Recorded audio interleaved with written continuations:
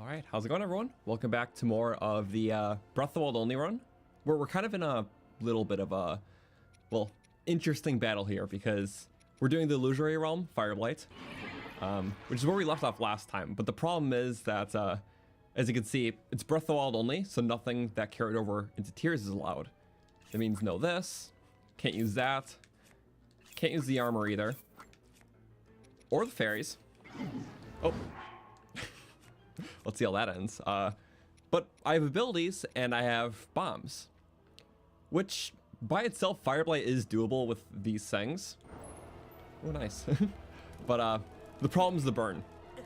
So we just will not have enough time with just rope bombs and furies to take down Fireblight. Or so I thought. Because the thing is, as long as we're not using the weapon directly on him, it is fine to use this to just charge up those. Also, every time you initiate a spin attack, you can cancel the burn cooldown for a few seconds. So instead of taking half a heart a second, as you can see, I can start the spin attack, it cancels it for just a couple seconds, start it again in the next burn, and every few seconds I can extend, well, I can basically hold off the burn. So instead of burning a half heart every second, it'll be a half heart like every 5. So between that, using all of our Furies, and just buying ourselves a lot more time, that is basically the only way to win this battle. So it'll be interesting. I'm going to restart because I'll just showing you these things. But yeah, welcome everyone. Hopefully you're having a great Wednesday, as always. Thank you, Michael Duke, for the 5. Thanks for keeping this exciting run going. It has been exciting, and I've been really enjoying it. This is probably one of the biggest, I guess, hurdles, because we couldn't figure this out last stream because this was like at the end after like 4 hours of streaming, so it would have been a lot. But I kind of figured out a strategy to make this work. First thing is just going in with, the temporaries, because we're gonna need extra time. Well, for the record, just so you guys can see. Before the stream, I just waited out the timers for the abilities. So we have everything for the fight. Because we're going to need all 3 Furies. We're going to need, well, at least that. But that's good because the Fury is on a 4-minute recharge since it is... Sorry, I'm trying to juggle around a little bit. Yeah, Fury's on the 4-minute recharge. But we have 3 of them. So if we use all 3 Furies at the start, I can spend the next 4 minutes of the fight just buying time until we can use these again to finish them off. So that's kind of our goal. It's kind of a lot, but it's like the only way to do this, and we're starting with it. Oops. Okay, it triggers the thing right away. I meant to eat the food first. That's embarrassing. You know, it's fine. I can give myself a test run, but it's ideal that we go in with all the hearts we have. That's fine. So. Okay, you get full hearts regardless. It's just nice to have the temporaries in there. But if we start the fight like this. Like that. 1. 2. Oh, crap. I already messed up because I have to take off the stuff right away. Otherwise, it's not in the rules. It's fine. We need those temporaries. Okay. So to stay in the rules of the fight, as long as I immediately take off the armor and things I can't have, it's allowed. Because you start with it, so we really can't control that. Okay. So we're going to just start immediately. Plus 5 hearts. There we go. That's the best. And yeah, welcome everyone. Again, the rules, information for the run are in the description. So in terms of like, what we're all allowing, what we can do. This is like the 10th stream already, so we're very far into this. We plan on finishing up next week before Switch 2 launch. So it's basically Champion's Bell today and finale stuff next week. We'll see what we can do with Trial of the Sword too, so. Because I still haven't fully gone over that if that is actually possible. But again, one bridge at a time, so. Okay, basically for this, As long as I take off the armor right away. Yeah, can't bring any weapons in the fight, so just immediately to make it allowed off to do this, drop the fairies. I believe you get fairies the more times you fail. Okay, there we go. Now we're in the rules. Take that off.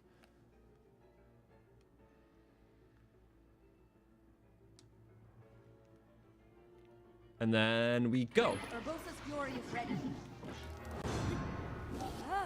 As long as I'm not hitting him directly, this is allowed. Okay, there we go. And then hit it again. So every time we blink, I think I messed it up a little bit at the start. Every time the fire hits us, we want to use it immediately. There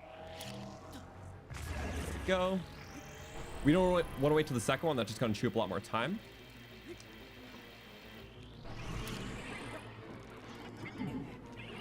Oh, come on. Oh, as long as I'm not hitting him. So it is harder than I thought. Burn cooldown. There we go. And then we get him down. No, the thing is recharging right now. Sometimes I get 2 ticks in there, which is not good.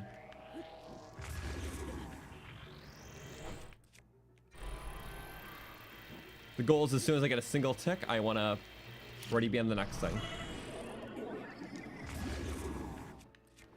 Like that. Okay, we're already on Fury. So basically the goal is I'm camping out the timer until that happens again. We might have chewed up a lot of time, but ideally, as long as I have hearts left by the time this is recharged, I can use this to finish him off.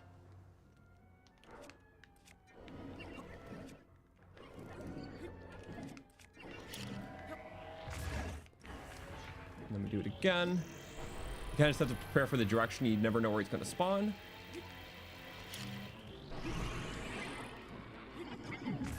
Come on, that time is not good. Okay. And an ability where he flies away right away, it's just not good. Yep. Okay, so if you already see an issue with the battle, we're not making enough progress. And this is fine for a start, because I think we need to buy ourselves a bit more time anyways, which is doable. The one thing I can think of immediately is if I just cooked more hardy radishes, or hardy durians, sorry. Just gave ourselves full 30 hearts going into the battle. I'm definitely going to need that, but I think with that I'll be good. Because even doing the math, I'm going to be a little short. So, hardy durians, Satori Mountain. Every single durian gets you +4 temporaries, so 4, 8, 12, 16. Yeah, just we cook 4 of them together. Eat that at the start. Okay. That's good. Sorry. This is one of the wildest starts I had for a stream recently. Because we're right in the middle of action, but I want to start with it because that's where we left off, and I have all my abilities recharged. Every single one. And that's kind of like the golden opportunity. So, what we're going to do... Thank you, aka a Puff for the Plant, for the 2. Fireblight was hard before GTA 6. Everything happened before GTA 6. The world will be a different place when it comes out. It's crazy. But thank you. Okay, I think mostly everything regened. Why am I being the slow method? Nobody has time for this. There should be 10 durians here if it's all replenished. There we go. 3, 4, 5, 6, 7, 8, 9. Is it all replenished? I don't see a final one. It could have just not grown back. Because every item has a 1% chance of growing back every minute. It's been a couple streams since I've been here. Yeah, it just may not have grown back yet. That is fine.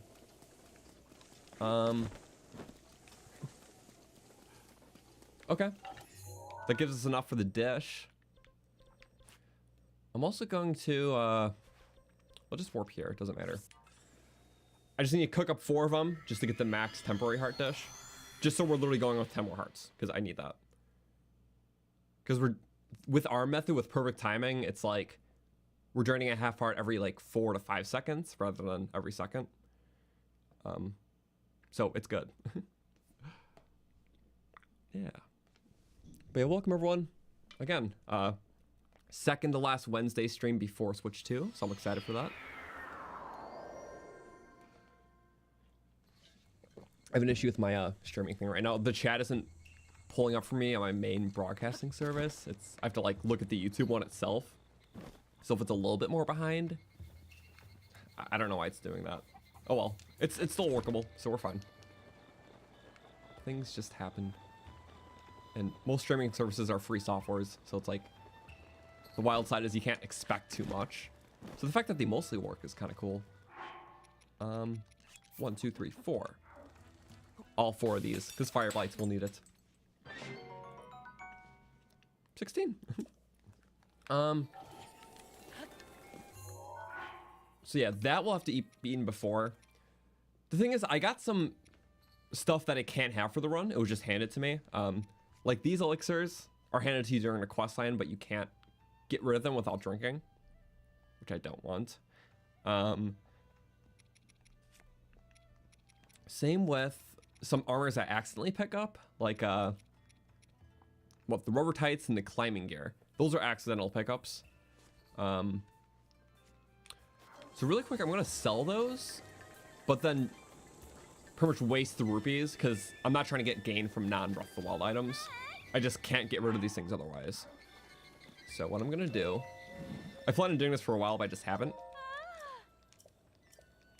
I want to sell. I'm gonna look at the total cost of everything. So 1,200 between these two. It's kind of a lot. Okay. I just don't want to have, you know, returning stuff in my inventory.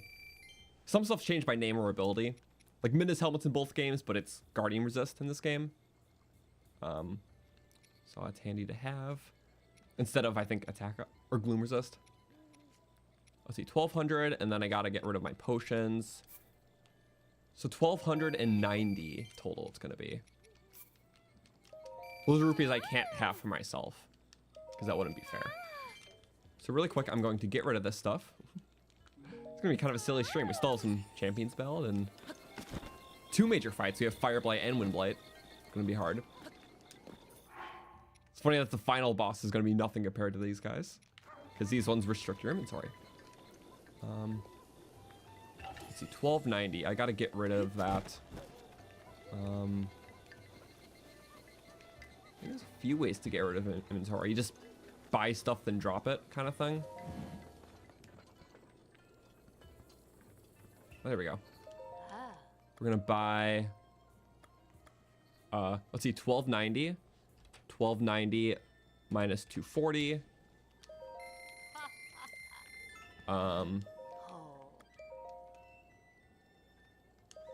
Is 1050 minus 60 is 990.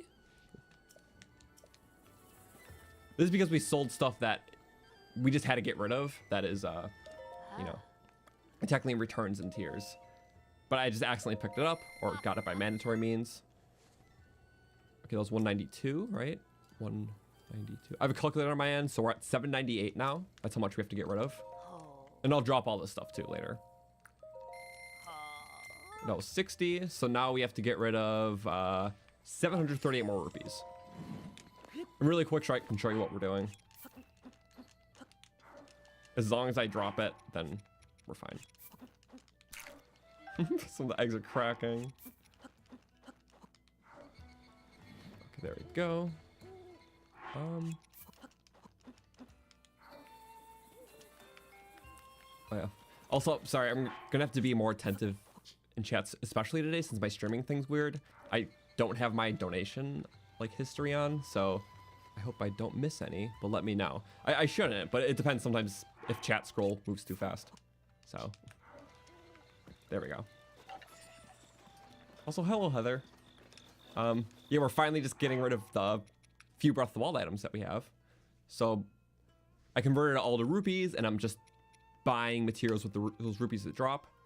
So we have 738 rupees that are not, you know, I guess ethically obtained, if you will. It could do arrows, but then I have to shoot them and consume my own durability.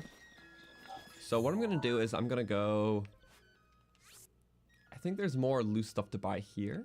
I'm trying to think of what's the most expensive loose stuff to buy. Did I seriously not get any? I didn't get the Korok warp. I don't need to go back there, but I really should have had that warp. I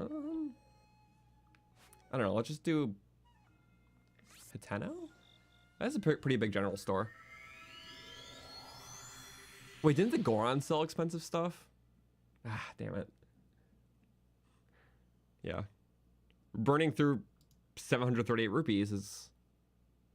It's hard to do in a single shop for just like loose items.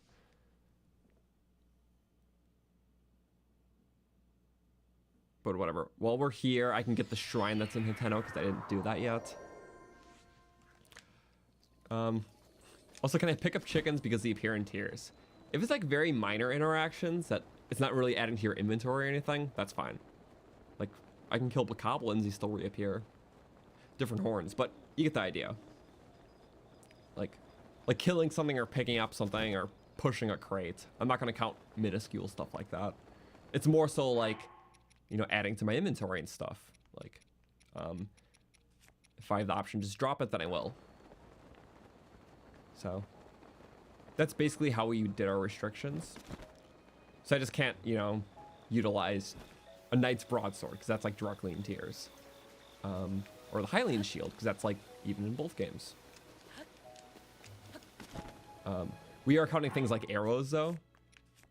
But we're allowing it for ancient arrow crafting, because ancient arrows are unique. Also, we can't drop arrows, so I'm still picking them up, because, again, I can't drop them. So, we just know not to use them. But that's kind of cool, because it gives us reasons to favor elemental arrows, ancients, and bombs. And that's been fun to use. Because in late game Breath of the Wild, you kind of have more elemental arrows than you know what to do with, really. So, I say it works. And yeah, the paraglider, aesthetically different in this game. Thankfully in this case, because it would suck to not have this for the run. I'm pretty glad this way. We go here. Moo moo milk. Oh wait, the bomb. You know, bombs are a pretty good way to drain money. Require a couple bow shots, but we're at 738 right now. So literally if I bought 2 of these, it would cost bow durability, but I'm just trying to get this out of the way. We have bow durability. Okay. Now we have to kill 38 more rupees after this. Wait. Sorry, I have a counter on my end. As long as I fire these arrows off into nothing, which I have. Again, the Phrenic's just weaker, so I'm not going to use all of them. 1, 2, 3, 4, 5. And again, this is because I picked up some stuff I couldn't have, but I couldn't drop. So I had to sell those things and then get rid of the rupees on something meaningless. So now I'm at 38 rupees now. 36, so I bought 3 milks. And then I just have 2 more rupees, so what's the cheapest thing? This is all in like good faith, I guess. Yeah. Okay, well that's a bit extra, but it's fine. 1, 2, 3, 4. No, all the stuff that we had to sell that we shouldn't have had in the first place, well, is now gone, and the rupees we profited are now gone too. Nothing of importance. So there we go. That's exactly what we wanted. So the counters are evened out. Everything is okay. Well, bang. Okay, my bad. Cool stuff. I know the bomb arrows, just like, he's just wasting them. And I could buy some more because we just have money, but the money is mainly for ancient gear because that's the most fun to use. And there's still like 1,000 a piece for those. No, let's do that fight. We're at like a 10 heart advantage. We're good. Also, like Goron City sells, okay, rock salt, fire and ice arrows, spice and sugar. They don't sell gems. That's just tiers, right? Unless they did sell gems. It's hard. The games are similar enough, and that's the crazy part. That's fine. It's fine.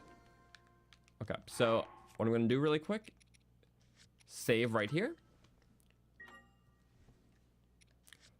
Still have a lot of food left. The 16 one. Wait, is that? Yep, we only needed 15, but that's the closest we can get. So this should be good. So again, the strategy for Fireblight is to instantly use all 3 Urbosa's Furies. Then it's on a 4-minute cooldown because it's the plus version. Usually it's 12, but the upgrades chew it down to a third of duration. So we start the fight with Urbosa's Fury to use all 3. Then we basically just have to wait the timer 4 minutes, stay alive until then, still get bombs in them. And then by the time this recharges, Fireblight should be down enough health where the final 3 should kill him. So Fireblight has 1500 health. Urbosa's Fury does 150 damage. So 450 at the start, 450 at the end, which means in those middle 4 minutes, we got to do 600 overall damage. Stuff that isn't regened. That is the math to this, and I know it's a lot, but it's about the only way we can do this, and yeah. Okay, I'm like, I mean, rightfully nervous, but it is going to be hard. Windblight's also a similar stipulation, but having the upgraded Druk's Protection will be good for the deflections. So cool. Also, thank you, Michael Duke, for the 5. Good luck, Croton. Thank you to Heather for another great mod. Again, thank you, Heather. And thank you, Michael. This is going to go good because we have big goals today. This is only the first one, but if we can do this, then I think we can probably do Ruta, because maybe upgraded Mephis's Grace will help us in Windblight. Not too sure, but I think it will. Actually, scratch that, it won't, because it won't recharge fast enough after it's used in the fight. So you could just do this and then Windblight. Those are the 2 hardest challenges of this, so I'm like still figuring that out. Okay, I knew this was gonna be a funny stream. I could skip this, but I was really just planning. So first thing, to make it fair, immediate drop. Boom, boom, boom, boom. We fill enough time, so we have that.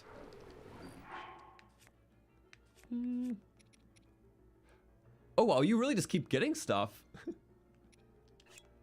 Recipe. Yeah, the more you fail it, because it understands it's a set thing, you keep getting more stuff. So I don't think we had these things last time. The fairy is one of those things too. I think it's originally just these first 3, but they give you a tough potion, they give you a hearty stew. That's actually kind of funny. I dig that. Where did I save last? 18, yep, okay.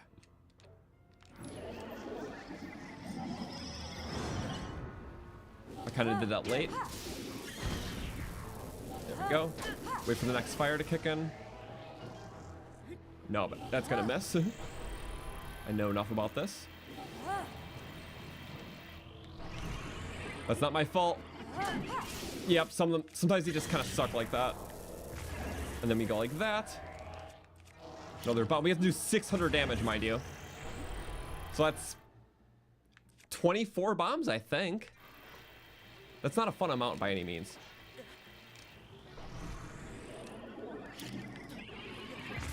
That's okay. Do you see my problem? And then he's gonna fly in the air. And when he does that fly in the air attack, nothing I can really do. That's busted. Okay. So there's a very key way to do this. As long as I'm always hitting him with the bomb on the start of his, you know, at post teleport, he'll always stay in that position. If I hit him with the second bomb, fall over. So he'll never go out of range in the air. And that's exactly what we want, like, every time. So again, we're gonna eat this. Whee! Bye-bye. And thank you, Jurk, Morgul, for the 5, if I'm saying that right. hey, listen, read the description. It is helpful. I try to update it every time. And I get that this run is probably the least easy to explain just verbally, like Breath of the Wild using only Breath of the Wild. What does that mean? So I get it. It is kind of a silly titled run, but any title will kind of give that.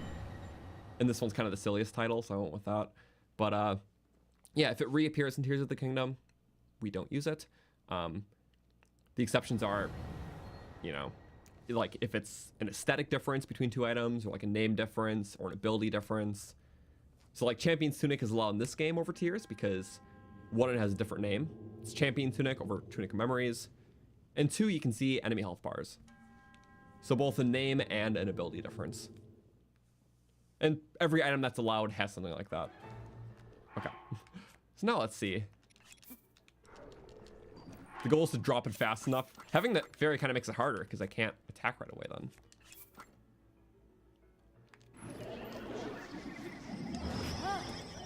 Yep. Okay. I'm testing that. The fairy makes it harder because I can't do my attack first then because I gotta drop the fairy.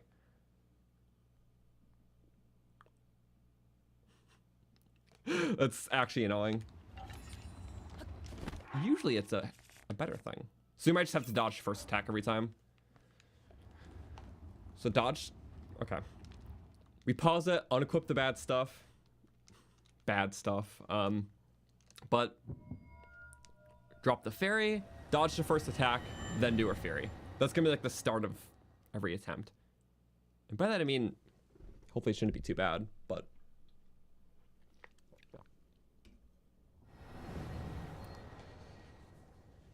that is fine. Okay. This is gonna be nuts. I'm like, yeah, the silliest stream in this playthrough for sure. Oh wait, no. To make it fair, we have to unhold that first. Because otherwise we're taking advantage of the buff. So I think as long as I book it.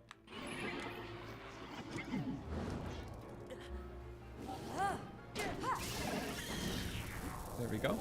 It chains kind of perfectly.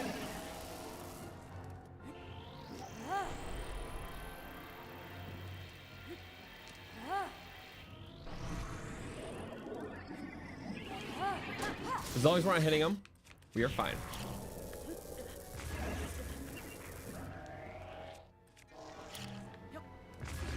Oh, come on. That was a pretty good start, I would say. He didn't go to the other side completely, so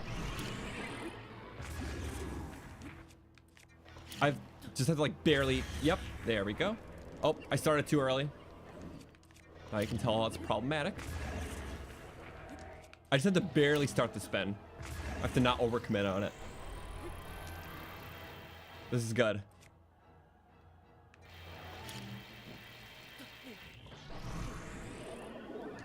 Oh, no. Damn it. And I messed up a lot. This is only my first time doing it, so that's why we cooked extra hearts, so I have a bit of leeway time. He's almost at halfway, so this is good. Might regen a bit in the mid phase, so they don't have Fury for that. Ah, come on. I know, it chews up a bit of time, but I need to get him down immediately.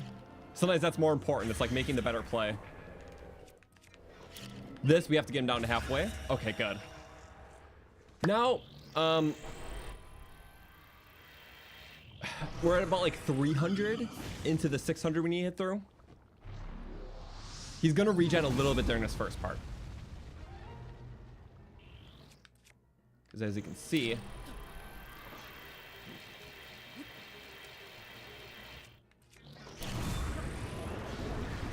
oh,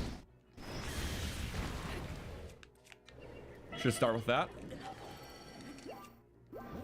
I think that's still fine. What do we have for time? 2:38. It's a bit rough. It's doable, but a bit rough. Because technically we're over half those hearts, but I made a few blunders. It requires a lot of precision.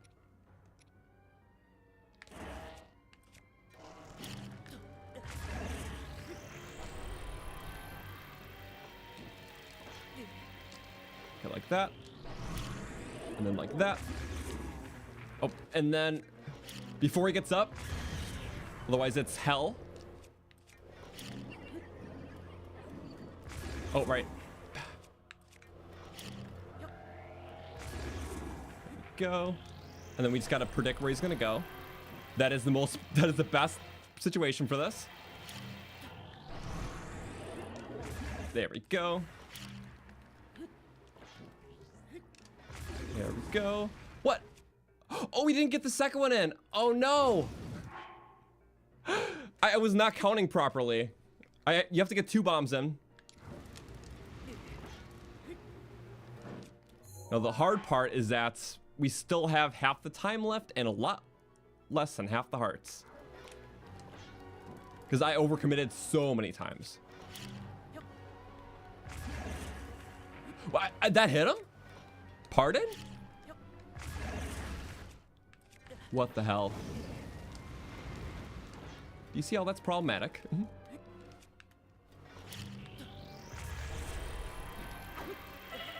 Oh. So not bad. There were a couple times where I let it drain because, yeah, I basically have to reduce the amount of times I'm letting it drain to none. Because every mess up, instead of taking half heart, sometimes it's taking like 3. So again, not easy. Damn it. Why does it let you... I hate this, I hate this, I hate this.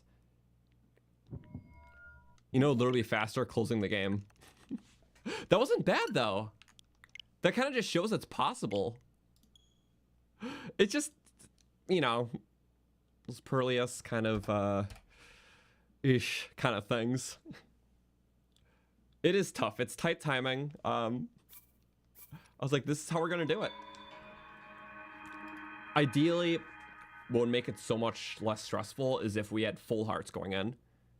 Because then when Mifa heals, we're getting an extra 10 hearts, basically. But it's like, I think this is still doable. At the start of the stream, I just realized, like, we definitely need more hearts. And I'm glad that we cooked this. Because this might actually make it possible. Possible, still very hard. Again, we just really have to perfect it. So we are not losing, you know, too many hearts in between. So we still got to make sure to get the 2 bombs in right away, but without letting ourselves burn more than a half heart per burn, if that makes sense. Also a question, will this become an edited playthrough? So I have edited some of it. My big thing is that I was editing the zone I run on top of this, which took a long time, which is almost done. And by that, I mean, like, a day or 2 is more worth the work. I'm trying to get it up for the weekend, actually, so that took a lot of time, personally. But a video like this, I'll eventually like to, you know, fully edit down. I only just did some piecework on it on the earlier streams. And then on top of the Switch 2 coming out, I'm going to play a lot of the new Tears of the Kingdom. So we'll see. Like, ideally, yes, it's just another big project. So it was kind of just something I'm working on, like, here and there. Not the main focus, but we'll see. So, okay. Also, will I premiere it? I don't like doing premieres because that means that, you know, if someone joins an hour after I post it, they have to start watching from an hour in. So I just want people to be able to watch from the start whenever they can join. So that's why I don't like premieres, especially for longer videos. And it is a long video. It is the second longest one I've made. So fun stuff. Oh, we're not getting the maybe it's cumulative from how long you've been in the game before you closed it. Well, in that case, that's a good thing, because then we can start sooner. So what I'm gonna do is just start with the Fury immediately.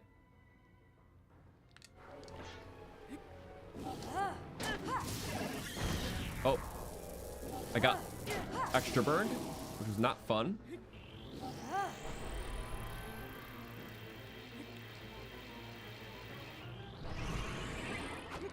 Nope, and I messed up already. So awesome, love that. You see how I just messed up the burn so many times in a row there? Which is exactly what I'm trying to avoid. Also, if I sprint in it, try to do the charge attack, it's not good. Yes, I did a lot of double burns, bad takes. I gotta trim up that earlier part more.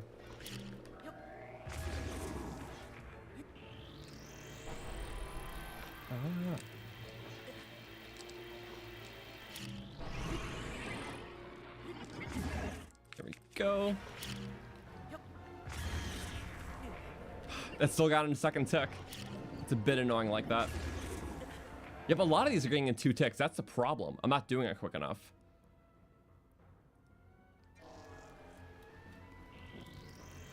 Wait, that was a double tick? Wait, the initial burn tick here is 2 instead of 1? Is that always the case, or? Yeah, I'm taking a full heart every time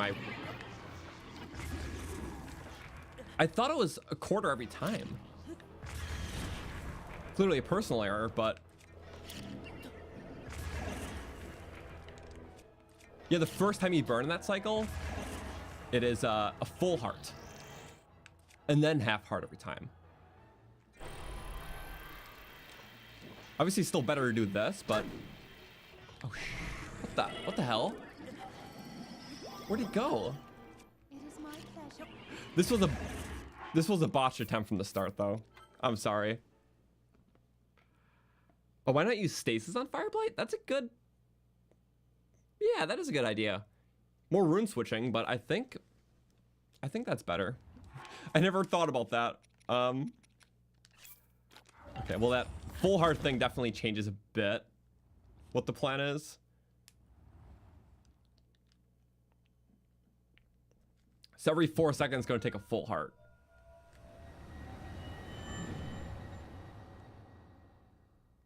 That's double. Okay.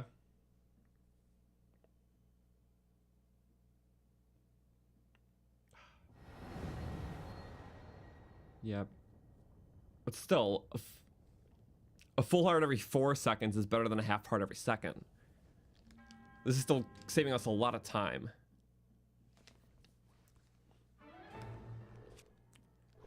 Okay. Did we get the stupid... We didn't get the fairy. Okay, I'm glad about that. This may change the possibility of it, but I'm still gonna try, because there were just a lot of botched attempts.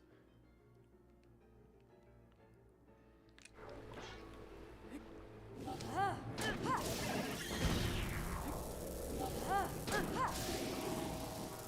we go. So the times I thought I was crazy, I wasn't. The shortest amount possible. Allowed, rather.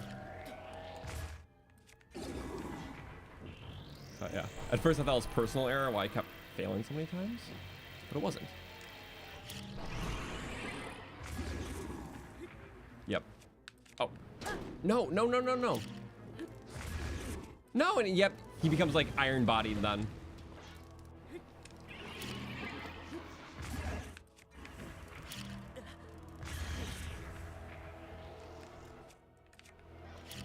Okay. This kind of changes everything. Oh wow, all the way over there. Okay. Damn. This is hard. It really is. I don't have a reason to update the death counter right now. Yeah, I mean, there's not a better way. The only better strategy we have is to spend a dozen hours getting max hearts. And by a dozen, I mean that lightly, because it's hard to do in a dozen hours. I could trade in my stamina for hearts. Give 5 more hearts. Which again is only 5 more, because that won't affect the first pass. It's only going to affect when we regen. Which realistically means like 20 more seconds, if it comes down to that. There's no way to carry a fire effect into the fight too, because all fire stuff is in Tears of the Kingdom.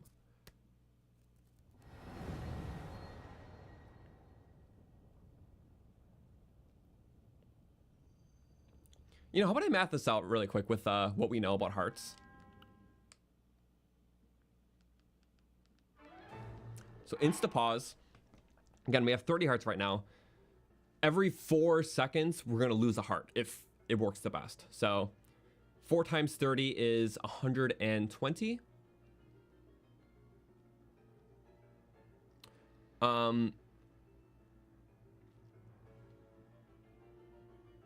Oh. Even if we had full hearts, so Mipha's Grace goes off and we're back to 30 hearts. It's 120 seconds for the first, 120 seconds for the final. So that's exactly 4 minutes, and Urbosa's Fury is also exactly on a... So we can't get an Urbosa's Fury recharge done.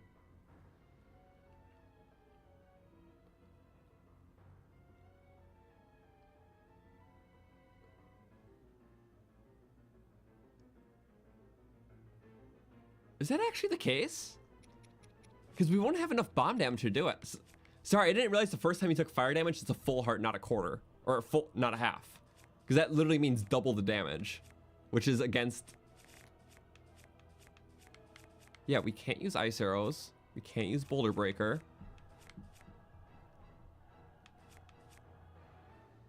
Oh, man. Yeah.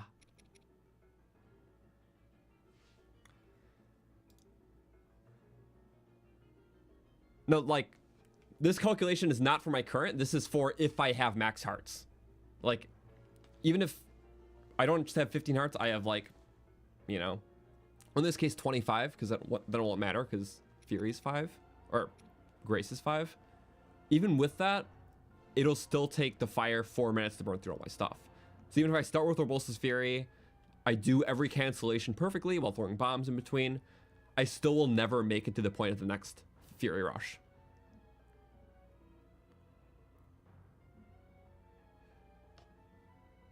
So, is it still possible to do just bombs then? I don't think so.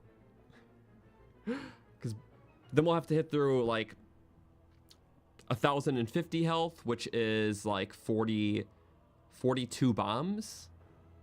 So if we're able to get 42 bombs in 4 minutes, then yes, it's possible. 42 bombs in 4 minutes after the Furies, assuming no regen. So it could be 60 bombs. Do you see the problem here? I mean, how about I just do one attempt and just let's see how far we get. I'm gonna literally try my hardest and be crazy about this, because that's what we do, kind of. Yeah, can't bring food into the fights. Thank you for all the troubleshooting, everyone. I'm trying to figure out the stuff too, and it's crazy.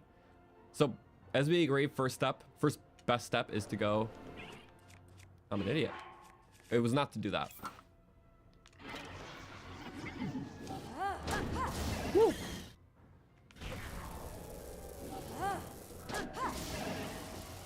We just do that. So I'm just gonna have a personal good attempt, regardless of what happens. I think that's the most optimistic way to look at this.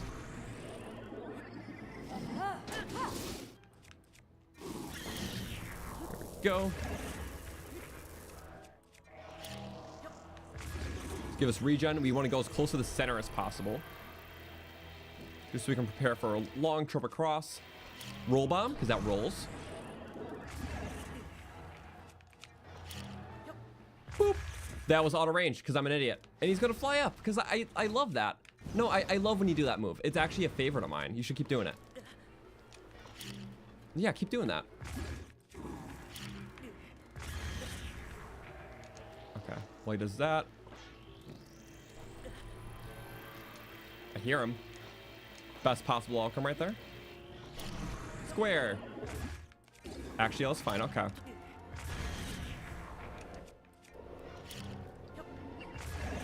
So I'm just having an attempt right now where I just try to my max, just so you can see my potential.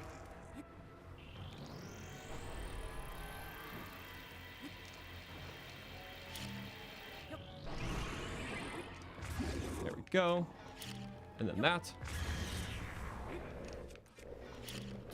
I mean, we're doing pretty good. There's some times where I took too much damage. Every spin cancels the fire, which is good.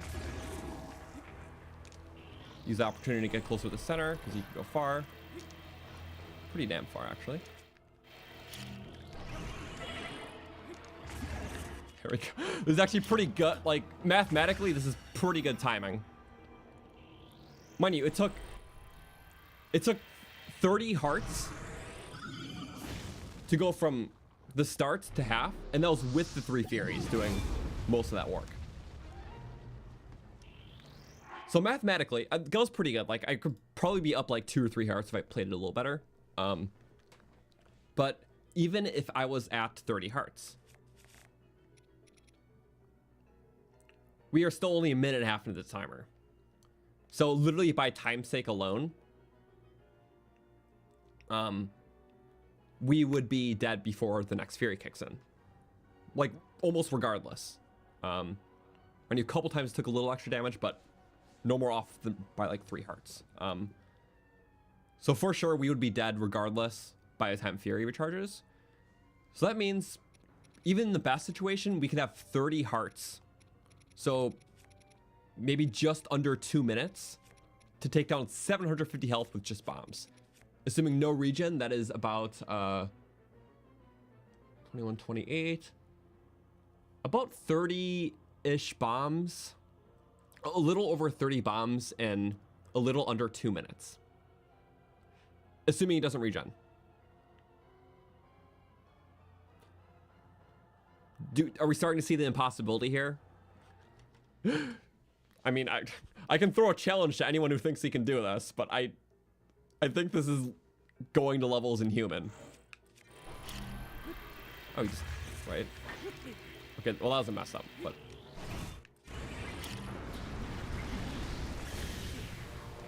Oh. I'm just gonna like loosely do this. I can't vouch for what's the best strategy here.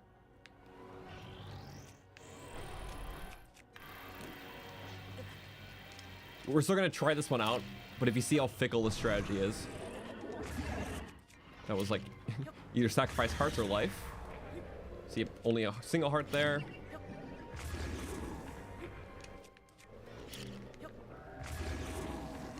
Oh. Start getting towards the center. Yep.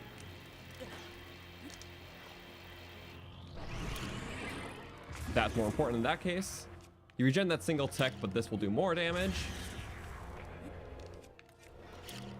Obviously, imagine not having upgraded remote bombs for this. Definitely past the halfway. It's just that initial phase is going to regen no matter what.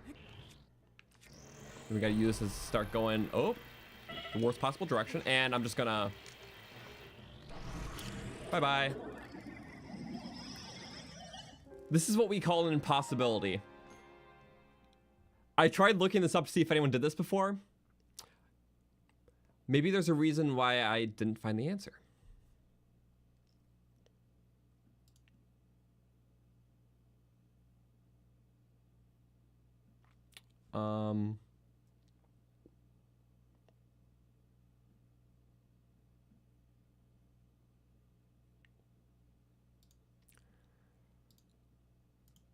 Okay, sorry, I'm looking at chat. So Heather, you're saying that the Boulder Breaker behaves differently in Tears as in Breath of the Wild. In Tears, it has a Demolisher trait that it does in Breath of the Wild. Okay, so it's interesting that you mentioned that because the thing is, like, weapons have traits in Tears of the Kingdom. But with the traits for the Goron weapons in Tears, it is just verbally listing out a trait it already had in Breath of the Wild. Like, all it is saying in Tears is it's basically just listing that it has that. When in Breath of the Wild, it already had that. So that wouldn't make this allowed in that case. Thank you for pointing that out, though. But yeah, it's weird. They're just like, they stated it as an ability for that weapon in Tears, but it's literally just an ingrained feature in Breath of the Wild. But even so, in that case, I'm not counting abilities that appear in Tears that don't in Breath of the Wild. Because then in that case, every weapon just about will be allowed. Because, like, you know, royal weapons have increased flurry rush stuff in Tears, but they are plain in Breath of the Wild. So it's only if the ability is unique in Breath of the Wild, but not present in Tears, not the other way around. Because if it was counting from Tears to Breath of the Wild, almost everything would be allowed. So, because Tears adds ability to so many things. We're just counting the stuff that has unique abilities in this game that are removed in tiers. So, like, you know, there's the ability to see enemy health numbers in this game, but that was removed in tiers. So that's why this is allowed. But yeah, realistically, if I can find a difference, an aesthetic difference, something that is... So, like, Great Eagle Bow's allowed because it has a blue flag on it. That is not present in tiers. It's the only champion weapon that does have this. The other ones don't.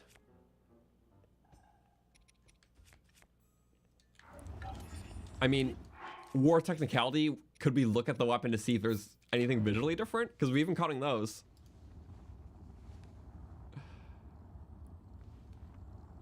Also, we're not counting damage because almost every number is rebalanced. So, because for rebalancing purposes, everything had to like change a bit.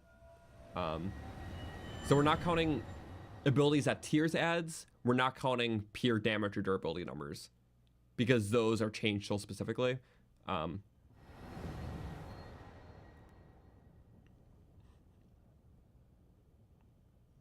Yeah, especially damage. Everything's lower damage in tiers, so that would allow every single weapon.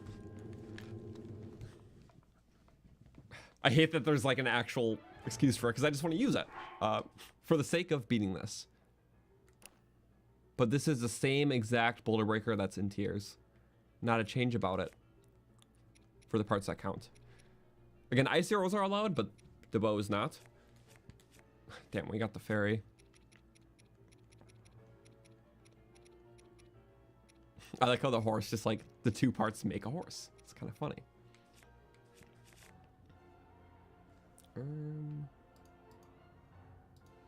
My streaming crashed? No, it didn't crash. Okay. Just the chat window. That's nice. This is probably the most awkward stream of the run because I'm genuinely really thinking, unless we make an exception, this is impossible. I'm not thinking I know it as such, because even if we had the extra hearts, this is not a matter of skill anymore. It is attrition, limited by the amount of max hearts we can have, and how evil the burn timer is.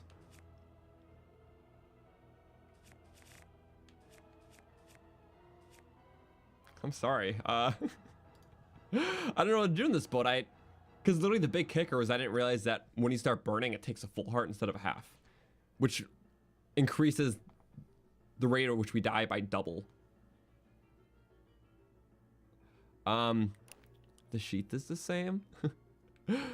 Yeah, because most of them just ported the weapon model over. It's like they didn't bother changing, which is fine. The armor is the same.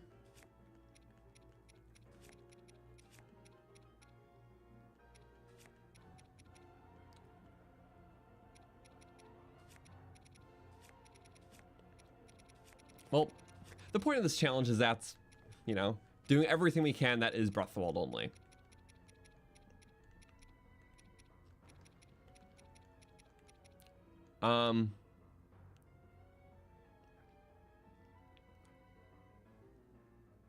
The thing is, the whole run doesn't just get failed because a side thing, the DLC, is, you know, I'm sorry, words, brain. I can't just pull the plug on the run because it's like, oh, it's not possible anymore. Because we were able to do all the Divine Beasts this way and so much fun side content. And we got as far as possible in this within these rules.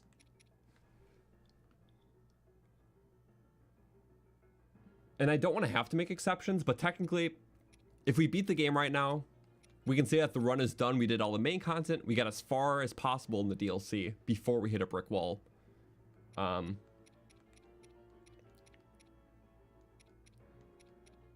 then we keep playing the run just for the fun of it, but we make exceptions where we need to. Just so I have some bit of finality to work off of. Which by that, let's do everything else too. So, okay. Windblight is impossible without upgraded Droog's protection. So we can get more parries in there. And even so, it's not confirmed possible. It's currently impossible. Droog's protection might make it possible if it's upgraded. Because we can camp out the regen like we can for this. We need both for the fight. because this for deflections, this for damage. That only leaves Water Blight. So what I think we're going to do, executive decision for the run, we will do Water Blight. Just see how far we can get. I'm pretty sure we're going to win that one. But if so, that means we can do the whole, you know, well, we did the whole Gerudo and water sections within the rules of this run. We beat the game to give some finality. Then we do these 2 challenges with needed exceptions. And then do the finale, which we shouldn't need any exceptions. So, I think that's fair. Thank you, Jarek Morgul, for the 5. If I haven't done amiibos, can do it and hope for the Twilight bow. I would love the Twilight bow. And it's valid, but we can't bring weapons in. Which, again, it's like, this is like the one challenge we can't do that for. Because realistically, trying to math this out, like I miscalculated before the stream. I thought we could do it because I work very technical. I was only calculating losing a half a heart every burn tick, not a full heart for that first burn tick. So we kind of just show that's impossible. What I'm gonna do is, yeah, we're just gonna do Ruta section. We're just gonna play it as is, Breath of the Wild run, as we've been doing the last 10 streams. Oh, that's a cool leave effect. I never left a battle before. That's cool. Well, if that didn't fail, I wouldn't have never seen that. So that's kind of good. Credit where credit's due, right? I dig it. We have some extra hearts. Okay. I'm also just going to reload that so I don't have to waste that food. So, also, can I deal damage with the Boulder Breaker if I will it with Magnesis? One, I'm not sure, and 2, that would still kind of be using the weapon to do damage directly. Even the fact that I'm doing the spin with the weapon and the Urbosa's Fury is me really pushing the rules. Like, that's me taking advantage of a loophole because I never clarified it. Which I think is fine, but where do you start the Mifa questline? I don't remember. I'll have to scope it out, I guess. Can you do amiibos in fights? Not typically. I mean, I can check. No, you can't do them in fights. I know this for sure. Okay. I just haven't done it in forever because I know you couldn't. Okay, well, I'm sorry about this. This might actually be the first time I did a challenge run and I can't do everything I wanted because I miscalculated. So, yeah. We're going to do this section as is, just within the rules. Beat Water Blight, which I think is possible. And then, just to give the run finality, so we did all Divine Beasts, we got the Master Sword, and we did as much as Champion Battle as we could. After beating the game, we're going to do everything, including exceptions, because I'm probably going to have to make it for, well, obviously Fire Blight, Wind Blight, and I might have to make a couple for Trial of the Sword. So it'll be like a mostly faithful challenge run after we do this section, then the finale. So that'll be today. This is always kind of like my backup plan if a run wasn't possible, and genuinely, yeah, we're in that boat. I'm sorry about that, but it's, you know what? Maybe it's surprising that I've been challenge running for 5 years and I never hit a brick wall like this. Because even mathing that out, we cannot do what we're trying to do.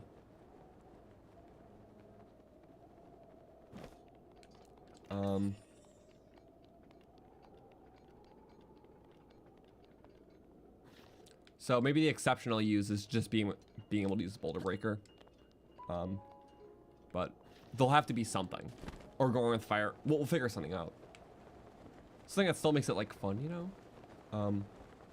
Also, where is the the Champions Ballad thing? I don't actually remember. Would have been a good thing to maybe start with, huh? Don't you get you get a thing, don't you?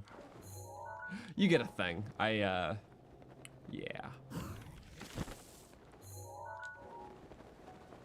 Okay, let's use the thing. Yay!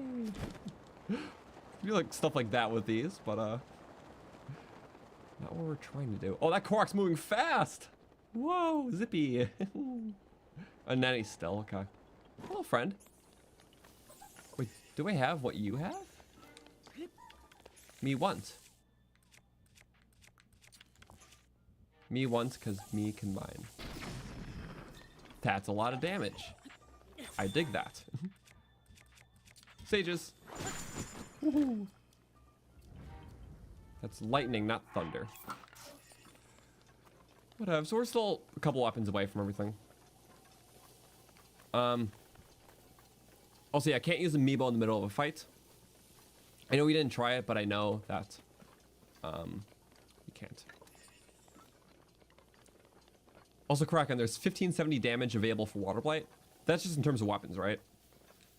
Because if so, that's more than fine, because bombs still work, and Druk's Protection. We can parry the spear move, and the spear move does a lot of damage. Was that 120? I forgot. It's hard to remember everything. Between Druk's Protection for parrying the spear move and the lasers. Urbosa's Fury, which is 150. Oh, that is weapons plus Furies? Okay.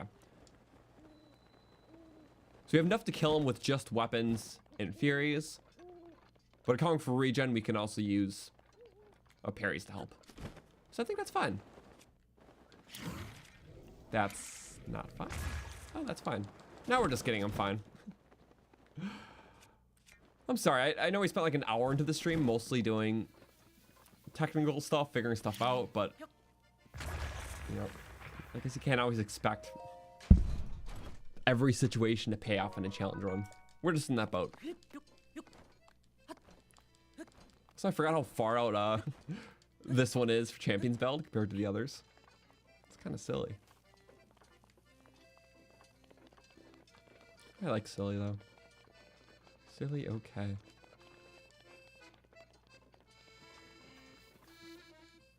Yeah.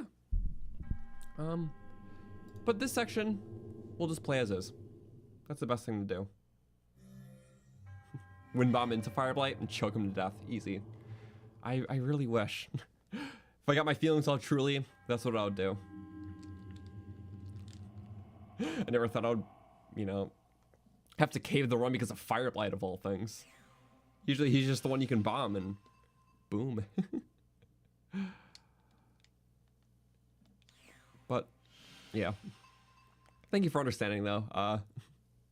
No, it is definitely fun to figure things out, but it's a lot more fun when the thing is figured out. Which I guess is figured out, but maybe just the solution to every problem is not always a positive one. Like, the solution was figuring out that it is impossible, but considering everything else at least makes it satisfying that we know that that is the inevitability. So yeah, that's where we are. But Champion's Ballad. Also, yeah, Zora armor for this. Oh, there could be a. Ooh, let's see.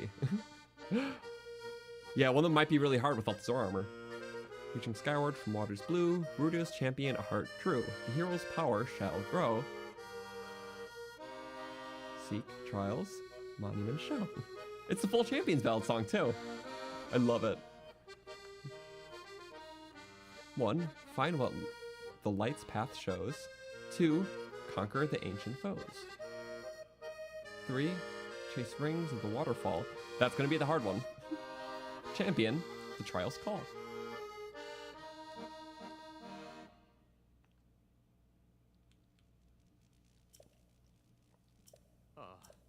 Okay, what was the ancient foes one? I remember the light one. Oh, the ancient foes was killing the guardians. I forgot about that.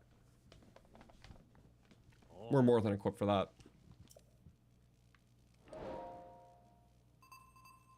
You just gonna hear it again.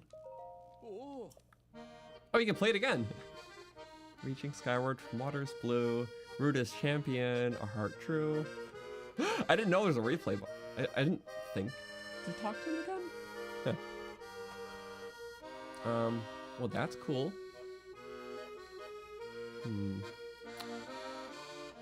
Well, we'll start with the waterfall, like, because honestly, we could be in a boat right now, or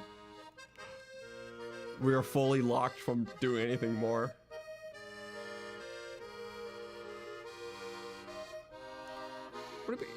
still cool to try and still get through it even with exceptions, just so we can get the master cycle.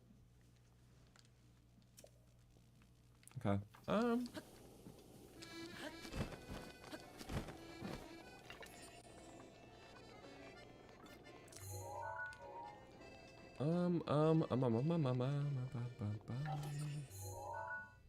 Yeah. Let's look. No, I know where all three are. Okay. I just had to think about it. One that requires it to be morning, which is kind of close to morning. Maybe we should start with that one. Yeah, it's like right around here. It is 2:10 in the morning. I need to be there by like 5. 3 minutes to wind bomb all the way there. Let's try it. That's perchance possible. Did I just mess it up? I did not. Somehow we're getting it all perfectly.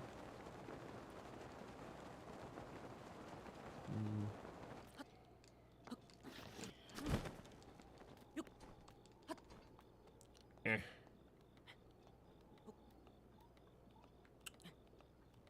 If they patch out wind bombs in the Switch 2 version of Breath of the Wild, that will be the ultimate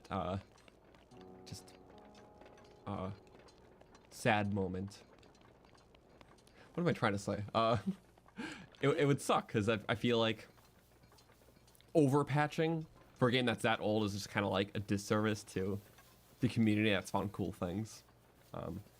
I feel like things like wind bombing, even like whistle sprinting and stuff, is just so much a part of Breath of the Wild's identity, especially to such a strong subset of people. So I hope they just don't like patch things out just for the sake of it. Like, they wouldn't make the game better. It would make cool glitches that a very strong portion of the community really likes. So, randomly thought about that, because that is like a week away, and we don't know how it's going to be.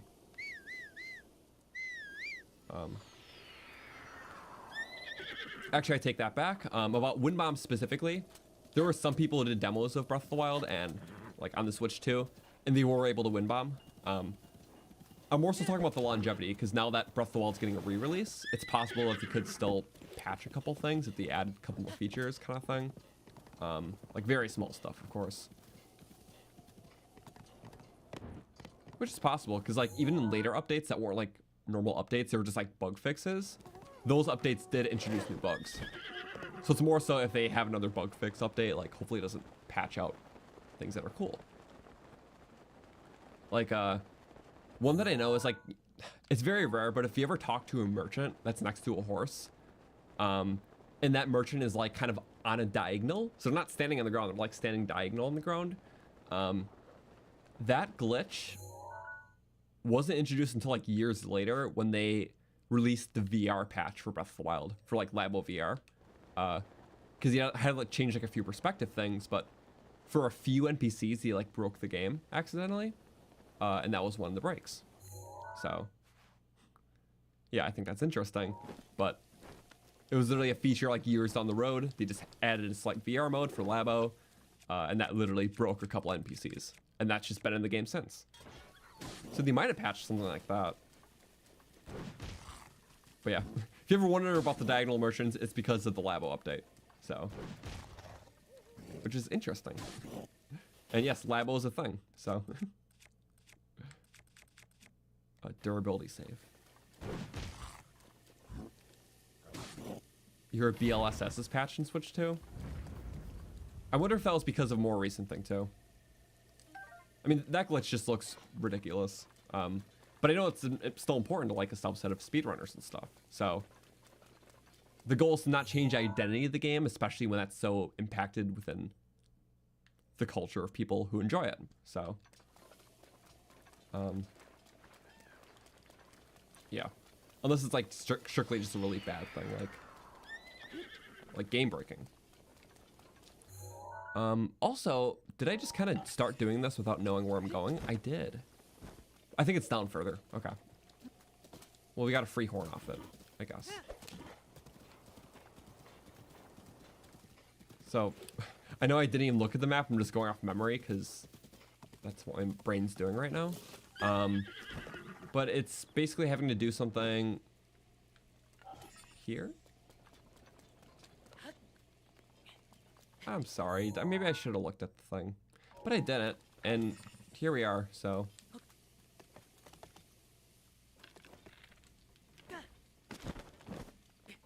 Is it at morning or was it at like noon?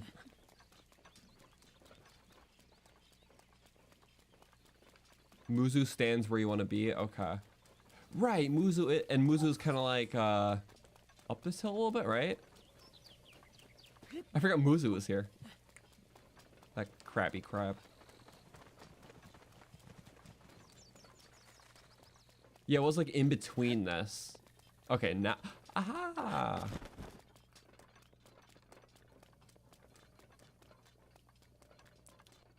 What was the goal again? Link. While the morning sun is newly born, follow the path of light to the trail. It's 6:40. Am I late? Anyway, so it's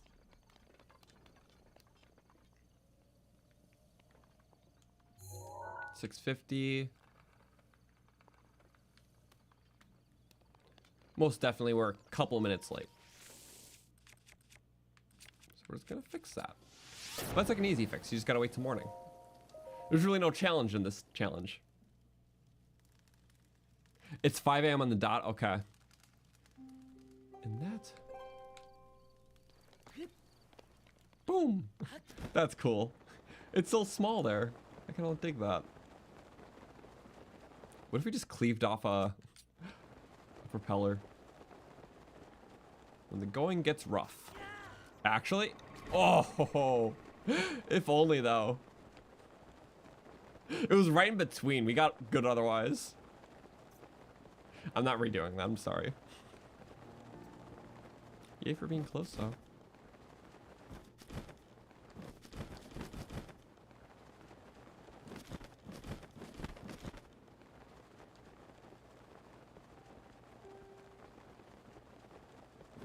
Me realizing I didn't get the Koroks Forest Warp for Trial of the Sword. Oops. Well, that's possible. Yeah. That was not there when I was first there because we were too late. Such a beautiful morning, though. Let's see. So this is possible we can see for the next one, then? Because we can check for exceptions and all that. Swimmy.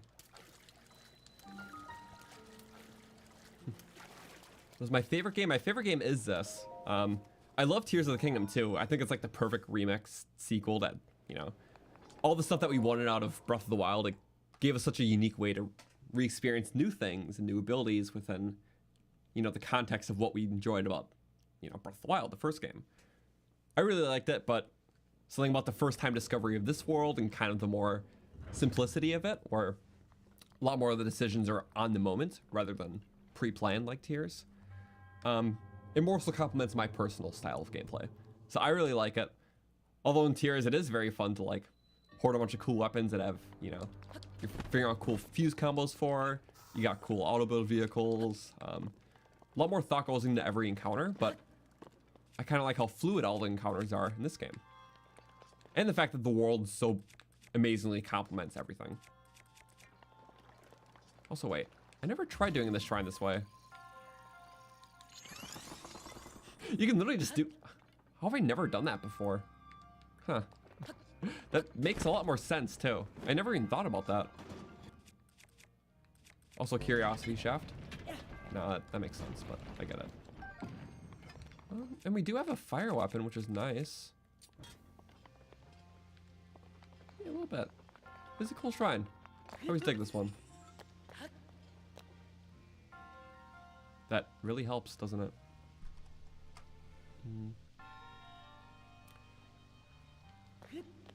Do I think a Demon King or Calamity Ganon is harder? I really enjoy both fights a lot, but I'm gonna say Calamity Ganon because he just has, or actually I don't know, because you're also talking to someone who has a lot of expertise with like getting the flurries and parries well. Ganon's pretty straightforward, and it very much encourages Wow, I actually really can't think of an answer. I was gonna say encourages the Master Sword, but both games do. I feel like Calamity just has more moves. Is that correct? And his moves are more unique. It's like, yeah, it's more reflective off the Guardians and Blights, but with Ganondorf, you know, the more he practiced against all the Phantom Ganons before, and even just normal enemies, that's how I learned the timing for those moves. So I feel like Calamity Ganon is still harder by a little bit. You guys let me know, because I know my perspective is just warped because, you know, by the time I first played, like, Tears of the Kingdom, I was very good at, like, the mechanics of modern Zelda. So, you guys let me know what you think on that, because that is very hard to answer. When it comes to, like, difficulty especially, because I understand that I've put a lot of hours into this, so my sense of difficulty is going to be warped compared to most people. Because if you said Ganondorf is harder, I can believe that. It's just the fact that I've had so many years of parry and flurry practice, and I've killed so many Phantom Ganons. Because the Phantom Ganons are meant to prepare you for Calamity Ganon. Or for... You know what I meant. Other Ganon. Ganondorf. Sorry. I mean, I believe we had the Frost Sword before. Yes, we did. But it's a cool one. Nice slim blade. Alright, if you hit the ice, it does melt faster. Does it take durability, though? It is blue ticking, but I know sometimes that doesn't count. Usually blue ticks are no durability. But in this game, not always. It's kind of funny like that.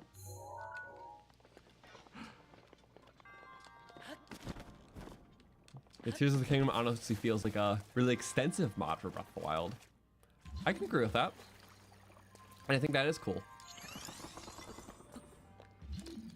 I wish there was like a Cryonis launch where we could like jump up, bullet time. Is there a cheat for this? No, it's too high up. We're gonna have to be normal and get an ice block. What?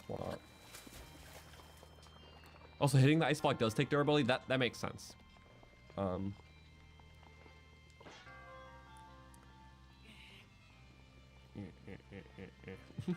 Guess. Well, screw it. We have durability to spare. In fact, do we have a utility weapon? That would have been a weapon we just had. This is high durability, though. Slide. Of course, of course. I miscalculated. 3, 2. I don't even want to possibly play around there. Not into the pillar. That would be counterproductive. Nice. I love that personally. It was 2 uppies. That's certainly a strategy. Can we even get on that, or are we just playing around? I could just burn it, or yeah, burn it more. That's what you do to ice. But no, the fact that it's so long, like that's got to be a joke, right? It like won't work if it's too. I don't know, kind of silly to me.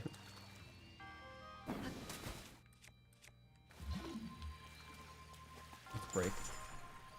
It's gonna keep melting. That's definitely fine now. In its own sense of fun.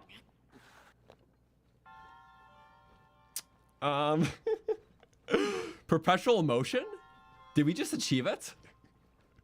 Boom! Guess so. Nice. Nice. I guess so, it's slippery enough. We've achieved motion. Whoa. I'm just in awe. Need to write that in the physics books. Just like real life. It's like that one bowl from the sunken scoop shrine. It'll just constantly like rotate in place after you like use it. It's kind of funny. But that's also perpetual motion in the game sense. Unlimited power. Like attaching the cap to the bread and butter with the butter side up. Yay. X legs. Cool. That's something. I'm happy we did that. A shield jump off the Cryonis as it goes up. At the right time, you'll go higher than normal. Oh, I wonder how high. I can always try to learn that.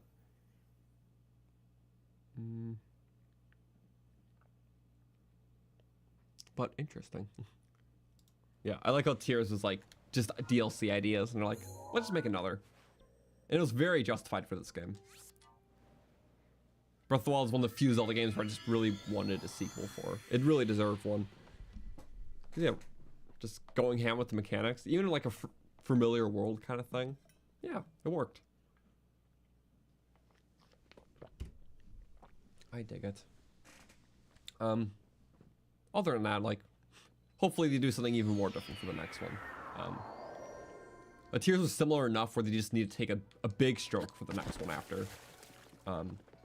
Which I think is pretty fair. Dang it. You know, we don't need that. This will just be our little utility weapon. And this one's okay because it's Silver Longsword, not Zora Longsword. So specifically the gold and silver equipment we're keeping. Aesthetics first. This just looks cool. We're late in this run now, so I just want to go all ancient. We're doing some mix match stuff before, but all ancient's cool for now.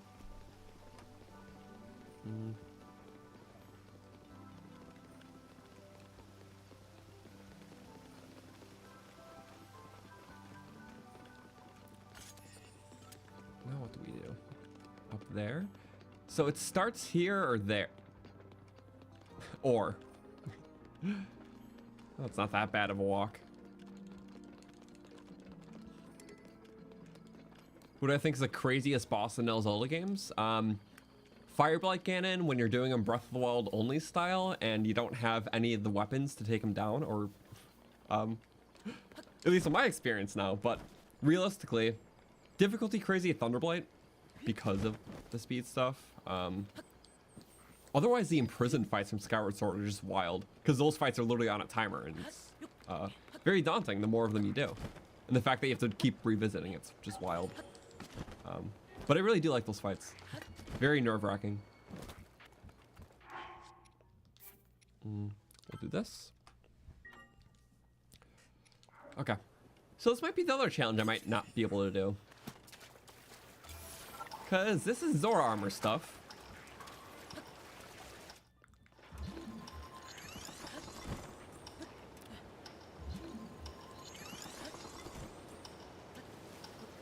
We could Gale it, maybe. Oh, Gale did work. For a little bit. And then... Okay, up the waterfall more. That's possible. You just gotta go... Guys, I don't think this is... I don't think this is gonna work. We're kind of at this point in the run, aren't we? So we did this.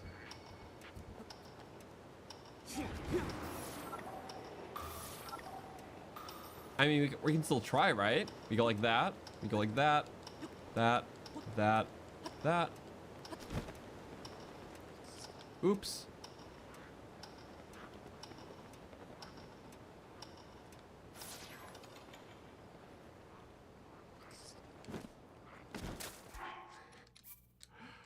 So if I make it up the first waterfall, impressive. I think we could do what we did at the start, land at the Lizzle platform, do another Gale there, into the second one. We can still try. I can't just chalk it up as impossible immediately. That did fail spectacularly. It was glorious.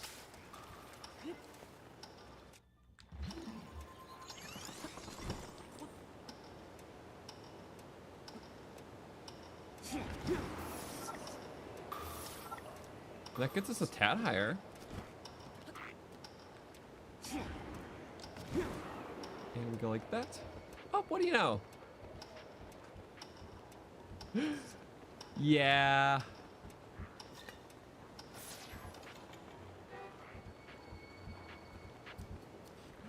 Wait, but if we went from this one to that one to...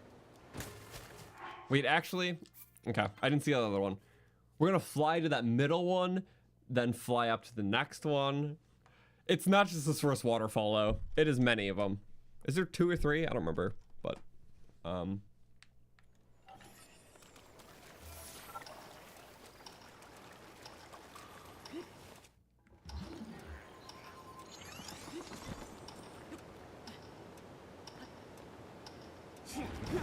We go to the second one there. Can I not make the second one? No, I can't.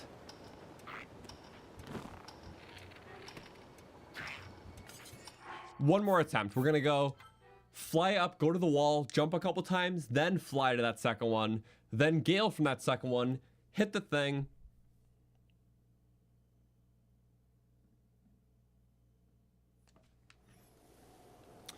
Once more.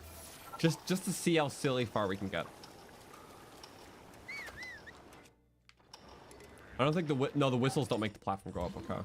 Not here. We're gonna go like this. I'm gonna go like this. 1, 2. Oh wait, I can technically go the climb armor. Get a couple more. 1, 2, 3, 4. I forgot I could do that. In this case,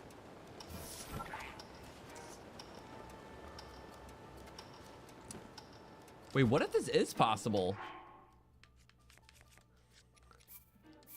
If we use this armor specifically?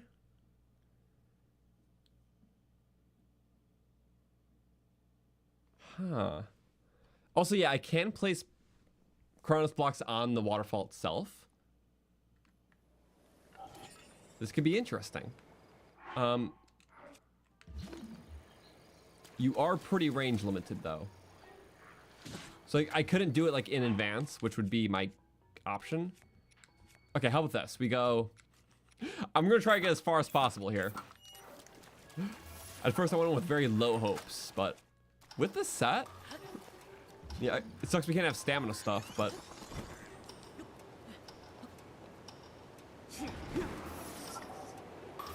We go like that. That is 2 right off the bat. We get some extra jumps in here. 4, 5, 6, 7 maybe? It's 8. Or maybe 9 jumps. 9 jumps we need. Safely. Okay, so... Mirror that same strategy. At the end we do 9 jumps up. Float over to the other side. Or rather, after that one, we just go to the platform to gale off that. Yeah, I like that. Again, this is kind of silly. I kind of like it.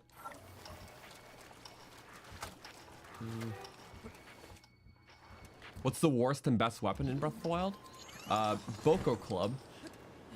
Bet you were expecting that answer. Best weapon, Drill Shaft. Easy. Easiest question. But I guess that's how you would answer, like, worst weapon. Maybe just, like, utility for, like, how good it's supposed to be versus how good it actually is. So you could argue Royal Guard stuff just really is not it. Because the durability. That just doesn't make it worth it.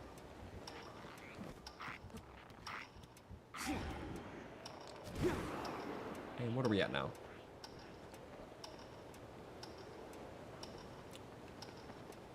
So I have a little plan. Okay, so after that next one... Oh, no, wait. That would be hard. Because we're already low enough where we...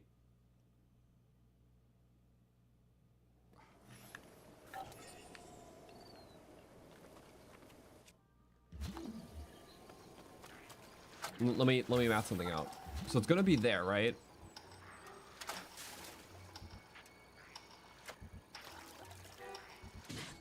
Stop that. That was annoying.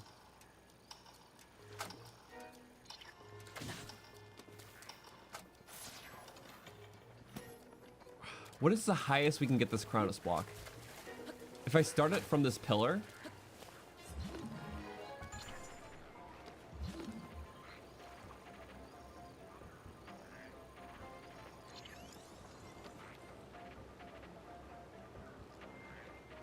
I don't know. But realistically, we should do it more fair position. So right after that thing. Oh, or like right in between. Okay. I'm testing something right now.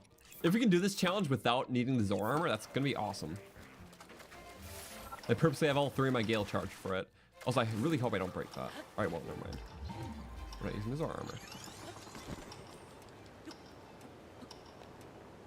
I just want to see how high... Oh, wait. And then from... Oh.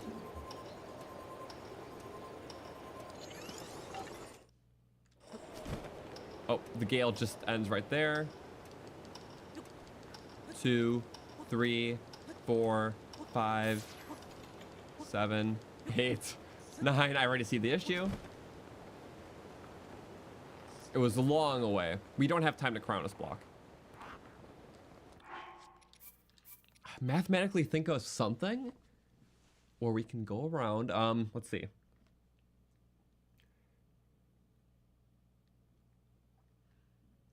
I could just wind bomb to the top after that. Yeah, I think because I don't have to hit a ring after a certain point.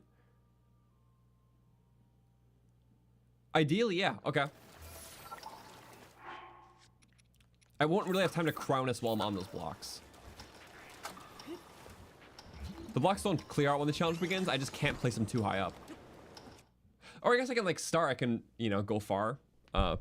Here, let's try the strategy I was thinking of really quick though. So starting with that. Right at the top of the peak. Taking advantage of that first jump.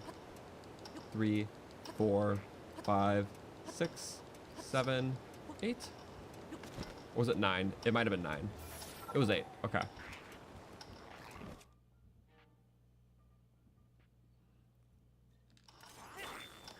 Rubbish. I thought I was going to do the plunging attack, not the slice down attack. The plunging would have got him. And it shouldn't have broken the bottom. Because if we do the plunge, then it freezes him and kicks him off the platform. Conveniently had that weapon for it. Okay, so what I'm going to do... I'm going to save with the right thing out so we save a second or two. This has definitely been an interesting stream with this. I'm for it though. It's been fun. So immediately as soon as we can move, we go out. We do 8 up. Maybe this one will take 9, but I'm going to do 9 just in case. And then we go plunging attack. Yep. Oh. The plunge is so big, it kills them all. I mean, I can make the plunge smaller. Technically, I don't have to kill him at all. Because I'm going to have to pull from midair after this. So maybe I shouldn't even land. Maybe I should just pull from midair. We should just pull from midair. Which adds a bit of inconsistency to this, because wind bombs are not consistent for me.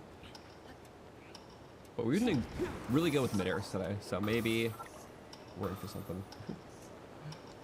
Yeah, plunge no good. 4, 5, 6, 7. This should leave us just enough to hit a wind bomb.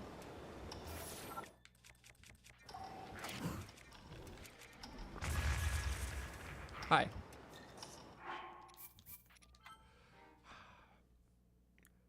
So if I put a Crownus block under it, that's possible.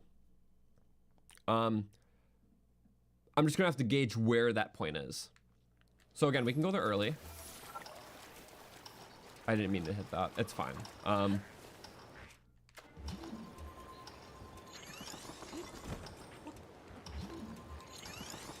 I'm gonna have to do like a thing like this.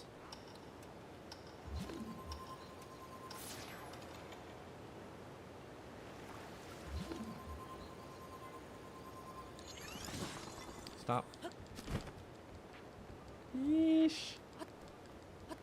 Good thing it's not raining. It doesn't rain.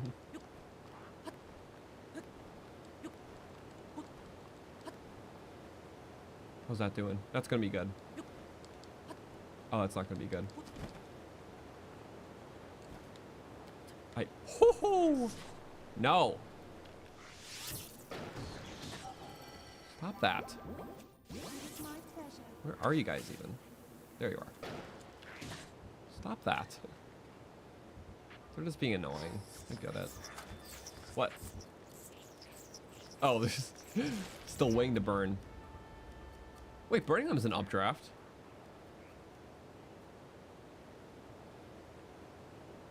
Burning them is an updraft. Can I take advantage of that? Maybe not. It's all empirical. So really quickly, if I did this.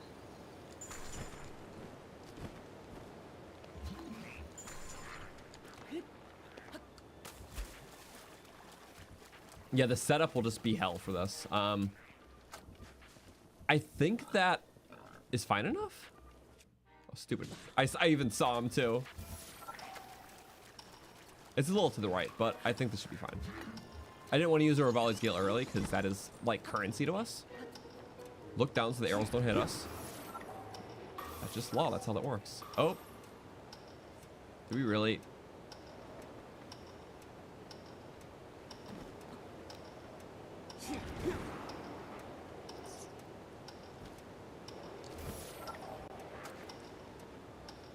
And we... Nope. What the? We were able to climb something. I don't know what. Maybe that could have worked. But then the next one is like here.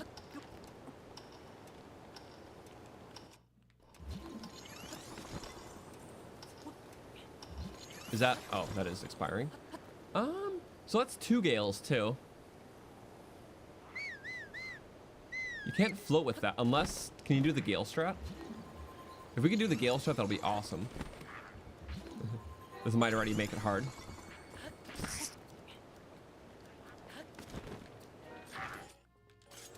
Get off. Just a little bit. Some really work better than others. I don't... Is it the 4-prong one? Link's face is like, eh. His mouth is open. That's silly. I noticed that. Yeah, funny boat run, right? Is it only the 2 waterfalls? I'm not sure. Is it 2? Is it 3? We'll just find out right now.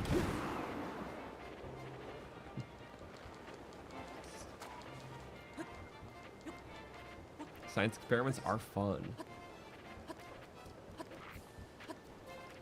It's a 3rd one. I forgot about the 3rd one. I like half remembered, but they'll basically mean only 1 gale per fall. And that's a tough ask. Is this possible with 3 gales? Absolutely not. Even if I set up all the Chronos blocks before the trial, doing the first one in just 1 is like an impossibility. So like this, for an example. If I just were to gauge the waterfall height, if I put a Chronos block perfectly, I don't even have any more. I can't even show you, I'm sorry. Right, it's not even upgraded, so yeah. The gale's not even half that height. So there's 1 at the start, 1 at the second. I can hit that with the gale. Then I have to climb, hit the 3rd one as I float down, and then go up. I don't have speedy elixirs either. The only thing is, yeah, if I have a Chronos block perfectly under the last one in every waterfall, and if I perfectly wind bomb after that one all the way to the top, to the next area, I'm looking at 3 perfect wind bombs here. Because I'm pretty sure it's the same. It's always one at the bottom, 1 kind of in the middle, 1 near the top, and then 1 starting in the next area, and then repeats. So with the good Rivali's Gale, I can always hit the first one and that middle one. And then after that middle one, even if I put a Chronos block there, I would have to jump, you know, to the side, have something to climb, fall in the 3rd one, and then wind bomb. It would be a lot of like perfect wind bombs that I can't do, and I'll have to do 3 of them back to back at minimum.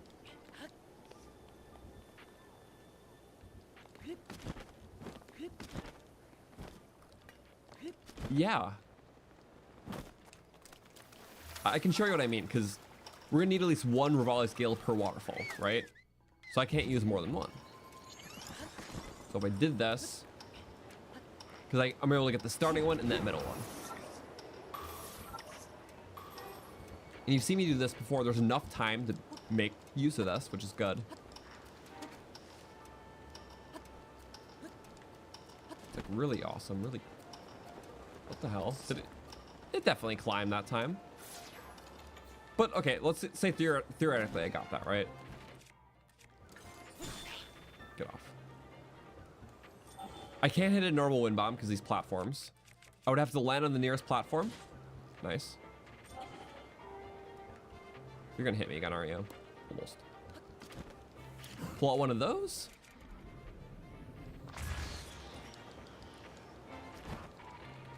I often don't get the high wind bombs from those mid-airs. Usually distance.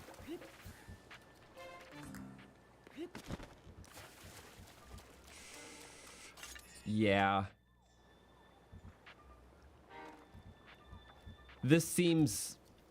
This challenge, unlike the last one, seems possible, but it requires such an adept level of skill and precision with wind bombs. It's requiring speedrunner accuracy, and I don't have that. I can't do things that require, like, you know, perfect wind bombs every time the way I want it, or like frame perfect inputs.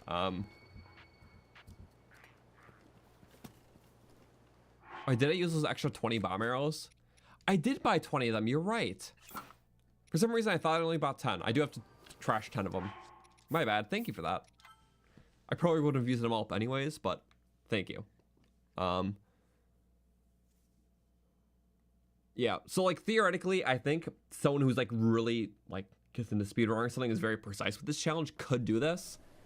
This is very out of my skill range. I'm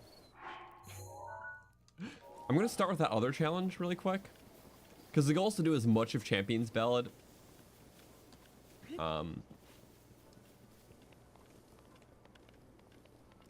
Yeah, we can do the final one. I'm happy I tried, because I kind of see that. So I think it is possible, just very out of my skill. This is out of my skill range too, damn. Out of like a normal human skill range. Maybe a machine can do it. So they do have a thing called like tool-assisted speedrunnings, which it accommodates for that. Like things that are theoretically possible, but just so precise that a human would not be able to pull this off with a healthy amount of time. So they basically like script a program so it basically mimics like a controller, but they program all the inputs to a certain time. And that's mainly just like demonstrate that something is possible that a human probably could not do, or most humans, obviously. It is theoretically possible, but again, just so precise and perfect. That would kind of be one of those things.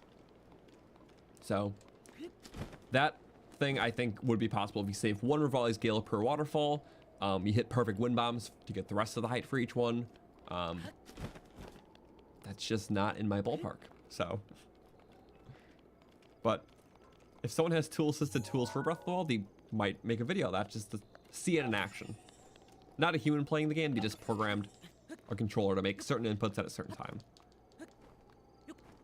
Which I think is cool, just to show like possibilities, you know, not human possibilities, but possibilities. Unless you're like one of maybe 3 actual people who could do that, because they're just that good. I can't exclude those people, but yeah. you get my drift.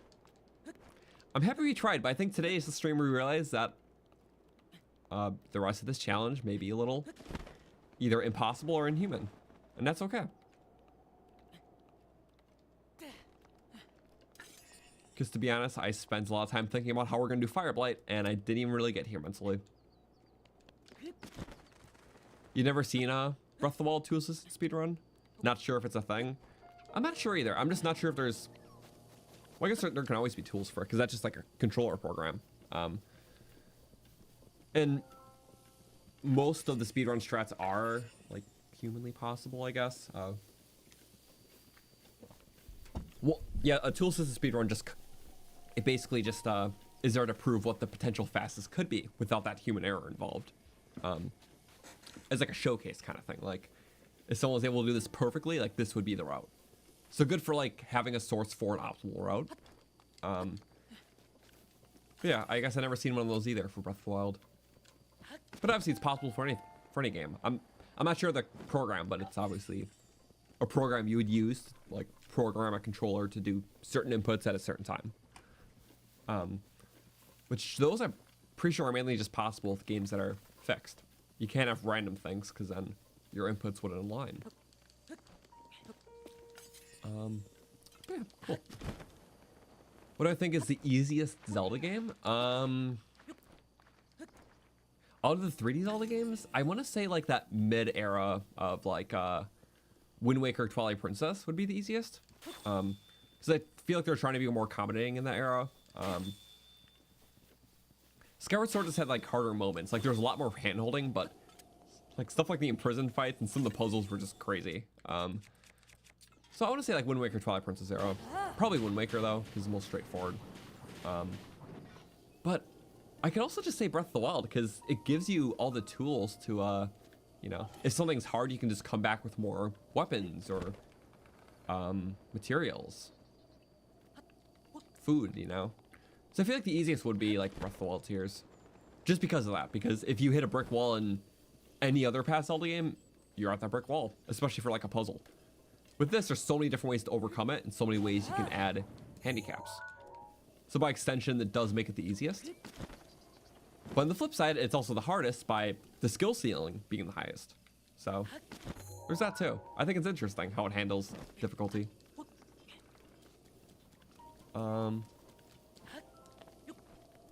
I'm sorry, I can't find where to go, which is like a common theme today. Also, double rainbow, that is amazing.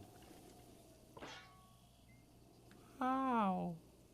I like rainbow. This is kind of struggling to figure stuff out plus just chatting stream, which is fine. I was only hoping for the best. It's still been fun. It just, you know, realizing a lot of things, and that's okay. Also, I'm realizing that I don't know where I'm going. Nice. Help. Let's get a bit of a wind bomb action. I'm literally looking for guardians floating around an area. I think it's on that cliff, honestly. I think it's not on that cliff, actually. This looks like the right... It does look like the right one. I thought it was here. Maybe you fight him there, and maybe I'm just going crazy. Okay.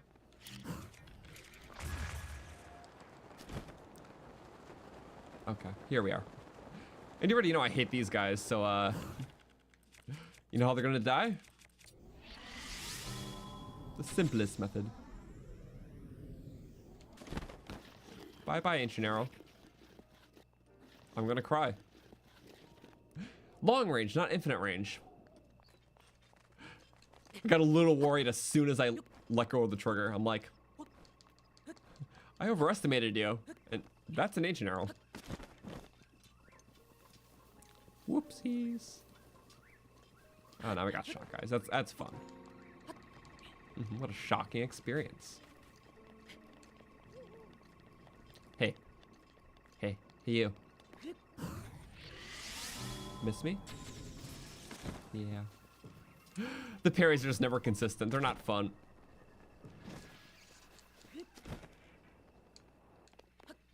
Yeah. That happens. So we just gotta kill them. It's kind of funny, but I think the wind section is the only section without a combat thing. And this is the only combat section that's not like a boss. I'm not out of luck. That's not the end. I just gotta find the Ancient Arrow. Hey. That's the good thing about him. You can still pick him up. Which I find is kind of cool. I knew you were gonna miss that. I was gonna take that weapon, actually. So I'm like a little sad by that, but you know what? It's fine, because for damaging potential, I forgot we had the Dragon Bone stuff. So 24 plus 80% is like close 40 something, right? Smack crack criticals. Love them. Don't want to do that. Wouldn't love that. Why did it not create orbs? I like orbs. No orbs! Orbs are 40 damage apiece. That's the reason why I did it. Whatever. Okay. Weapon for weapon? Sure. 15. That's like 27 damage-ish. Because yeah. Bonus attack up is 80%. Same with the ancient proficiency for those weapons.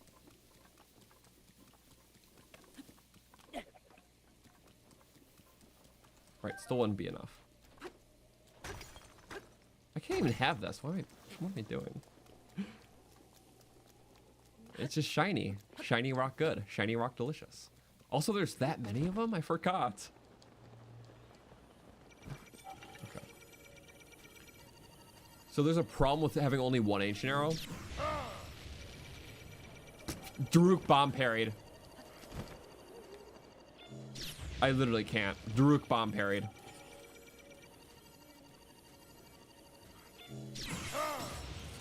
Which means it just kind of exploded.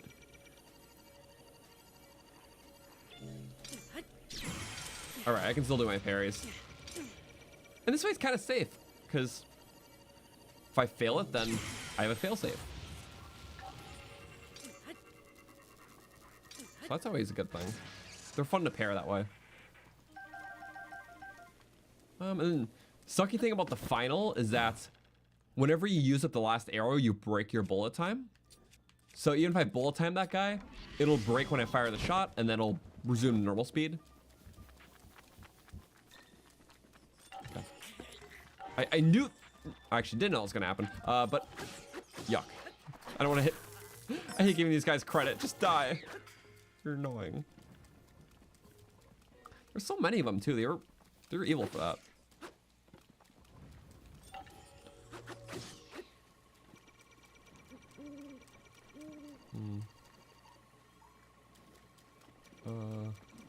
So there is a solution. So, yeah. I mean, I could try parrying him. But usually as soon as you draw that, you know, you get out of bullet time for firing an arrow, the enemy moves at normal, so then the trajectory's off if you fire a shot. So I can only kill this guy with the ancient arrow if he's like still, which he is now, but... Oh, wow, that actually worked. I might be able to kill him this way. I spoke too soon.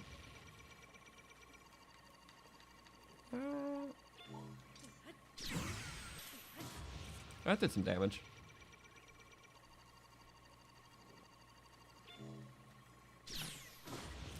Actually, I'm kind of amazed. Oh, get in the top. Oh, good enough. Yay. Okay. Although it went far off. What am I stuck on? Basically everything that isn't the shrine.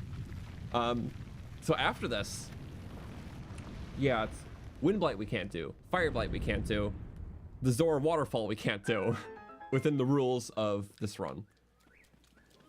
So again, what I propose is that since we already did all the main content, you know, minus DLC, I kind of want to finish the game with just that in mind. All the main content's done, we finish it as is, just to give finality to the main part before we start having to make drastic exceptions. Because usually exceptions are okay if there's like a forced mandatory item, but technically there's nothing like that in these cases. It just is incompatible with the rules. We would just have to allow something random to beat the challenges we're trying to.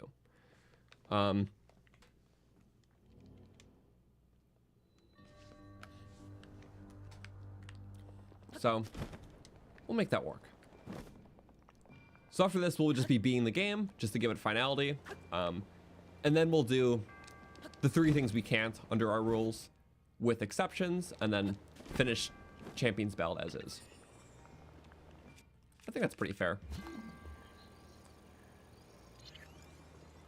I didn't expect to be in this boat, but it was kind of like my fail-safe, and I understand that we have to go through with it.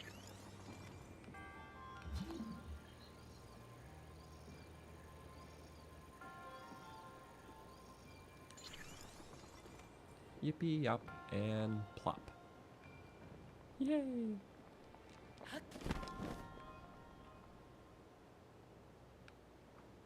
Oh, there we go. I was like, what's going on? That's not a bad shrine at all. You make your own little water maze. I like how it's kind of extending off the one, what, near Hateno? Oh, what's gonna happen? Will it get pushed? Am I gonna try trial the sword or just realize I get blocked by the fire level? That's a very fair point, honestly. I was like, I knew I'll have to make some exceptions, and you know, the fact that we did all main content, because a normal, this is awesome, by the way. Thank you. But yeah, the fact that a normal challenge run, we did like all the stuff that we normally do. So 4 divine beasts and whatever shrines on top of that. We did all that within the confines of the rules. So to beat the game under that circumstance is fine, and then making occasional exceptions for future things, I think is okay.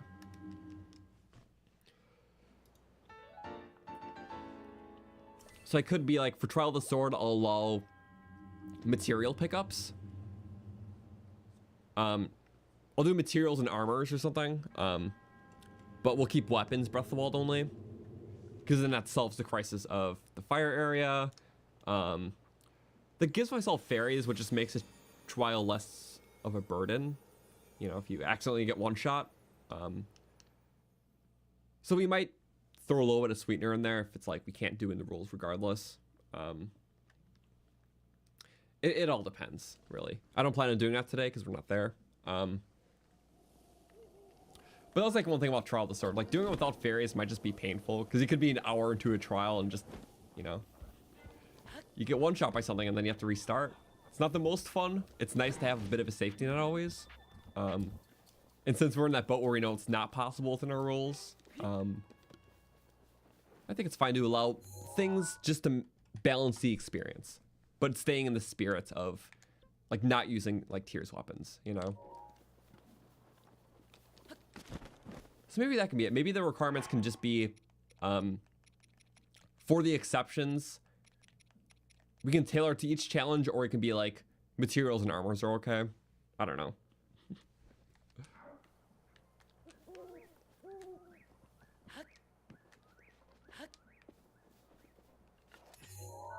Alright, it's only Flamebreaker pants for the trial. So maybe the exception could be armors in every case, son? Could be, right?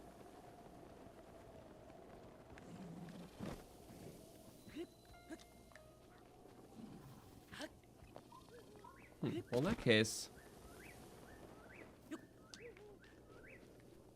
Okay. Well... We did all of Noborus's trial. Surprisingly, it was the easiest. All of Ruto's but the Waterfall Shrine, because we can't climb that. Fireblight's strictly an impossibility, because we just don't have enough hearts to tank without fire resistance. And this would need upgraded Druk's protection to make the amount of damage possible with what we can do. So since we don't have those things,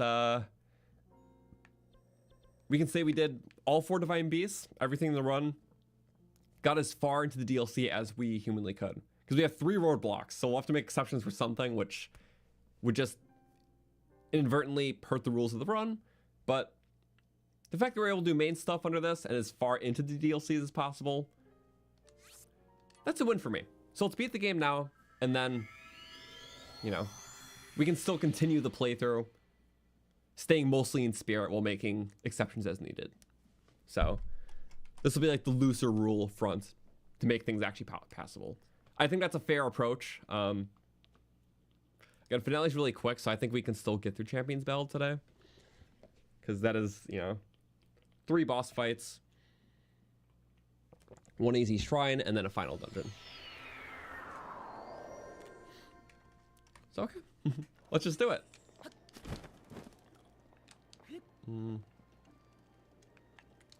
What is the fastest way to the top?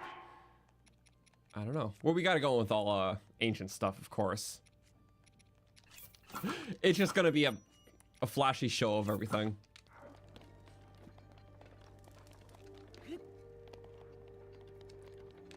How many? Alright, we get faster recharge. I'm gonna use that actually. What we could do is amiibos really quick as well. I might do that. Yeah, get our daily scans in for the day. Yeah, Twilight bow could be nice. I do have other. Why can't I spawn it?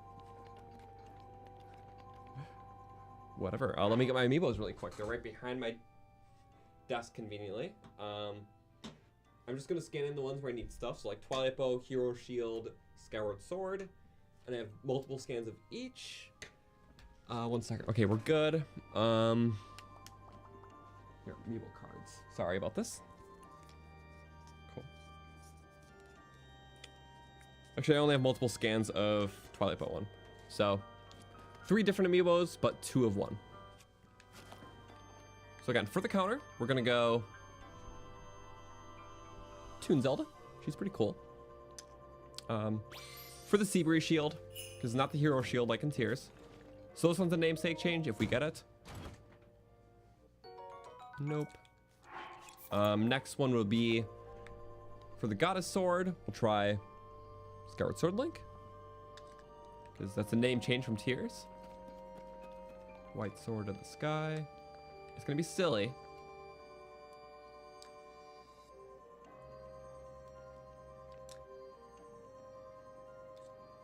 Can you? Huh.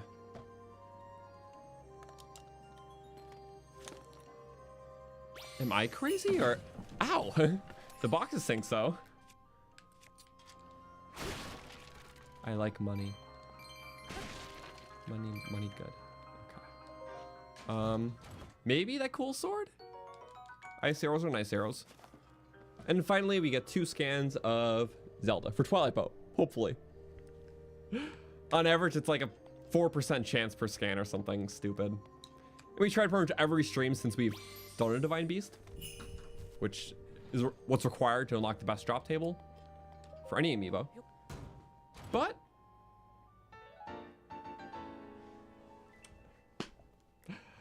I mean, the timing couldn't have been better. A quick shot one too. I don't think I've gotten that before. Surprisingly. Actually, this happened. First try.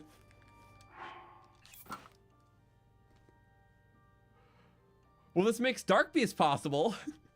I mean, there's other ways to do them. Like, Ancient Arrows work too. Urbosa's Fury works, but to have this is just so cool.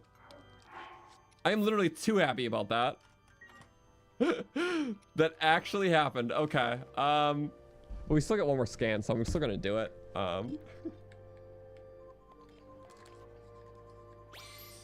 Imagine we get a second Twilight bow. The pains add gains. No, okay. But yeah, there we go. I would say I'm pretty happy about that. That's kind of an omen to be like, you should do the finale now.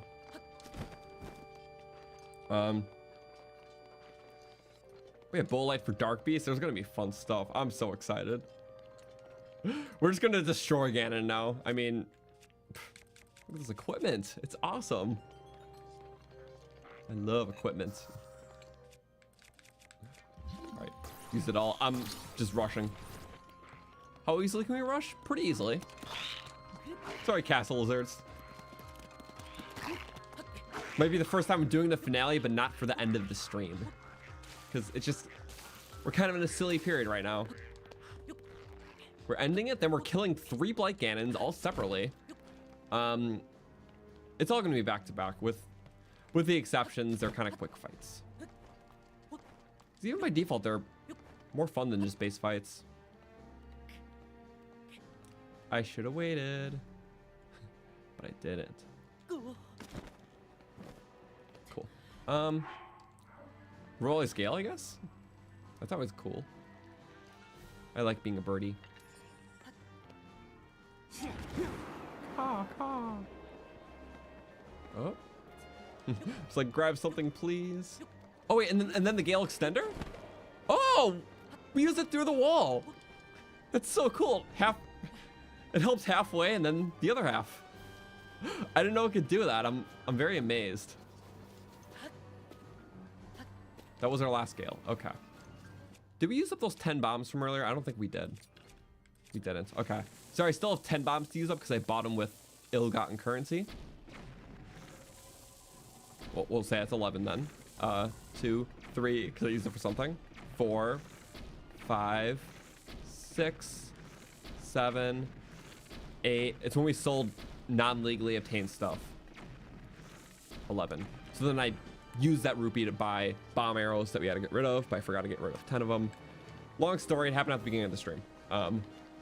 But it was not legally obtained through the rules, so yeah, it was like some armors we accidentally picked up, and those fire resistance potions you get during the quest line. All stuff we couldn't have by the rules, but I couldn't drop. So just to clear our inventory. Don't like stop. Thank you. I'm just gonna bypass him. You know, we do have Urbosa's Fury Plus, so I'll have a bunch of those. But being in the castle is like having your champion abilities upgraded. So they get cut a third of the duration. But that stacks when it is upgraded to another third. So Urbosa's Fury is usually 12 minutes. With the plus, it's 3 minutes. And being in the castle, it is 1 minute. So it's pretty nice. So we get 3 of these a minute. I think it's just 150 damage against Ganon, but still, we can still utilize Champion's Ballad resources in the form of that. And then Master Sword, 60 damage beams against a Ganon. I would say that's kind of awesome. Let's do it. Finale just midstream, why not? We did everything. Let's skip that first part at least. Now my moment has finally come. These cool guys. Sorry I couldn't fully help you, but we'll come back. Oh wait. This will be our final opportunity. My bad. We will not fail. My math was wrong on the abilities. It's 12 minutes to 4 minutes. Because it's a third. 2 minute 20. I don't know, I went to 12 minutes to 3 minutes.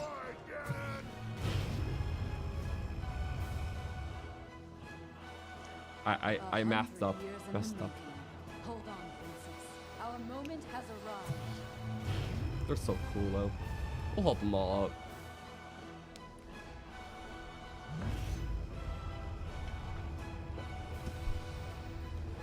Cool beans.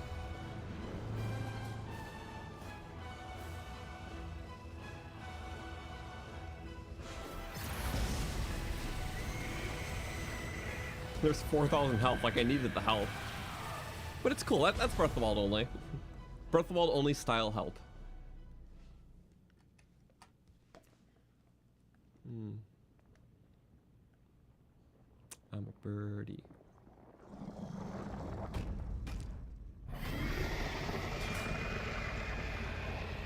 Blue beans.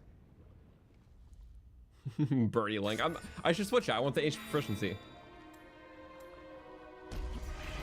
Oh, can even do that. Let's go. Still pretty upgraded, I would say. Oh, badly. Is that a 60 damage beam under that? I think it applies to him too. No, it definitely does.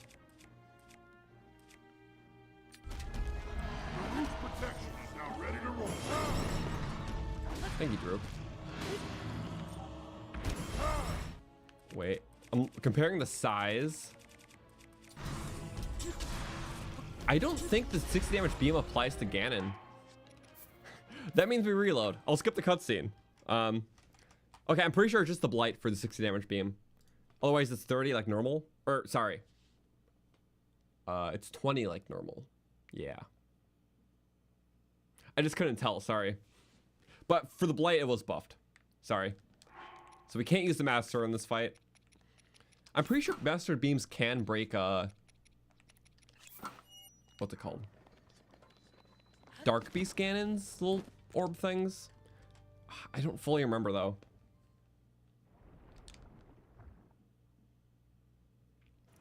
But oh well, I know light arrows can do it of any type. Ancient arrows can do it, and Urbosa's Fury. This will be our final. Cool. A picture for compendium, yeah, right. Well, that's a fair point. Sorry, I'm gonna skip all that if you don't mind. So I can't use the Master Sword. But sword beams can break dark beasts. That's cool. I think if I tried that before, I can't recall. Whoop. Right after his attack. For the picture. Yippee. The root's protection is now ready to roll. Let's see how short this takes. Wow. Does that 50% more for being an ancient enemy. Quite good. There we go. Let's go. Let Druid work on that. Like, what strategies can I use? The win strategy. Just win. I don't know. Let Druid do it. That's fine. Whoop. And that's okay too. What, 2 damage? You think I'm scared of a little chicken scratch? Not at all. That's pretty good. I didn't consider durability for the rest, but you know what?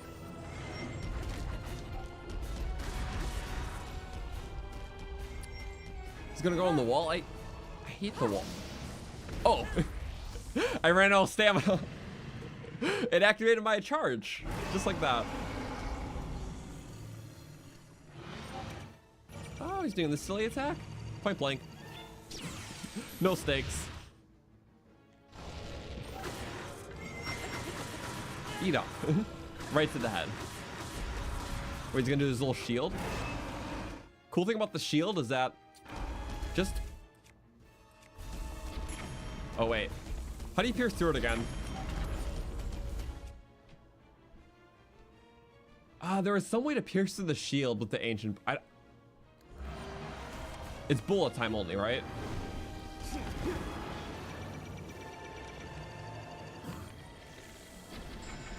No, never mind.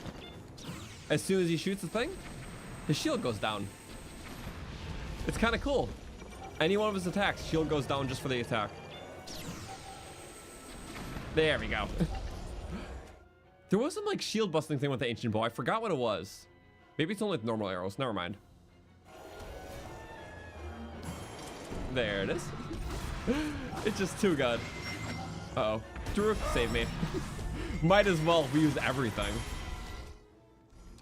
And then what's our charge of that? Look at another one. It's only at a 1.5 recharge. It's too good. I'll just use more. I needed it. And then hammer hits. Don't even see it. Well, a Ganon sword against Ganon. That feels pretty fitting. What are you gonna do? Little silly wall strats? It's actually not good for me. I just used my Furies. We doing a little parry game, huh? Oh, we are. Parry game. All the same. Get awesome combos. Get you down. It's a lot of fun this way. Just broke the wall tough too. Kind of good. Don't wall it.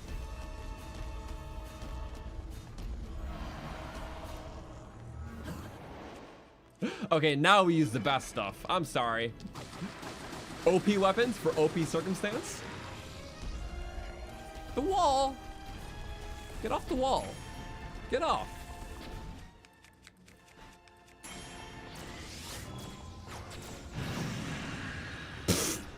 My gun was better. We actually got it with good timing.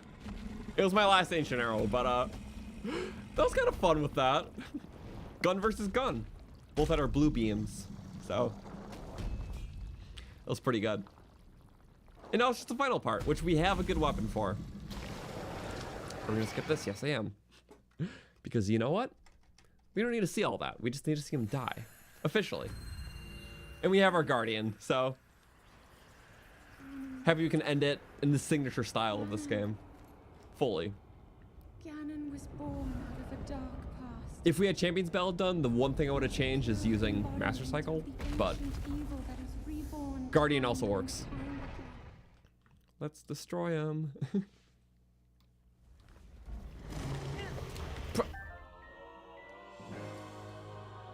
Oh wait, this is Breath of the Wild only too.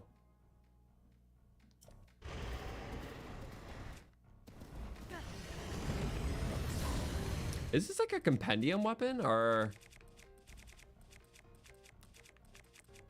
I kind of forgot. Look at that, double light bows. Pick your poison. I kind of forgot to update the weapon counter when we got the Bow of Light. Or Twilight Bow. But, can I get a picture with this or am I crazy? Oh, Bow of Light, yep. I didn't get it when I was loose, my bad. It's not like he's gonna hit me. With the jewel shaft, that's pretty good. And then, hello piggy. Nothing you can do in this first phase anyways. Okay. And then Bow of Light would be one of those weapons too.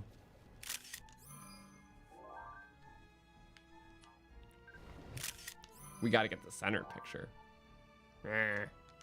He's silly.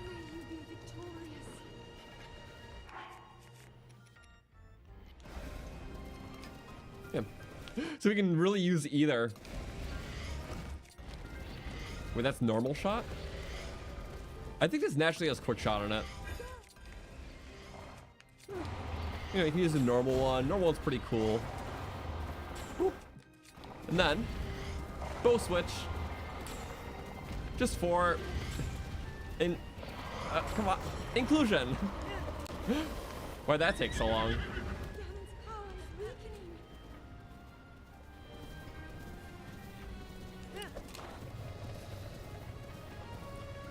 Well, if I had ancient arrows, I could use them here too. But I used the last one on him. Rightfully so. Ooh, that could suck. You're shooting your beam. Not gonna get me? Silly. Huh. We have 3, right? Oh, that's a lot. That's 3 arrow shots. What'd this do? Jewel shaft power! What?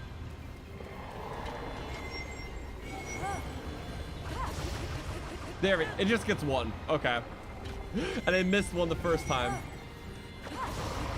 Okay, it's just 1 per Fury, I think. But it's still kind of cool that you can. I really like that detail. Or inclusion. Okay. We can count Master Sword Beam because this is a totally unique thing. No, I shouldn't because it's just because of the enemy circumstance. You can use the Master Sword Beams, but it wouldn't follow the rules of the challenge. Yeah. I can't fudge in the rules, I'm sorry. Ouchies. When he beat this without a bow and died trying. I did die, and then that's how I realized that there is a save point after I climbed Ganon. So if you die in this fight, you just start at the beginning of this fight.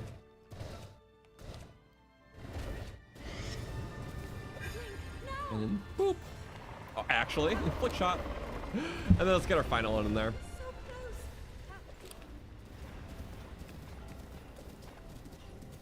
Just right here. This should work. Look up there. What is there to look at? Okay, anything silly? Anything kind of cool? Pink. I see you. Cause I saw you. Teleport. Oh, or that too. Uh-oh. That could be bad, actually. Don't follow me into that. What do you know? Luck is a great thing. And It'll save us this. Okay. Well, that is within the rules of everything we've done in this run. It's all complete. So we did all 4 Divine Beasts, a bunch of shrines. You can just explore a bunch of stuff that made Breath of the Wild cool. Stuff that didn't carry over to Tears, like the cool Eventide challenge we did, and a lot of the fun shrines, and made really good use of the exclusive weapons. So it was very awesome, and did as much of the DLC, but obviously after this, we still want to finish Champions Ballad, and I'd love to do Trial of the Sword as well. But that will be, well, after this.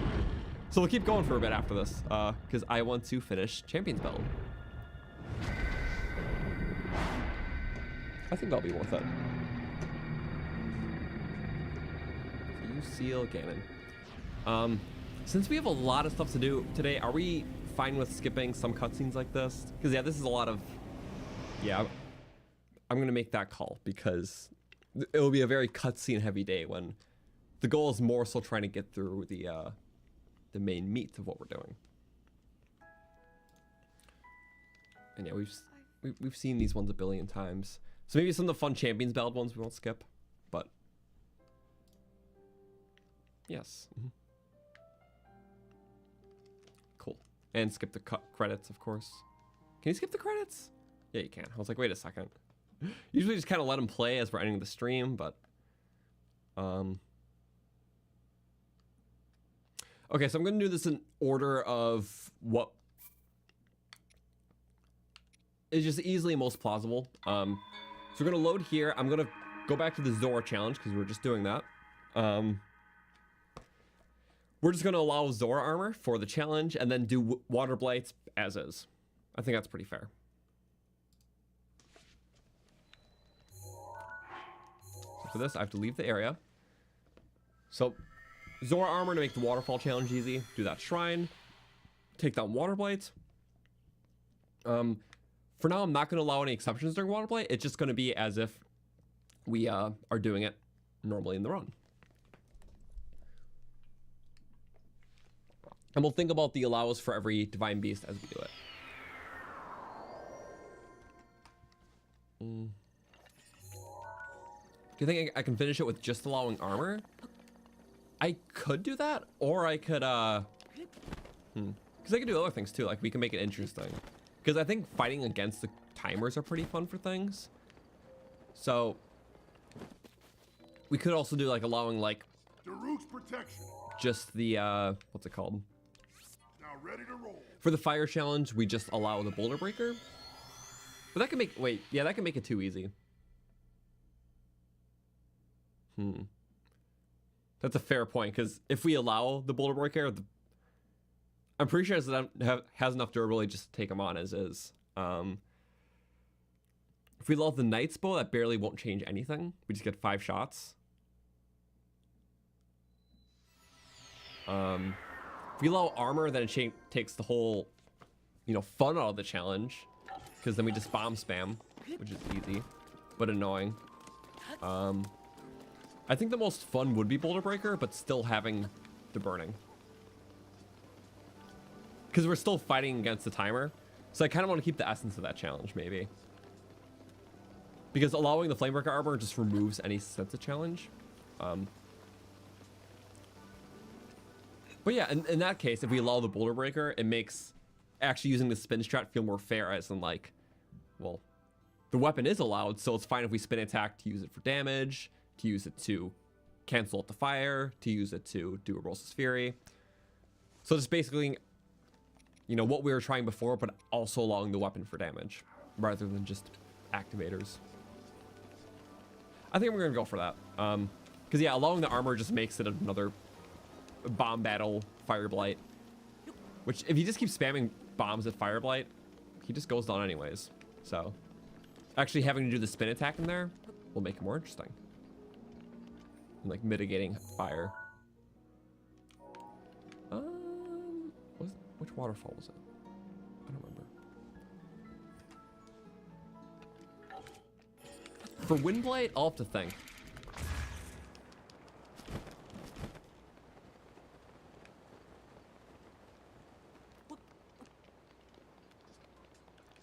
I might allow like the weaker thing for Windblight.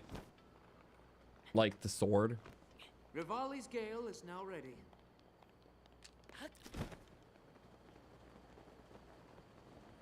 But should be doable, I think.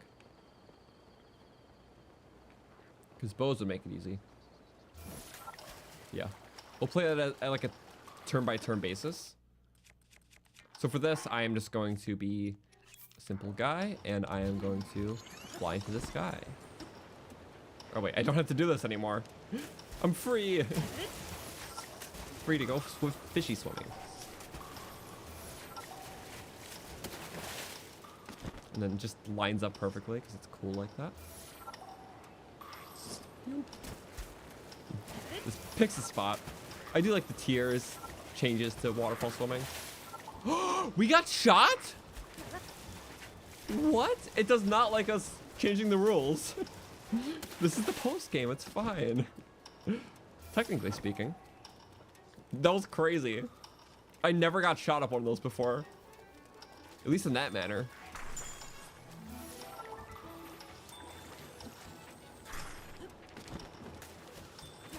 Like the precision needed is just insane.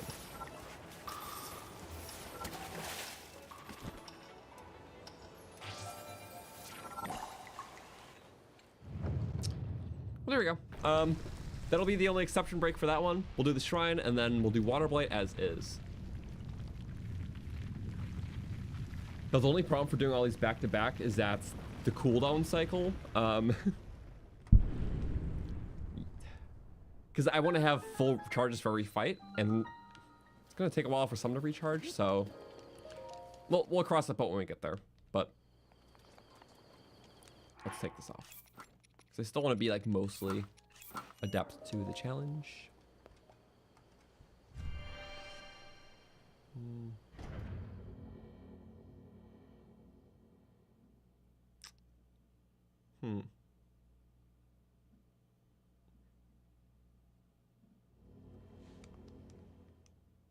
Yeah. Oh, stairway. That's sorry. I was like trying to predict. I'm like, why can't I remember what this shrine is?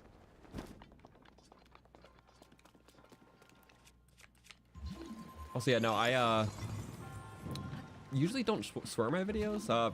I do understand. Like that was never the, I guess, the goal from the get-go. But I just like, the more I was doing YouTube, it just I understand what type of people watch me, and there is a lot of families and people of all ages, which I think is awesome.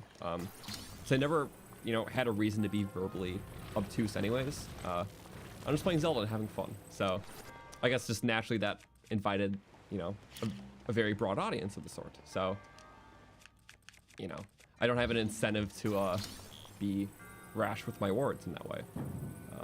Which I'm kind of glad, because I don't think every space needs to be, I guess, crass like that. I just like playing Zelda and being happy and silly about it.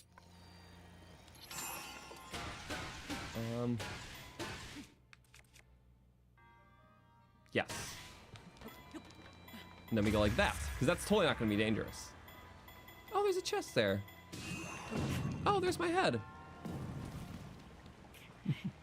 Oops. Let's try that again. Or wait, what if I did the silly strat?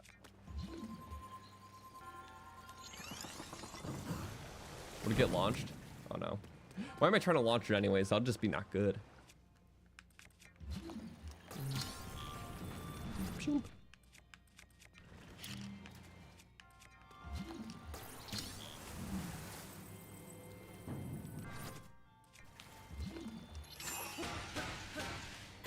Maybe that's too much.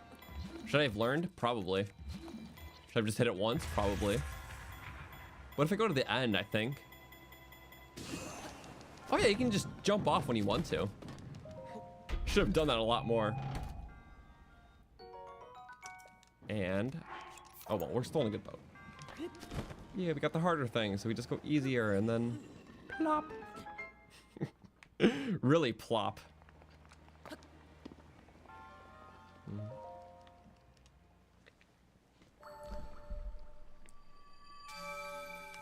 Also, yeah, for the challenge, it just more so, I'm just trying to make it, these future ones possible but fun. So, I don't know. It's like, really, we can allow whatever. So I'm just gonna tailor it and like I'm just gonna make a little fun situation out of each one, basically. That's like not too hard but interesting. So not Water Blight, I think I can do that within the rules, but for Wind Blight and Fire Blight, I'll just accept one thing that makes it the most fun. I think that's gonna be the go-to when it comes to exceptions now. I'm just happy we did as much as we could within, you know, only using Breath of the Wild. But it's hard when some stuff is very limited. Oh, shock arrows. But yeah, that's all done. So, again, fighting Ruda as is. We'll make fun exceptions for Fire Blight and Meadow. We'll decide when we start the challenge. So, but let's do this one first. And yeah, Water Blight should be possible. I don't remember what we all are working with, but I just know it is possible. I think it's like ceremonial tridents, so.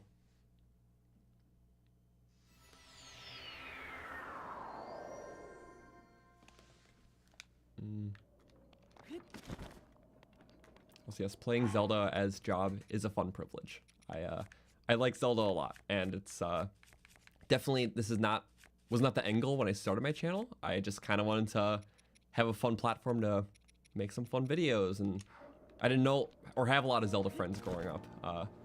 So I initially made the channel as kind of like just sharing some of my thoughts or little rankings on Zelda games. But it blossomed into something just really awesome. So I'm very fortunate for that, and it's been fun. And just especially keeping up with new things. Like now we're getting remasters of this in Tears next week. So it's gonna be fun. I'll be playing it all next weekend. We'll start on Thursday, honestly. I think that'll be good. But I kind of clear my weekend for it because I think it'll just be worthy to do so. It's literally remasters. It's like getting the HD versions of 2 Zelda games in one day. So I think that's cool.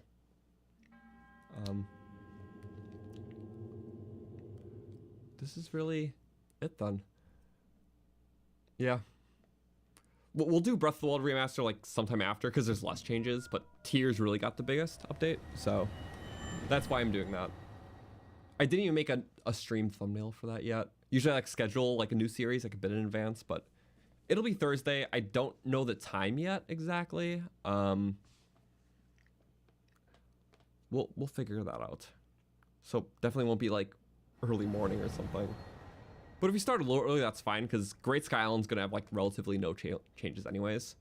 Because all the cool stuff gets unlocked kind of after it. Maybe a couple things in Great Sky Island, but you know, auto build share requires auto build, which is off the island. And it's like the main thing, kind of. Inventory bank is not helpful when you just have early loot anyways. Okay, so we get 2 ceremonial. We can at the light scale. Zora bow, but we can't have the arrows. And we can't have Zora armor. And we can't have that. So basically, well, we have something. We have 2 14 damage weapons. I'll take that. Okay, bring it. And the protections. Okay. Why is that doing? The damage is kind of crazy. It didn't need to be, but it's nice to have. What would be the arrows? Are only 10 arrows anyways, which are good enough at our flurry timing and whatnot. So gonna do slam down, but that's why we have that. Really, we just want you to use search protection for that one. It's not the best. Maybe I should be in a different boat. Well, that gets us decent progress.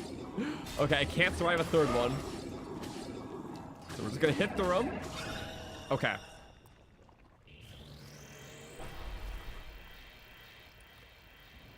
Now, I really wish I would have kept Druk's protection for deflections. I did not do that. But I still have Furies, so that's good. Are we gonna use the Furies now? Yeah.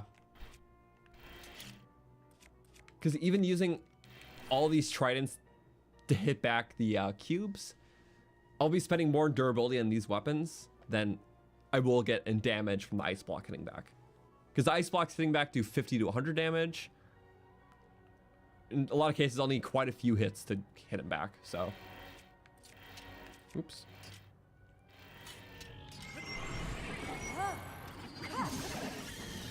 So we do that. Just remember to keep a weapon to activate my ability.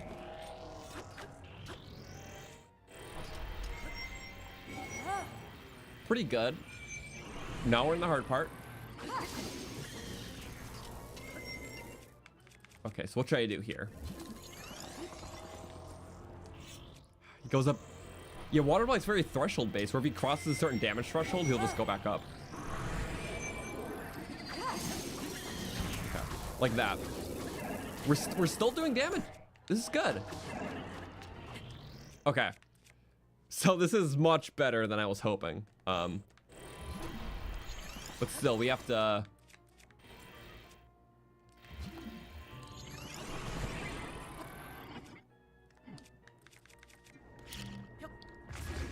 That does not get knocked down by those things.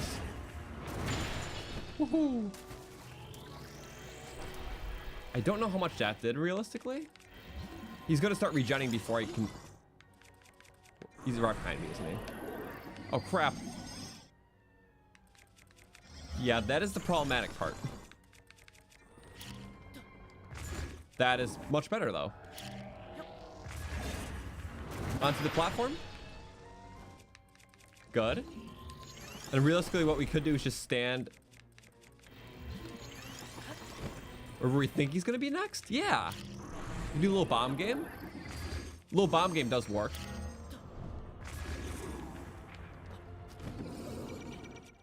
Ooh. That's actually good though, because it gives me time to throw some bombs at him. Mifa's Grace, right. That's handy. This could be good, actually. A good thing just happened.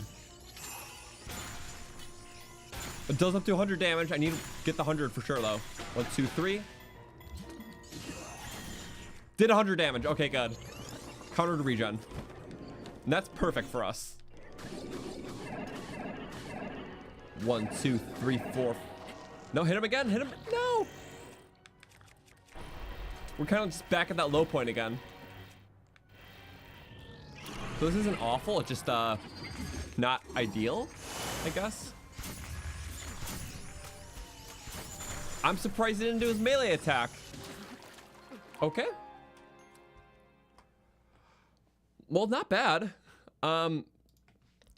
Honestly, biggest blunder was that I was clumsy at the beginning. I did not use my my Jerk's protections for meaningful parries. We're kind of just gonna be in that loop otherwise, and I understand that now. Also, I love when it doesn't autosave right before the fight. What? It can never. Oh well. That's why we do it now.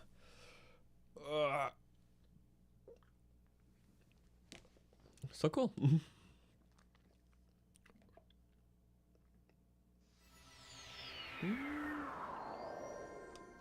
Let's see. Yeah.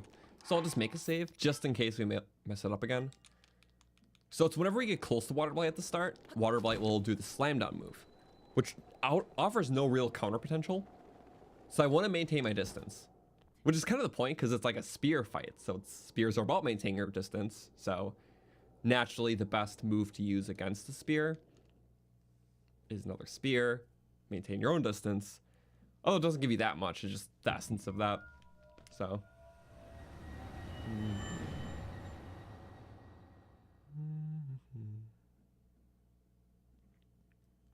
Also, yeah, the trident thing, I wonder why it lasted so long. I forgot how much durability ceremonials have. Unless they're special just for this fight. Because sometimes games do that. 14 damage, 40 durability for the trident. Should be 560 damage.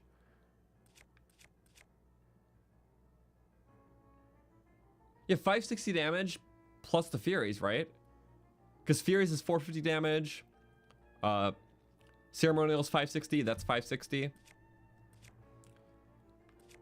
So no, that would be correct, wouldn't it? Because he has 1500 health. I kind of hate that. Whatever, we're gonna roll with that. We're rolling with it. Let me take off any, okay. We didn't utilize what just we got hit by, so that's fine. Yeah, nothing was utilized. As soon as he gets back up. Distance again.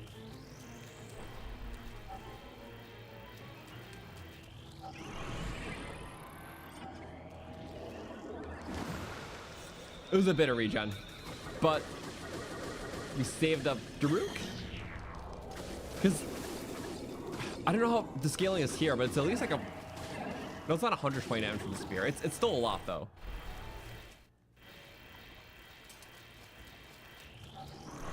Oh wait, let's bomb mitigate regen. That's what I wanted to do. So we still have 2 Jerks protections, one I stupidly waste. Oh, there we go. Okay. Similar boat, just without those parries taken up for no reason. So. Alright. So I might just start with the, yep, I'll start with the 3 Furies because the attacks he does later are easier to counter. Or more, in our case, more potential to counter. Like the big laser. Then we attack right away so we can make use of everything. Like that. That was big damn. Wait, why did that feel like it did more? Did they like stack funny or something? Yeah, realistically, what? Unless Waterway has less health than I thought. I thought it was 1500 for each. But he kind of went down like flies.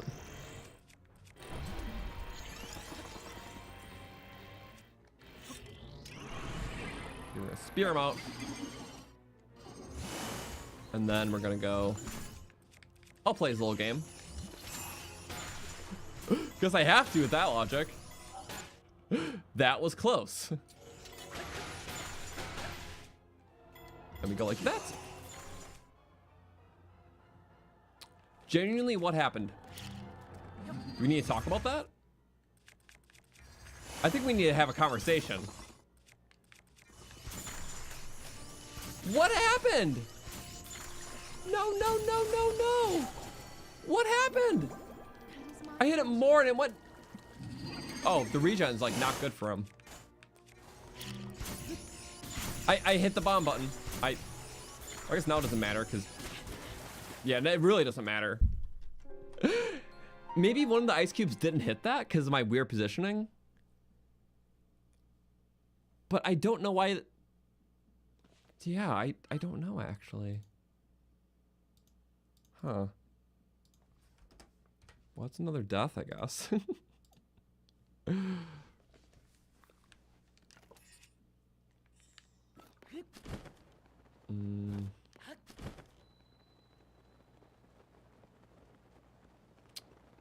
I don't know.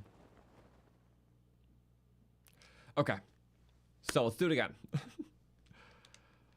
Thing to do different this time is we didn't really have a, we didn't bait on any attacks very well.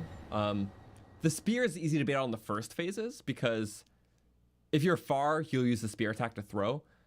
The only way to get the spear attack in the second phase is if you shoot him and interrupt one of his pre-existing attacks, I believe. So maybe you should start with deflections because that's the only way we can force his spear throw to come out without a bow. So we're gonna get far, force out the spear throw. I don't know how much damage it does with his scaling. It's pretty good though, so worth it. Free is free. So maybe that's what I should be doing. Much easier than I thought, for sure. Okay, then we're gonna throw a different one. Let that roll. Oh, damn it.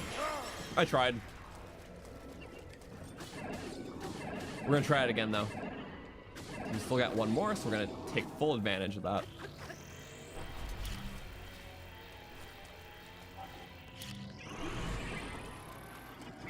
No. Wrong attack. Roll another one there, just for that regen. There we go. Perfect. And that's why circle bombs are good. Saves so much durability. It was a few hundred in parries. I don't know the stats on that, because Illusionary Realm works different.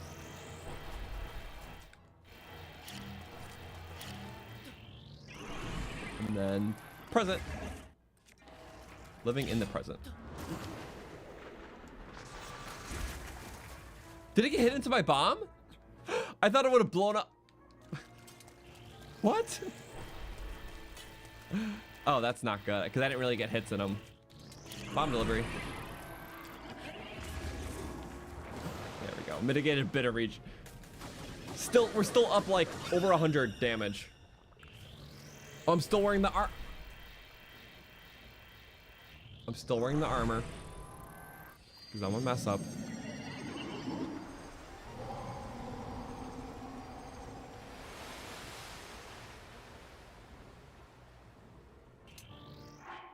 Okay, realistically speaking,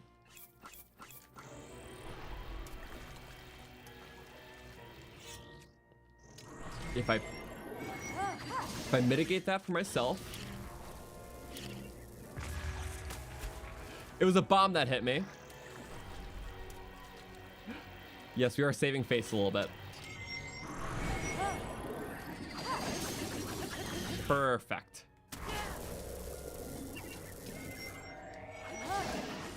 Huh? What?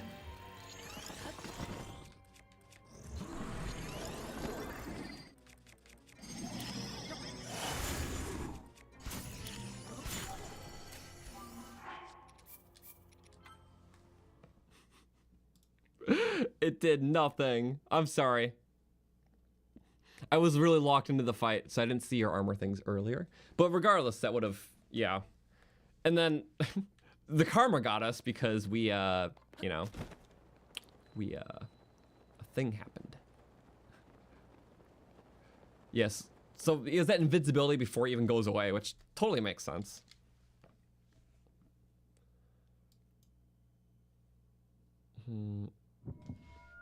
That's fine. Okay, this is the attempt. So all I do, and it's simple.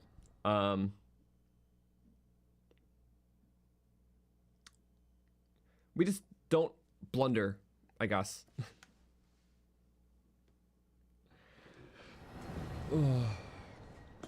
Okay, so take off the stuff. I like the aesthetic, and honestly, these like aesthetic challenges are kind of the reason why I wanted to start doing the theme runs in the first place. Like Zoro only, or Gerudo only. Now we gotta drop that. That's a shame.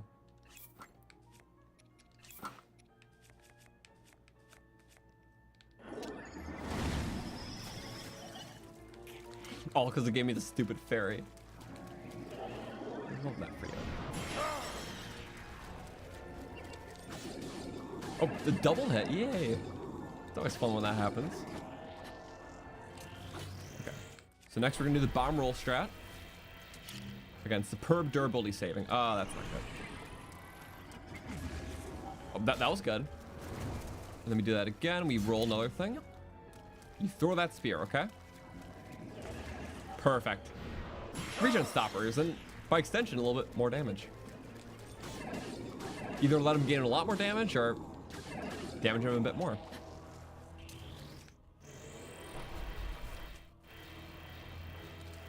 Well, I know this is possible, so by extension, this is really not that bad. There we go. Took off the chip. And now... there's like 2 hitboxes on his arm, so I can do the little twirly. Damn it.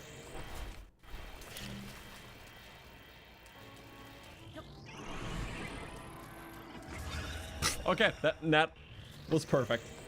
Just a few hits of the spear. Uses up our protections. Now we just got a Fury to death. But hopefully I'll connect.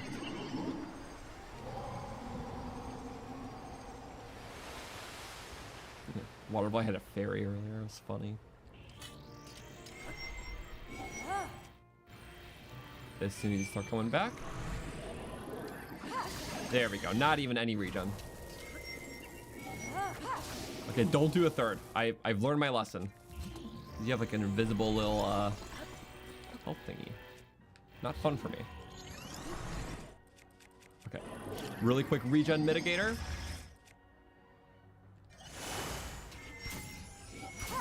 I hit it back. Oh my god! I literally hit it away. I don't know how I got that to work, but that was pretty cool. I still have so many weapons. We're doing good.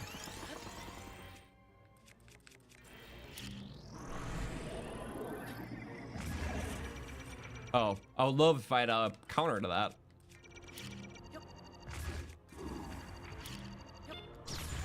I was trying to block it with the bomb, like it, you know, like I thought that was gonna work or something. I hit him through it. We're doing good.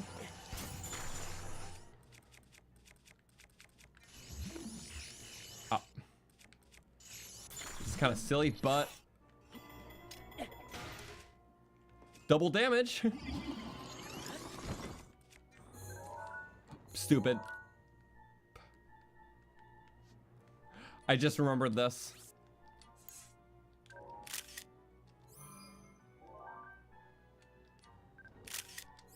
During the fight too, which I know is like not a circumstance that's ideal. Oh my god, yes. It hits through, which is like really awesome. Nope, I know what I'm doing. So let this work. I can't really hit him back anymore. Is he gonna keep doing it? He is. He's just accepting this. Or you're so okay with mediocrity, my friend. Oh, he broke it, right. And then we go. Watch this. I'm getting it. First tech. First tech, please. No. Wait, that was a fresh weapon. Okay, we're just in range. Just barely in range. But it counts. It really does. Because everything adds up. Whew. We're good. That was crazy. I'm just really stoked about that.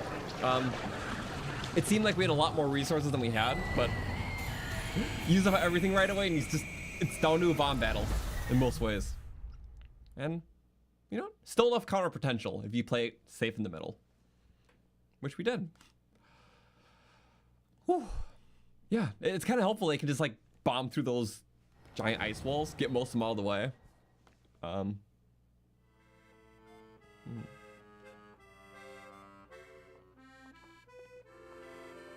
Mifa's theme. Yay. Well, now we're gonna play the Mif cutscene. That was awesome though. We're gonna do the others too. Man, it's gonna be pretty deep into the stream by the time we do all the blights. Rita's wrath. Before she walked the chosen path. Yay. Mifa's kindness was known to all. I'm gonna use the restroom break while this plays out, which is why the princess came to call. Okay. Put on break mode really quick. Piggy watched stream, so.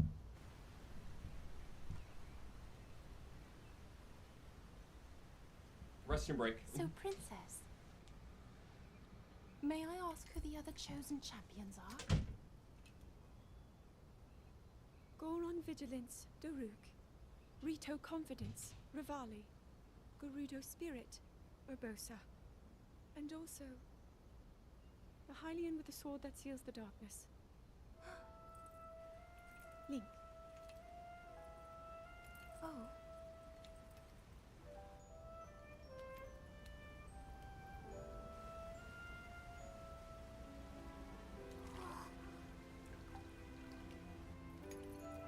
Sidon, hurry and swim up here. Mifa, perhaps he is still too young to swim up this big waterfall. One day, princess, I must leave him to face my fate with Ruta.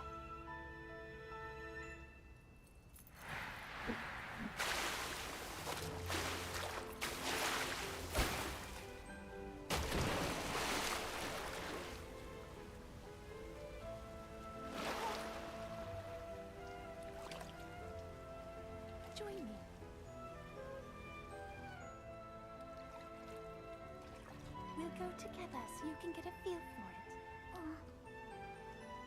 Let's go.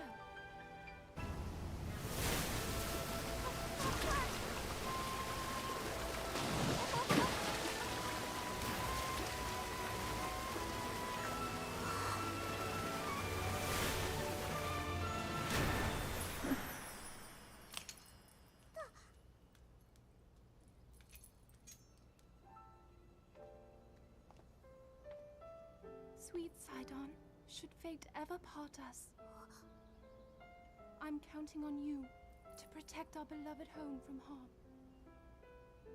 Understood?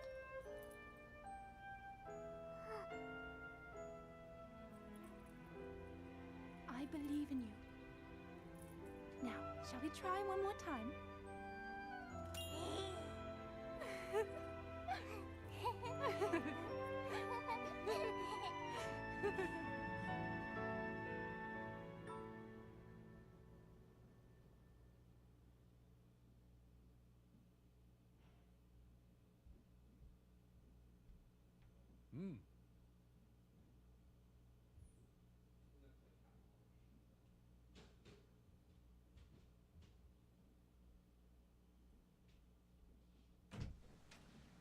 Hello, Cass.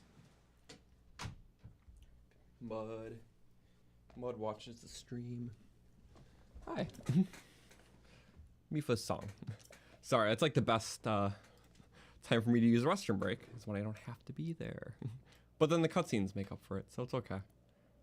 I did like that cutscene, but I've seen them all a lot. You're so strong. But it's never a bad thing to So see. much stronger than before. The Champions Bell cutscenes are The just power like of some of the Mifa's best in the grace will game. now recharge much faster. Oh.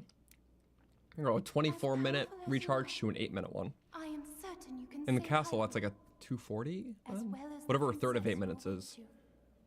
So yeah. Because the upgrade stack. There we go.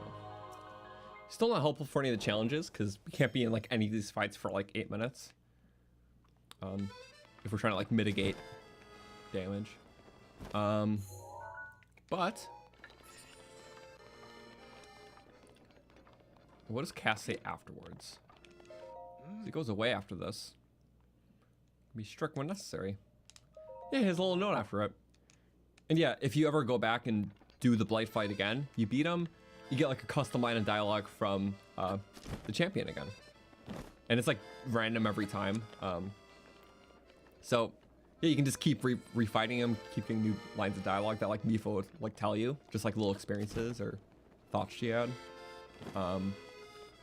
But obviously it requires beating the boss every single time, which is not feasible. So just look up a compilation on YouTube, because otherwise there'll be a lot of fighting for little bits of dialogue. Repetitive fighting. Anyways, it's all cool though, I recommend it. Next we'll do Redania. Sidon smile. Just catching up in chat. I know the baby Sidon's the best part. It's to see him like that was so cute. So I like it.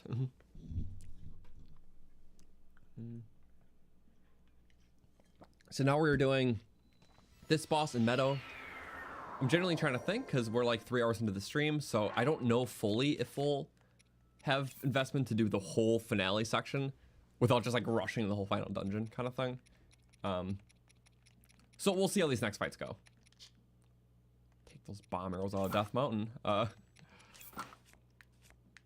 So for this, I'm gonna go in with my hearty food. You know, screw it. Let's just do the same thing, but we're gonna allow Boulder Breaker. Because Urbosa's Fury may not be needed then, but we'll still have to use the cancel strats. That's gonna be my one essence of Sweetener to make this possible. We're literally down Druk's protection, which is funny for the Druk fights.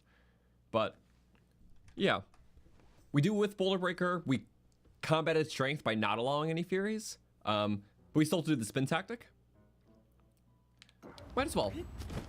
So that's how we're gonna make it fun, because if we allow flame armor, it's just gonna be a bomb battle, which there's no fun in it, barely any skill, because all you gotta do is run up to him, bomb him twice, keep bombing more, rinse and repeat, because he's weak to 2 bombs. So that will never be an issue then. It will just be a very boring fight. So I'd rather do something where we actually have to work fast. We're still up against the flame timer, but now with more damage options.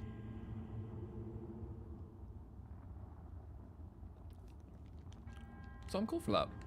But yeah, we're combating at strength, no Bristle's Fury. That's not by choice, I just don't have it, but I think we'll make it work. I have to watch this again. It's like, oh no. Yeah, just make sure to take off the armor right away. Don't want to forget. So, yeah. I think that's it. We'll figure out our volleys once we do that. Well, once we do this. These cutscenes I'll stick around for afterwards, because they're very fun.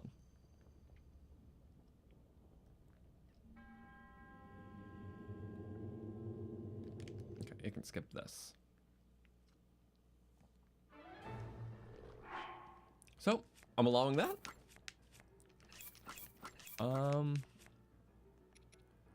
Okay. So no Duke's protection, no Fury. Gale's not needed. Oh, I don't have the Grace. Do we just want to see how this goes without champion abilities?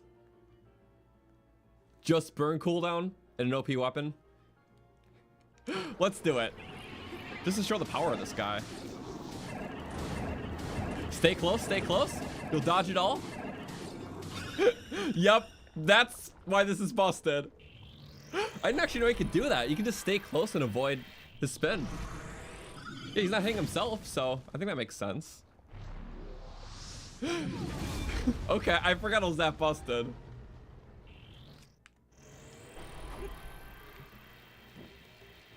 We don't need champion abilities, really, do we? Oh, and then start the timer. Burn spin. Bow spin. Oh, can we get a little bow spin? Nope, he's like invincible right now. Cool.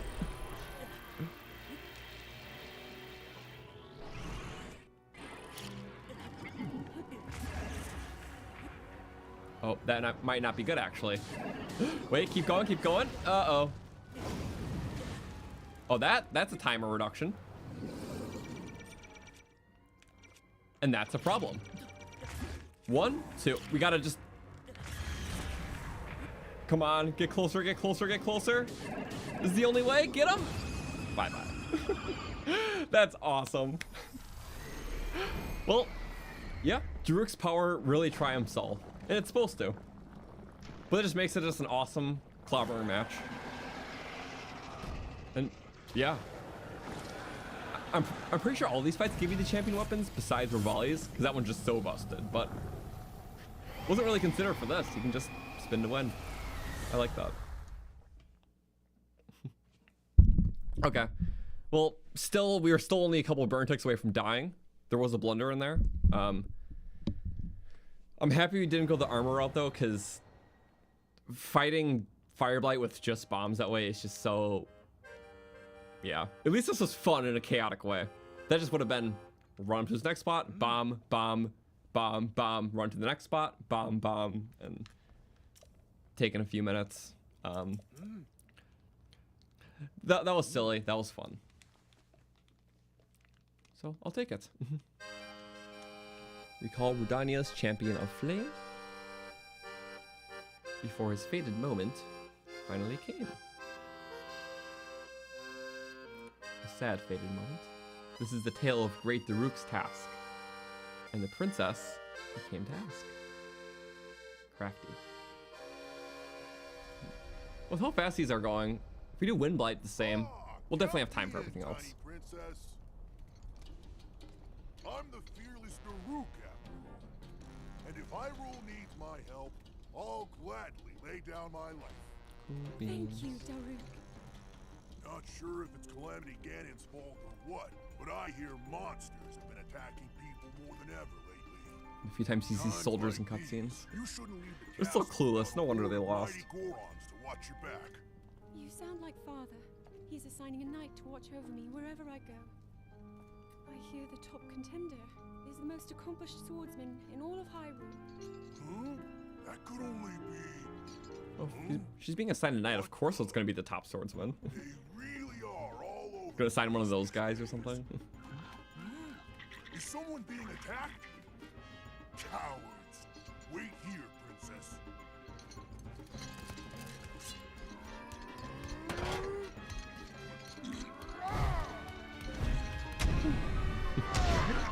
And we saw the weapon in power. We see it again. Imagine what we'll do to Fireblight. Finally, Luco. Clunk. No monster stands a chance. Of course, only I can feel it, but I like how the controller like reacts to like events happening, even in cutscenes, which is really cool. Like when the goblins clonk each other, it, like the controller like rumbled a little bit. And the Switch is especially good because that's like the HD rumble, so it's always very tailored to what's happening. You're safe. It's never something you notice explicitly, it's just there, and it really does add to the immersion. Hi, doggy. It seems our friend here was the one being attacked. Precious boy, you saved his life. Huh? Scared of dog. Just cuz.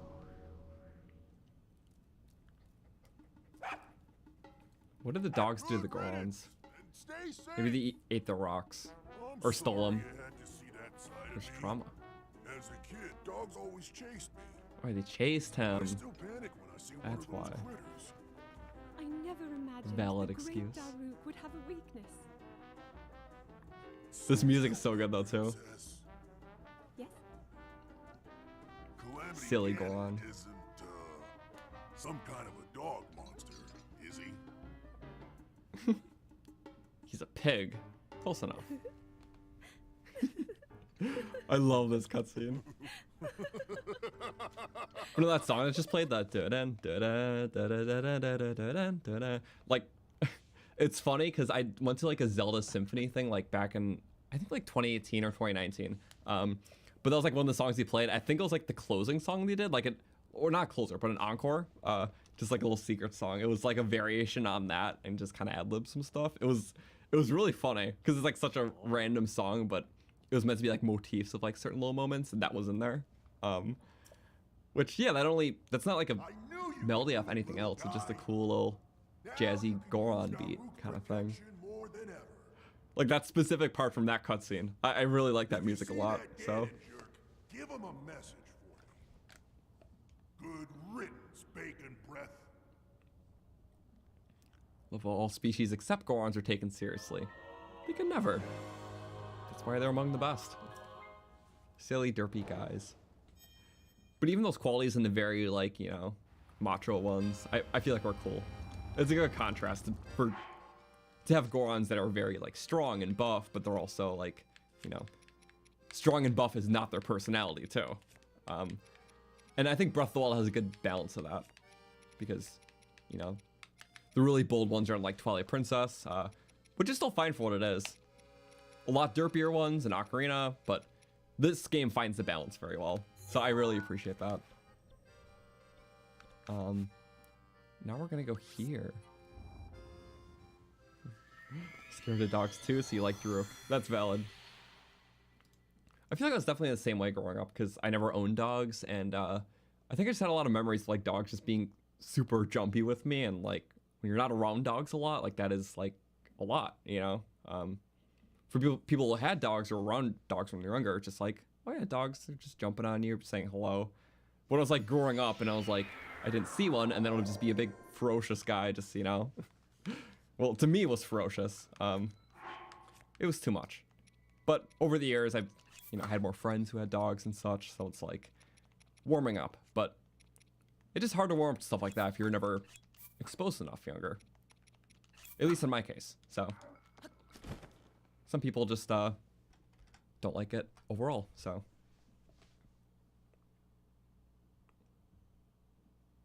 let's see. I don't even remember what we start with here, what the bow situation is. I'm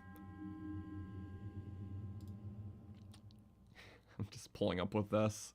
I didn't even let anything recharge, so we're gonna just let it work because we don't have that breathing time between challenges. So whatever we think makes the challenge fun. I think that's like a good way to gauge this. It was kind of interesting before, we're used up our Druk's protections at the start, and then we used bombs until we had our Furies to use up in the second phase. And we'll play that way if you had like 300 less health, but it was just a little too much. And during those final phases, Wind Blight's all over the place, and you can't get them. So, yeah,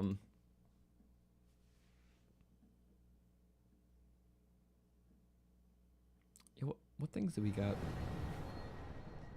You get a Falcon Bow.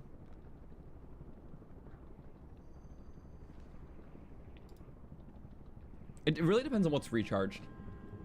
Since the run is already like, you know, the main part's over and we're just getting through the stuff we want to get the final parts of the DLC. I don't mind doing this one, however. Wait, I can skip this. I'm like, which can we skip? Which can't we skip? Okay. So we only get...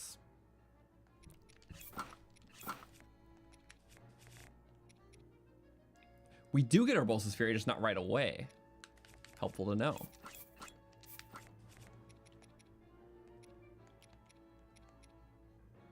Okay, so since we're dealing with low stuff here, we're gonna be somewhat fair to ourselves. Our Bolsa's Fury gets us down a bit. Rivali's Gale's nice, but maybe not super needed. What if you do 5 bomb arrows, the duplex bow, and the sword? I'm kind of just making a custom rule set here to make it possible. Yeah, like micro challenge, just working with what we got. If we had Druk's protection, maybe I'll X out one thing, but the sword's not gonna help too much anyways. Yeah, because this boss does have some good stuff to parry early. Oh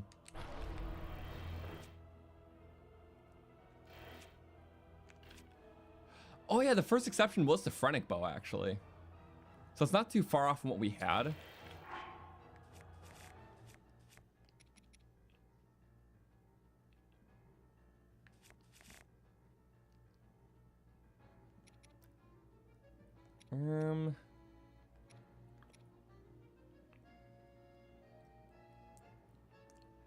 Initial strategy was using our Bolsa's Furies first and just surviving 4 minutes for a recharge. I'm sorry, I'm like, what do we genuinely do here?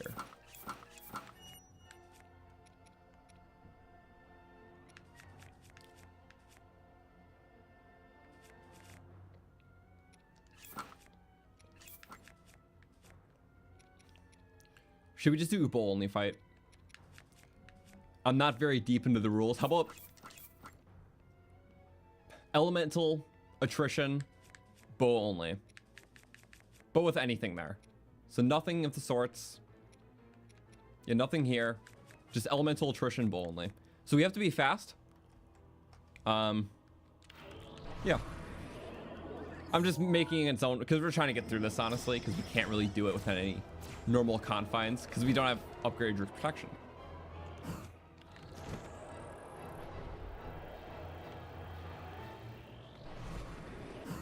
So, yep. Anything in the bow category will just allow. We're just getting through this one because there's not really a way we can do it in the challenge. So in a case like this, we're gonna falcon it up.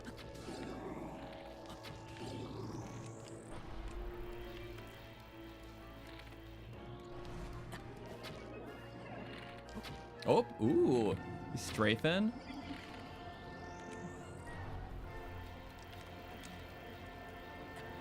Let me go like that. Really taking his time. He knows what he's doing. Always stretch out the duplex effect. It's kind of fun too. Busted through the pillar. I love duplex bows. This realm is its own realm.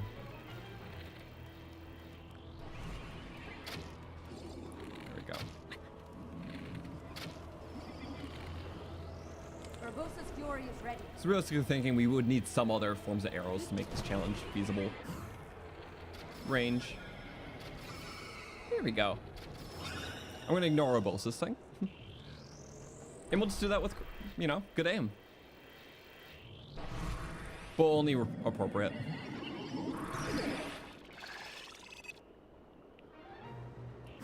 Oh, right. I can just go immediately into it. Wait. Oh, his thing disappears too. Okay. That ain't helpful. This could be a durability attrition. That's gonna break us down. Quick shot. Always take advantage of the quick shot of this one. It's nice and handy. So no bombs, no nothing. We definitely need headshots. Windblade isn't the best for headshots though. It's only 50% more instead of double. Same with Waterblight. Just kind of nerf them to make it less powerful. Otherwise it's like too good. That was really good. I love testing my archery. Oh, hit the bomb. Bomb. They're literally like bomb things on the side. They're kind of silly. For this, we're gonna make the music quieter. We backed out too fast. Where? Oh, I had to follow these little things. Is that not? Oh, I see what's happening. That was the gun tip I was hitting. I couldn't see anything. That tornado. Tracking? That was meant to be a one and done fight. The tornado tracked me out. And it's all because I hit the wrong part. Oh, the regen, really. And then when I thought I was hitting his eye, that was the tip of his gun in front of his face. So that threw me off. Whatever, I kind of hate that we have to redo that. It was meant to be one and done. I guess we got to be better. So, all headshots, nothing that isn't such.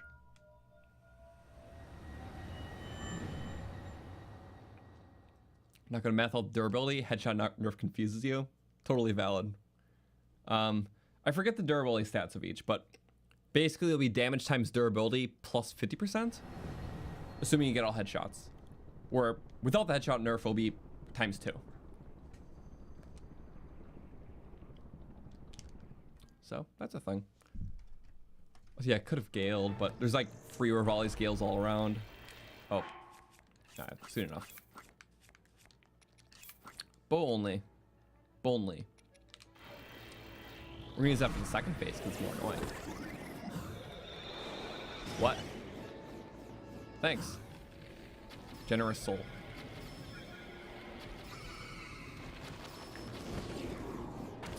And then again. And then again. Right there. Serving his head on a platter. Don't miss any headshots. When I'm committed. Okay, also don't pull your bolt time or bow out when he just spawns in, because then he spawns away sometimes. It's like a anti-getting shock counter. Defensive tactic. Do we really get all of those? Oh, and the arrow like juggled them in the air. Didn't know I could do that. I was about to switch my bomb arrows. Like, what am I doing? Oh, not a headshot, that one. That was a headshot though. Yay. Yep, too soon. My bad. And that's gonna be quite a few regen ticks too. Because he's pretty bad with that. Or good in his case. Bad for me. Cool. With the bow pose, that was awesome. He's all stylish like that.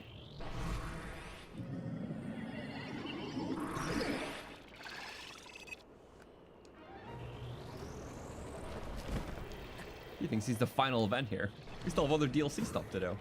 Just the finale though.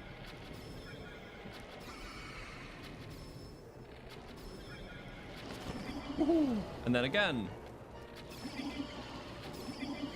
It's so fun. I'm not even using any special arrows. I'm just trying to see how many headshots. You've been almost all headshots. So we got that one. I'm impressed. Need that range. How much durability does this? I forgot how good this bow is.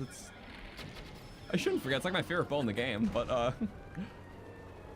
Well, just the fact that it has that quick shot, good range, all around just awesome. I didn't even use the bomb arrows yet. I didn't even need to. Oh, phase right through him. Okay. Duplex is also one of my favorites. It's all like my favorite stuff. You can get exactly 1500 damage out of the Falcon with headshots. That could be a fun challenge. Headshot only. And possible without regen, right? Which I think is kind of cool. But still easy to mess up. So I get it. Bye-bye. Gone. Alright, cool beans. So base body, its Phrenic would have been 450, Duplex 504, Falcon 1000. That's cool. Damn, well, I'm happy we're able to do all that. Because yeah, those are the exception fights. Now the rest of the DLC I want to do as is. Because I think that's fair. I think that's fitting. Anyway, we have Moscow Shia, but we also have the in-between enemies. Because every room you take on in the final beast, more enemies spawn in the center. You can clear out that wave every time. Which, something like that out is also mimicked in Tears' Water Temple. With like the center area. It's like a wave of enemy spawns after every turnable. And if you don't take them down that wave, I believe they disappear. So they're kind of like cool one-time fights you can do. Okay. Well, recall Meadows, champion of flight, before he fell to his fateful plate. All right. Rivali's feat was a wonder to see. What a joy light. So the princess made her plea. Me trying to like complete the rhymes, but I'm not poet like that. Okay, this is like my favorite one in the whole DLC. First, her outfit is amazing. With the horse. Zelda's winter coat you only see during this. I think they brought it as an outfit for Age of Calamity, but I don't remember that game enough. It was like almost 5 years ago, I think. He's so cool like that.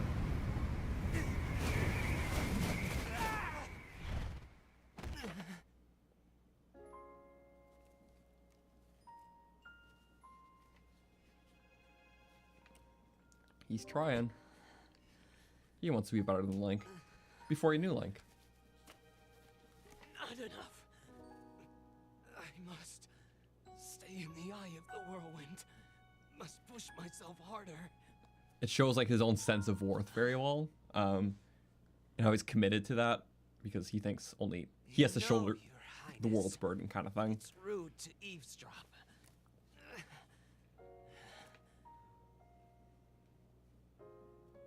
My apologies. Visuals are I perfect went here. to the village and I was told I could find you here.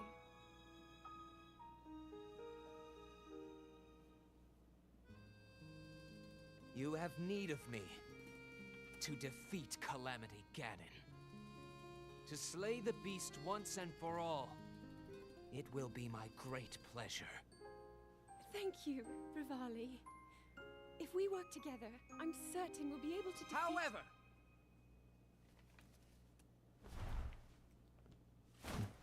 He has to show off. Come on. He's just that cool.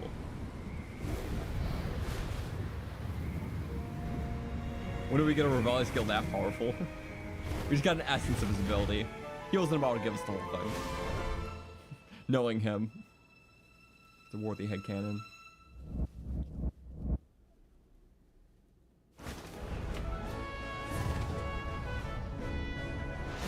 Best.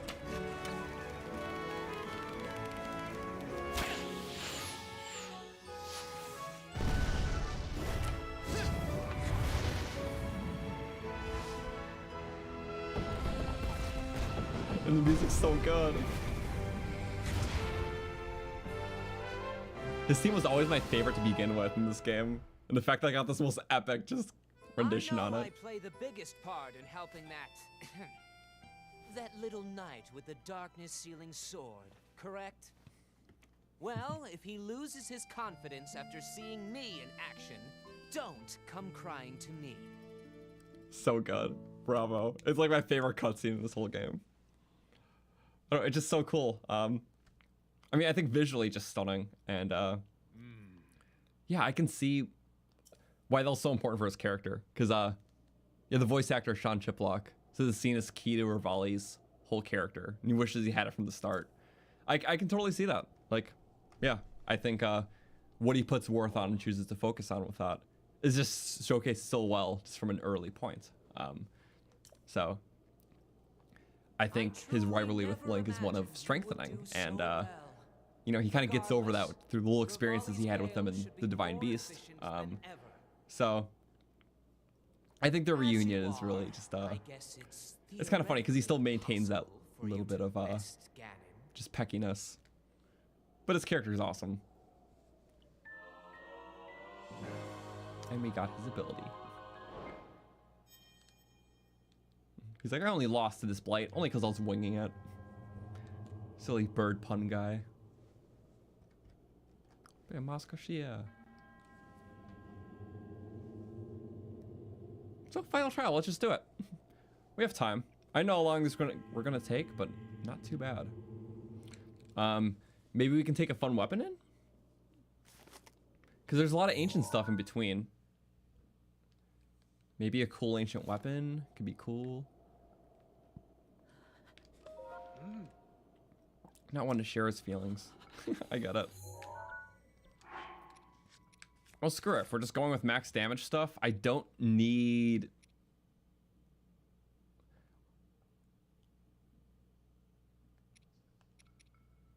Yeah, we definitely just will need weapons to take them on. You know, yeah, the ancient stuff will be for the Guardians beforehand. But I just kind of want more. We'll probably swap out the Dragonbone Spear. I just want to buy like one thing. I don't think Moscow Shield takes extra ancient damage. It just, it'll be good damage when stacked with the ancient armor. And in case we need more for the fights before, which we have like some enemies to fight, like little scouts in there. Let me just get like a, I like the blade saws a lot. I think those are fun. Then again, I don't have a one-handed sword, so the one-handed sword shield's kind of cool. Okay. Just to be fun for the dungeon, there's some guys in there. And Moscow Shia. That's not that expensive at all. Let's go. Here, you can have this one. It's cool. Use that as a walking stick. Oh, I never engaged with you. I'm gonna... The furnace is lit. Never engaged with him. Was not the plan either. I'm sorry. Did it skip his little thingy? Where he does the rock star thing. I didn't know he could skip that. Sorry, I didn't want to engage in a 10 book essay. There we go. Oh, you get free ancient arrows. Maybe it's good that I talked to him. What a good accident. I forgot you got 3 free ones. Well, cool. My bad. I just didn't want to go through the whole thing, but maybe in that case it was good. I'll take it. Okay. Second to last ancient weapon. Still didn't get the blade saw, but don't really have spots. Do I have spots for another shield? I do? What about a bow? No, I don't. Okay. 2 ancient shields. We'll just use the damage one. We'll make sure of it. Okay, because we got the Twilight bow. Okay. Well, ancient warrior, best stuff. Most ancient dungeon of all. Has an ancient monk in there. So, let's go do it. I'm excited. The drill shaft. If only drill shaft was in tiers to fuse it. Oh well. There's an inventory bank feature and the remasters for Tears in Breath of the Wild. People were saying that you could transfer weapons between games, but never seen it in action. I don't think it's going to count for stuff like that, though. I don't know how it's going to work. I don't know if that's just a rumor. So I shouldn't speak too much on it. Yeah, we need the counter update and the sword picture. I will do that. Remember, just as warping away too about the picture, but not even the counter. I'm just so on top of things.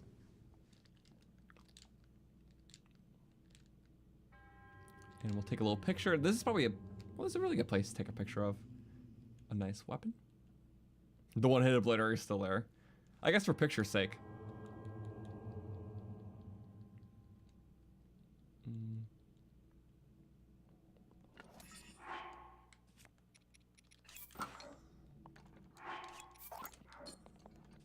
That's pretty good. Nice little pattern for that.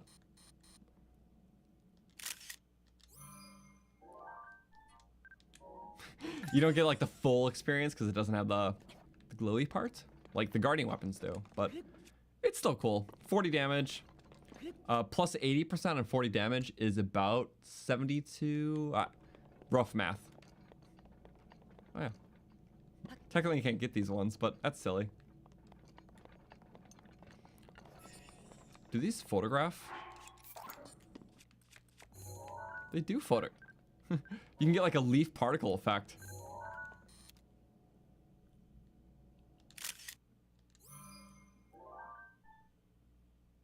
Doesn't fully show on all.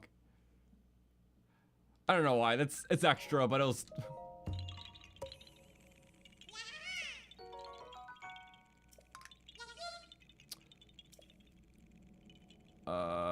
Keeping the Korok because the Shrine of Resurrection pod is signature to Breath of the Wild, and that's such a unique one, and it's so home to this game.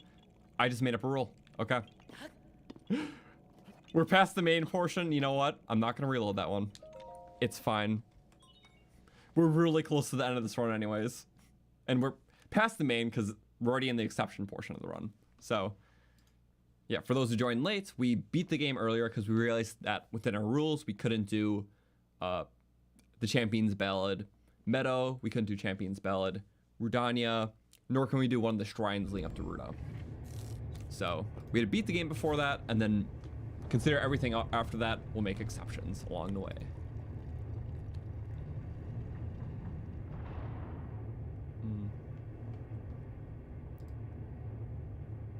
Also, the counter should be at 72? Are you sure?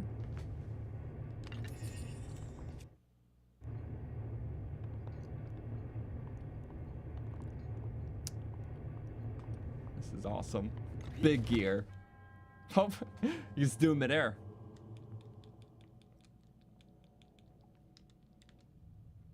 Love this.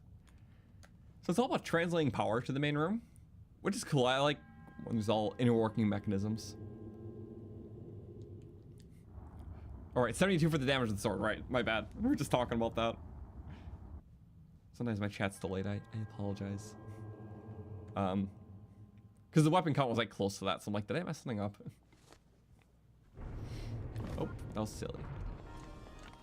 Well, I've done this legit like every single time. I want to do a cheese dungeon for this. Because why not? Okay, for these guys, you can die. You go yoink. Because that's fun. We love being OP. Going full ancient, full OP power. Fun, silly, yes. Cool. Your weapon count should be accurate. We can always confirm with the picture log.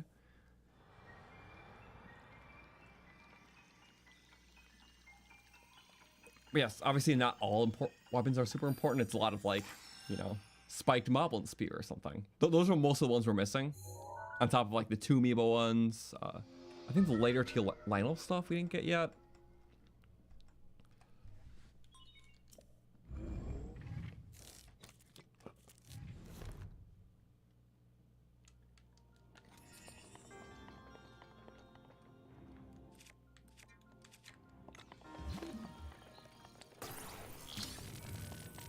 Can move that. You just want to wait. But yeah, they can literally change the gear one way or the other. I like that. Just all like rotational based, just one or the other. But it's all about moving parts, which makes sense because it's meant to be like an engine, like you're getting a motorcycle. So I love that whole synergy. I think it's really cool.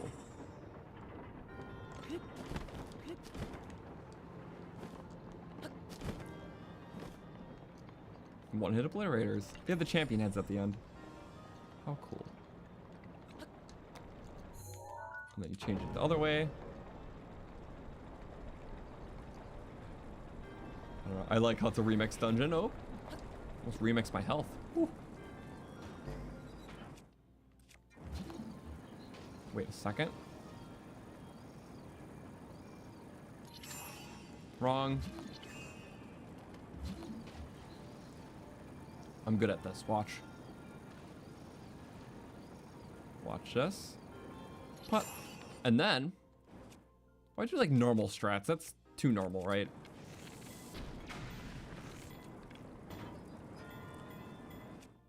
The door, wait, that's good. And then we go. Not ideal. Oh wait, do I even need to take? I don't, we just do that. Hit it literally anyway. I can do this. This is gonna be good.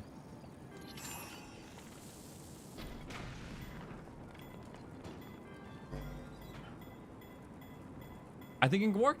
A lot of power, but... Ah! Yes! It worked! Actually. That's actually pretty cool. So I like the puzzle too. But... that could have sucked. Funny stuff. I like it all. We're cheesing every single one. I'm so shocked. I kind of rolled right on because I'm like, yeah, if it's going down enough, it has to kind of hit down. It's going to bounce up a little. It's going to lose a lot of force too, though. You know, stillness of the platform.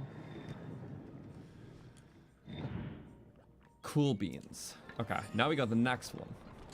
It's kind of fun. I'm like, you know what? I always did it legit because I was always like preserving the sacredcy of the puzzles. Like, they're so cool the way they are, but I gotta do it once like this.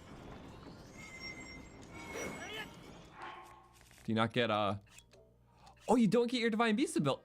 I forgot about that, but I kind of like it that way because it forces you to actually use the new stuff. So glad we got another one. These ones don't take turns. Guess not. No, they do. I've gotten too used to this.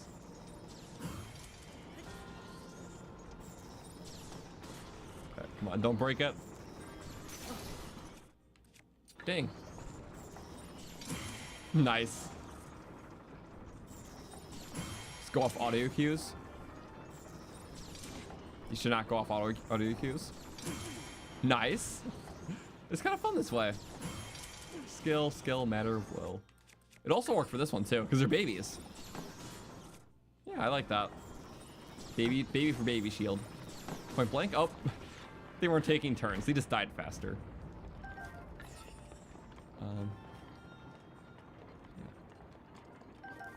Yeah, so we did the Rudania terminal. Again, it's supposed to be like spokes to the 4 divine beasts, but really it's all like an engine setup. So everything moves in unison together. And then you have to like translate that power to different parts, which is just so cool. It really is a great dungeon.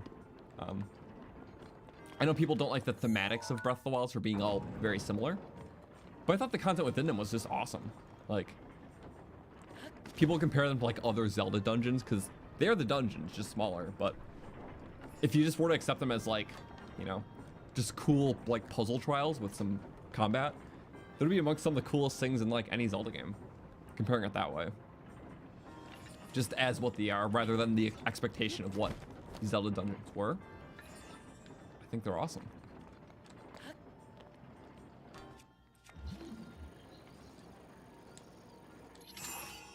That's always a tricky one.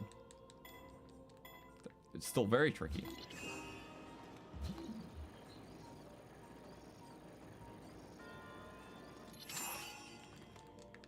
Come on. That's what you have to do, right? I'm not crazy. Bing, bing, bing, bing. Oh, that's perfect. Couldn't have gotten that better. Oh, wait, what? I got a prompt for sure. That's cool. Right. The chests here are all meant to be champion weapons. But like the early tier, usually it's one in each thing, but since the Gerudo has sword and shield, they put the shield somewhere else. So that's kind of neat. Oh, yeah, that makes sense. But the point of the base tiers is that you need the base tiers to make the champion weapons, remake them. So it's kind of their way of, I guess, tailoring that. Oh, I forgot what I'm supposed to do. Is there a platform to stand on? We got to do this in the air. Don't remember fully, to be honest. Oh. I'm just gonna get with it then. Get with it. Oh. Awesome. Power's translated. It's so cool. There's only one non-scaling Gerudo shield in the world other than this one? That's crazy. Is it also a chest?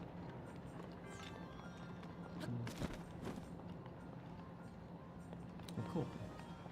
Also, my day's been going good. I'm just been happy to finish this up finally. And it's the last week before the next, Switch 2. So I'm excited about that. Zelda stuff's cool, but at some point I'll try out the new Mario Kart too. So, I was just like catching up on games and things before that. There's a really good game that came out recently. It's called Expedition 33.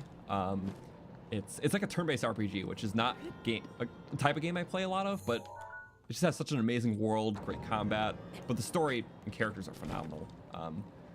So I never really played like turn-based RPGs in that realm. It's kind of like Final Fantasy-esque from what I heard. I never played Final Fantasy though. Really awesome game though. Really, really good.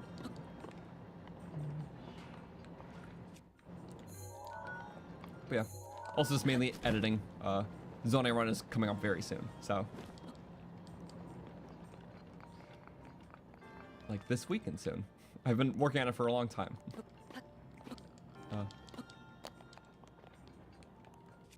So I think you just take this off, right? Yep. Plonk. That was a silly fall. It's like getting skidded.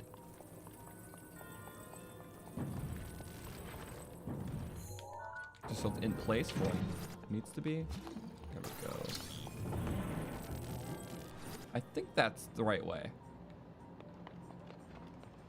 I would hate to have to wait for it to go all the way around. It's not the right way. It's cool though how you like, have to align it. So in that case, I'm just gonna be ready.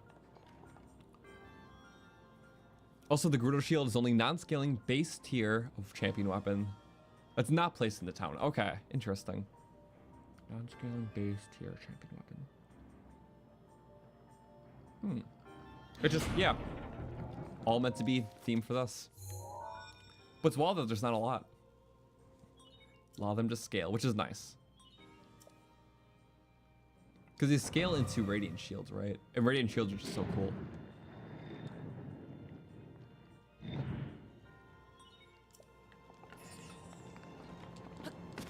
So now we go like this. Yeah. Translating rotation. Again, this one's about rotational, because Naboris was also the most like that. So I like the synergy with that. Rudanio is the most crazy because it was a flip, but instead of a flip, it was more of a turn mechanism with the center thing you had to go across. So you're kind of turning things, just not 90 degrees. Turret.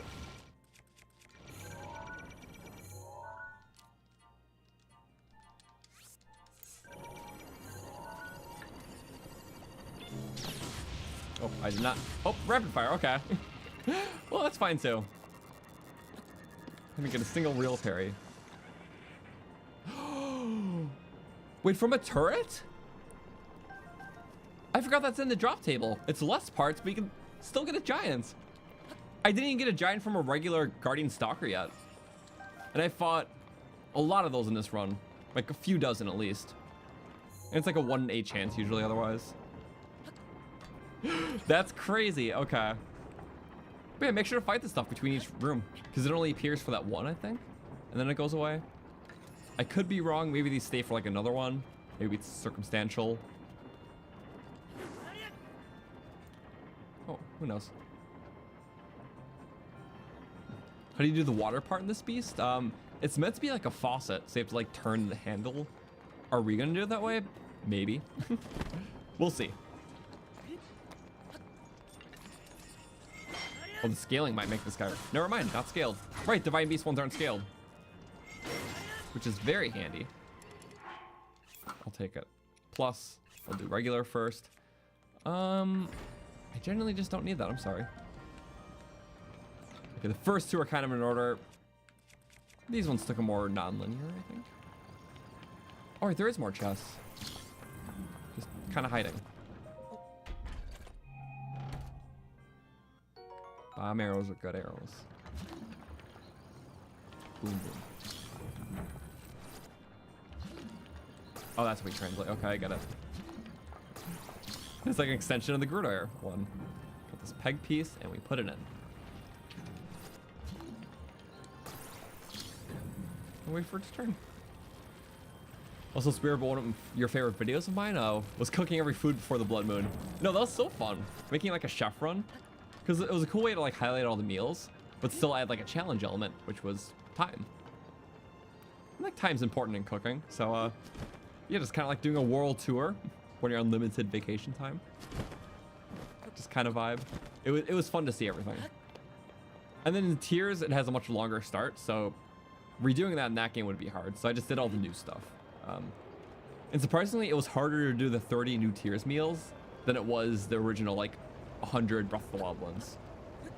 Just in the context of racing against the Blood Moon. If you've seen those videos, you would know why. But yeah, the tiers one was harder, and we only did the new ones in that one. For Breath of the Wild, we did, well, obviously all. Yeah, you don't want to stasis. You just want to rotate. That fan sucks in. This fan pushes out. Physics.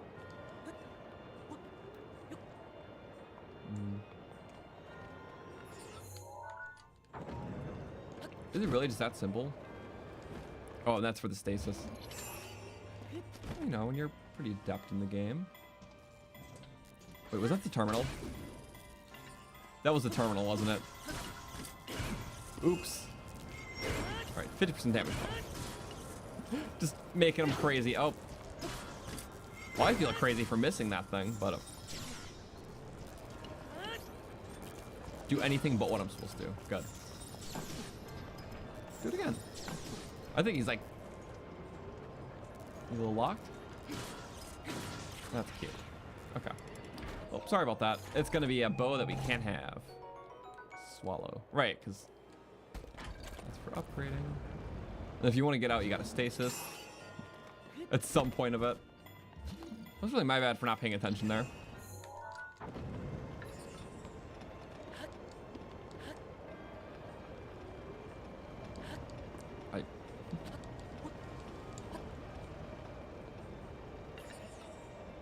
Could maybe wind bomb to that. Not the intention though. I like silly side wind. And yeah, this beast is not about tilting something like the beast, but it takes in all of its wind quirks. I thought I hit B sooner and I did not. Did we really fail it twice? We did. Okay. This is just silly like that. Whatever. Overall, this beast is a lot quicker than I remembered. So you first need to get over to that, otherwise you're not going to hit the high stuff. And press B, you know, the right way. That's cool. Cool beans.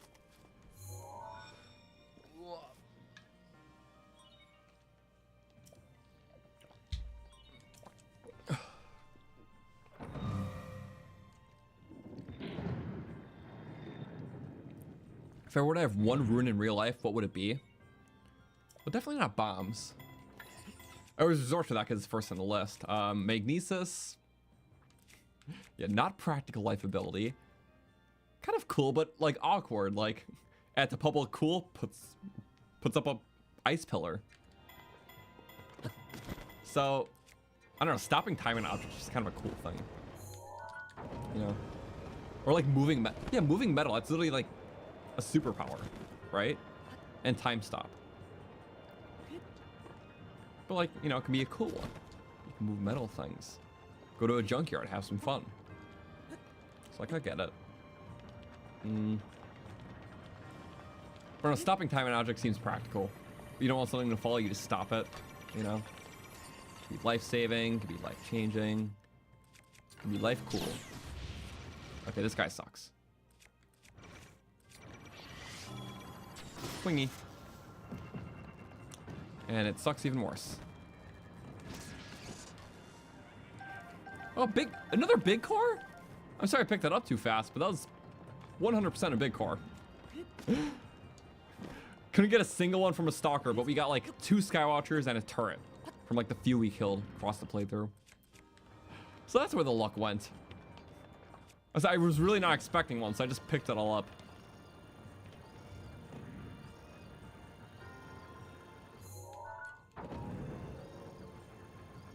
This one's cool. You just kind of stasis apart. And this one's like the most like Ruda, because like the water wheel. And you have to like stasis that one part in the water wheel to get the terminal. So it's all so in theme, and it elevates in such a cool way. I don't think a water switch was used though. And this one you translate the power from the inside, so that's kind of good. Unique. There's a roller wheel. I just like the mechanisms. What the hell? Also, using the sensor in real life for lost items. I didn't even think about that. I was just thinking about like the normal rune abilities. Yeah, I want a camera. That'd be cool. How unique.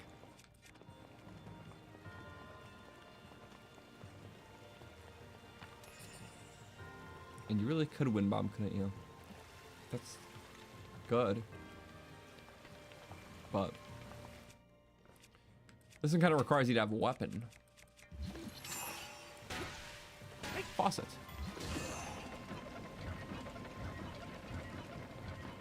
Is that the right way? Yep.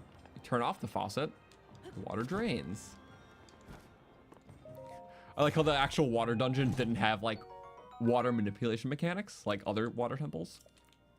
You just had like a water sprayer, but this, more akin to like other water temples, is like changing the water level to solve the dungeon. Only time in Breath of the Wild you have that. Except if you know what you're doing, just like a one-way change, really.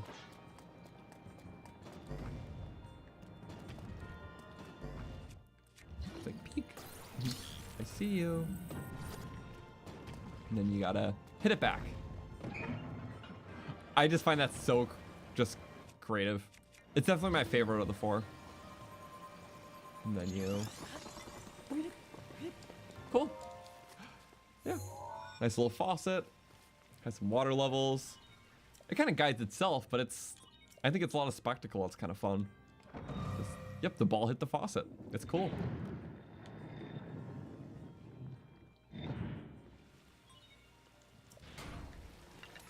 You would choose stasis for chaos. I just like freezing things. Get it upgraded, freeze people. Getting chased, it's like, nope.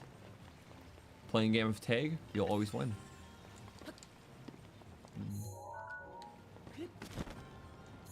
I'm gonna go here. I think besides the champion chest and those bomb arrows, I don't think there's anything else in terms of chests. None that I saw. Okay. Now we can channel the power to the final room. Channel. Oh, I actually grabbed it at the perfect time. That was not my intention, but literally the perfect time.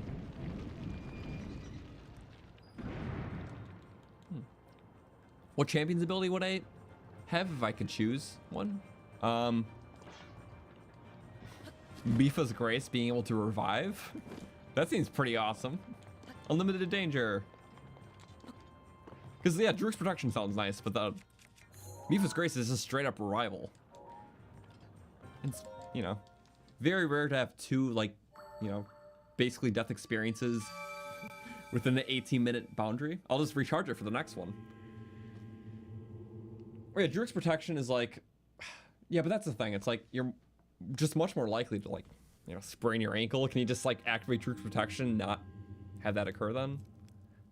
And in that case, you could prevent a death experience from that too. So yeah, I guess Jerk's protection would be better. Accidentally slip off a cliff while hiking? Jerk's protection. Also, yeah, the mug coming to life is crazy. Well, this is it. We get this, and then our final reward. But this fight is just so variant. It's so fun. Let's try to use as much, like, you know, cool, skillful moves against them. Because honestly, this is a boss I have the least experience with, so I don't really know the timing. It borrows some timing from, like, the Yiga people, which is kind of cool. So it's still, like, using, like, previously obtained knowledge and, like, combat knowledge. Also, yeah, I can't use the banana strat. He's weak to it one time, but it's like a distraction. It's kind of cool. So cool.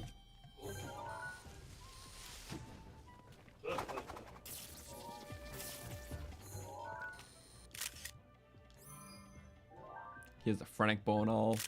Oh, that's slick. That is so slick. Just saving it for that. I don't need Druk's protection. I will protect myself. Cool, you get them all back for the fight, though. But yeah, kind of the ancient short sword for this. It's like bread and butter. Ooh. Still very good damage. Okay, well, you're an archer. Oh, you're not an archer anymore. That's hard to parry. I should not try. But he fell on me.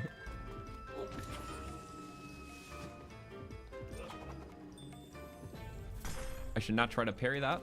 That's fine. I want to get like a cool combo first. Oh, timing's gonna be rough for me. I usually flurry this one. Dang. Just one combo. That's upsetting. I don't want to deal with this one. Not fun. I want to do the flashy flurry. Boom. Spam Y simulator. I'm too early? That's crazy to me. I don't. That's so hard to time. Okay, just don't pull out your bow. That's unfun. Unfun. And such a good shot too. Come on, they made the timing a lot tighter. I can guarantee that. Okay, and it's sniper accuracy.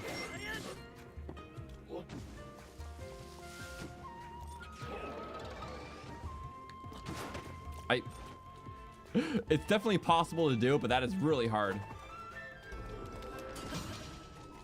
Yeah, they make the timing super tight. That's fine. Well, in that case, cool. I want to get a cool move like every time at least.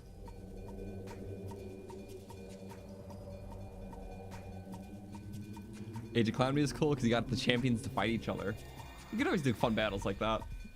Then you get Moscow Shia. Like, he was so much fun. He has like the Sheikah hammer and all that. I remember that specifically. One of these guys is not like the. It's you. It's always you. He's so aggressive. The camera ruin's literally the best thing for that. It's like the ultimate hack. Like the one time camera ruin's amazing for combat. Woohoo! Literally everyone and everything. I should wait to counter though.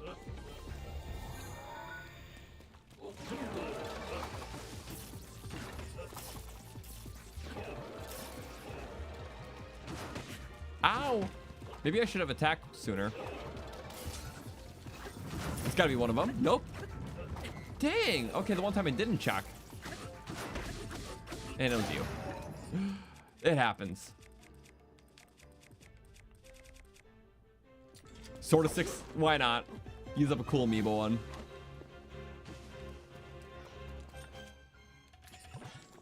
What if I just did this? Oh! Just getting popcorned around. At least not the cliff, but dang.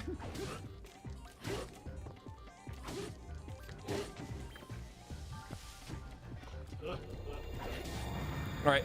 Oh, you can stop the cloning process. That's kind of, maybe makes sense.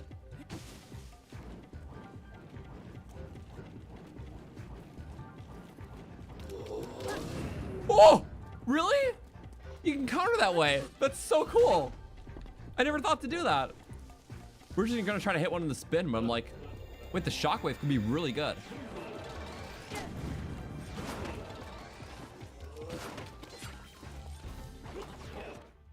It's raining, so you can't. That's awful. Bow. There we go. Get that range in there. Make full advantage of it.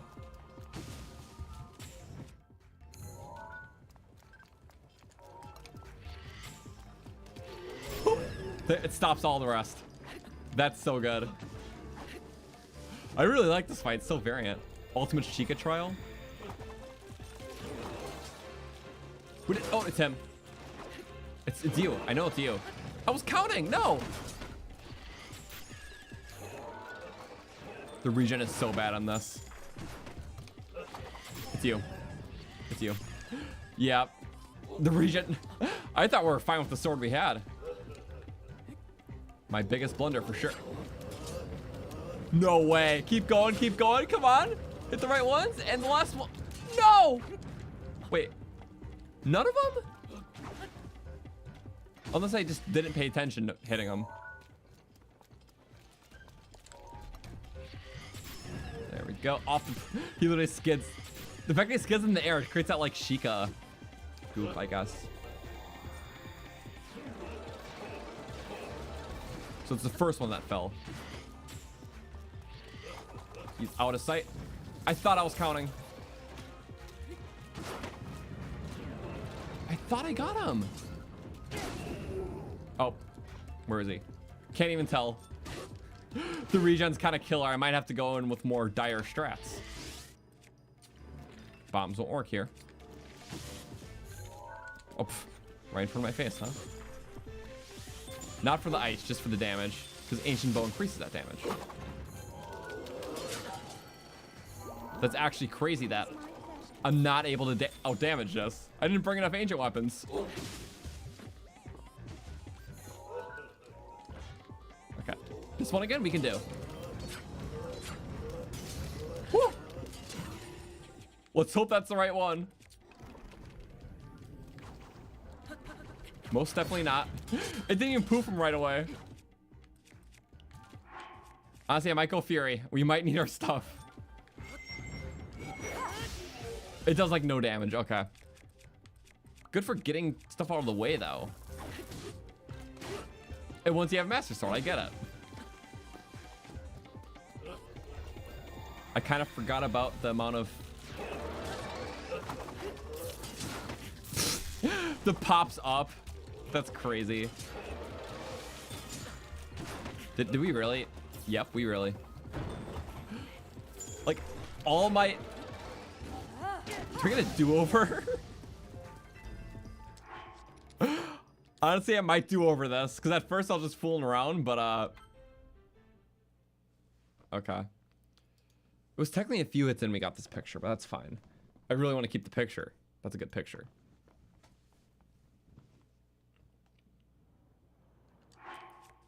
I hope it saved that picture, because I definitely took the pic. Okay, thankfully it did. I was like, you better save the picture. But yeah, now we have our ancient stuff. So as long as it's not regenning, we should be fine. Okay. This is so close. And yeah, next time we stream next week's gonna be well, yeah, Thursday is when Switch 2 comes out. So maybe like we'll do it earlier than what this stream is, so maybe we'll start at like 2 p.m. Eastern compared to 6 p.m. Eastern. Because yeah, Great Sky Island won't be too much different than the new one. There's like all the bells and whistles. But also, I just, yeah, Thursday through mainly Saturday at least, I want to play a lot. And we'll figure out what we're doing next week Wednesday on, which will just be the day before. No pride in whatever happens. It's just a matter of letting things happen. Where am I in the map? It should be right above the Great Plateau.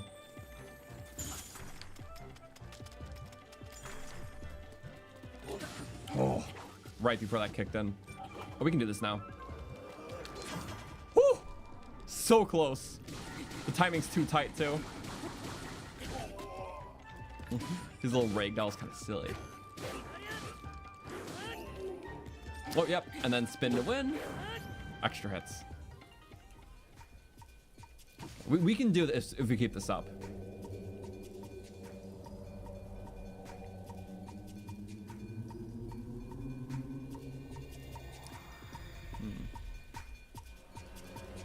So for this...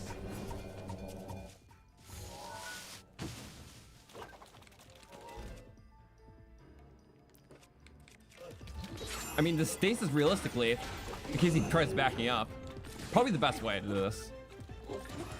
As long as we get him down fast enough with these weapons, he's not going to be able to mitigate any type of regen. We weren't zoomed in enough. It's that one though. Really? It really was. Oh my god. That was hard to follow.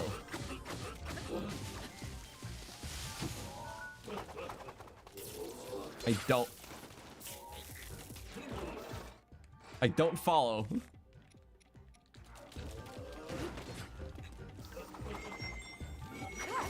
I just had to, okay. It was the guy I wouldn't have been able to get easily. This phase is an annoying one. Just start letting him charge. It's always that last one or something. So it's a good stunner. It's making good use of everything, regardless. But yeah, before my ancient weapons run out, I need to use... What is the best way to deal with something like that? Maybe Blizzard? But that's a boss, so I should have known better.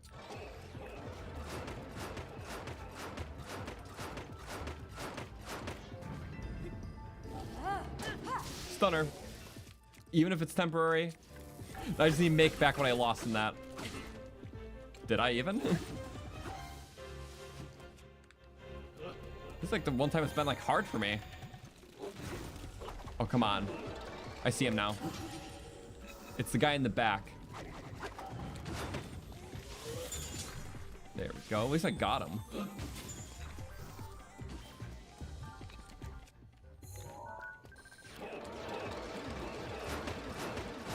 Hate that. Oh, I should have went to him right away. No, I didn't. Oh, but that Druid's protection does come in handy. Forgot they all really do. They're clutching up. Yep. Numb him down. Okay. No ancient quirks, just No, get him. Okay, so you can just charge him, which is something I haven't done enough. Oh, also Rivali's scale bullet time is helpful. I didn't think about that. I like how well it utilizes champion abilities. Not like direct damage, but just so many counter opportunities. For like literally all of them. But Mifa.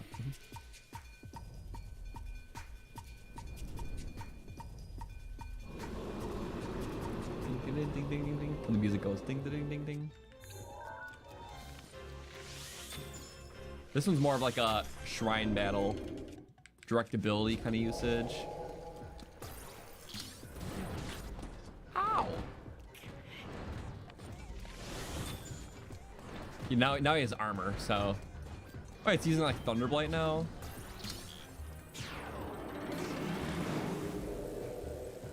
It kind of mimics that. His regen timer's longer purposely.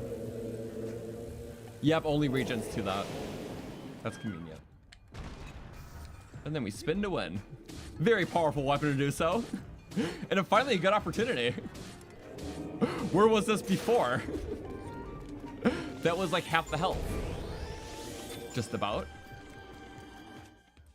Now don't mess it up. I think as long as I'm getting hits, it stops regen, which is good. Okay, so I should not use it for damage. Skip most of it, that's fine. His friend's on his hands.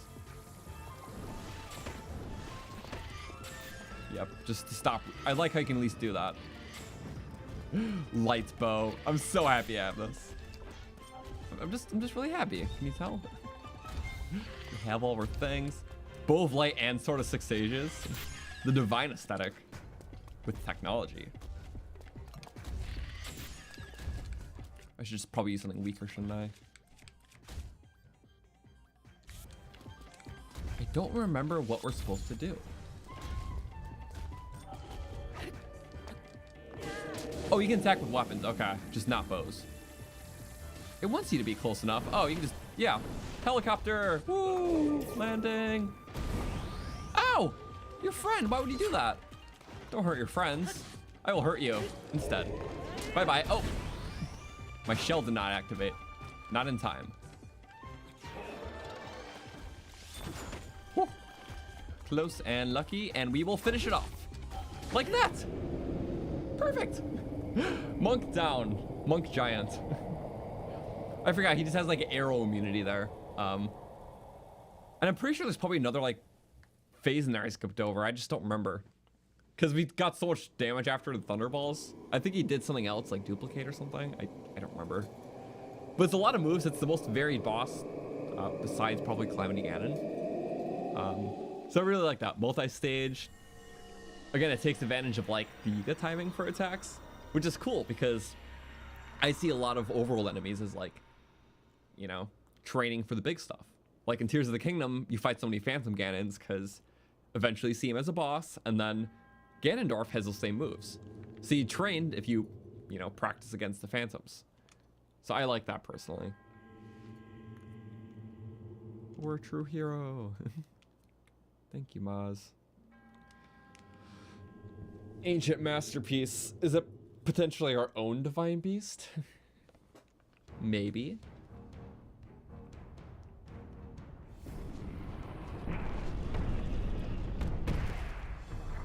It just grows legs. Why not? It's just trying to be fancy. I can't think of another explanation. Like, the dungeon was like an engine, you know? Different spokes, you translate stuff. It's like a gearbox. Literally and figuratively. This is just like, okay, let's make platform cool and give you a bike. It's so huge in that cutscene. Perspective, but and yeah, using the Divine Beast marching music is the best part. God. Like, imagine not knowing what that was, like, before playing this. And then it all clicks. It's like the gearbox.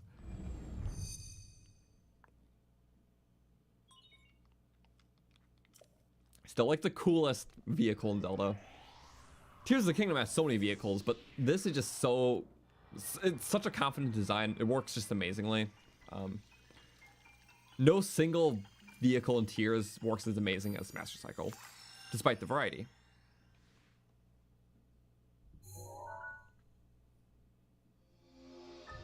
Master Cycle 0. I think they only called it that because when they put Link in Mario Kart, they made his vehicle the Master Cycle. So they couldn't just reuse that name, but also they wanted to allude to it. So, it's kind of fun. A masterpiece of innovation created for the one true hero. You just, you know, have to get it so late, but it's the coolest reward. And I see why Tears went the vehicle route. Probably because of all the good feedback off this. I was in tears. But yeah, I think this came out like 9 months after the game came out. So I already put in like full, like 2 playthroughs into this game. 1 normal, 1 master, all 120 shrines, both Trial of the Swords. And then this came out. I'm like, this is like the best way to re-experience Ancient Link.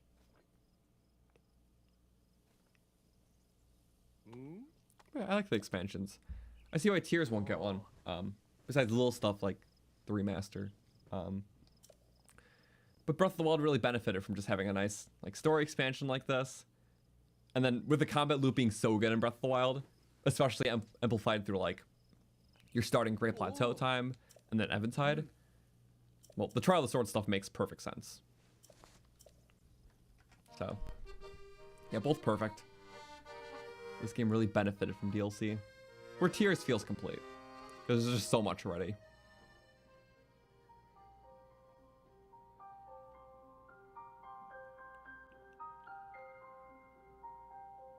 It's like, oh, the castle's reminding me of things.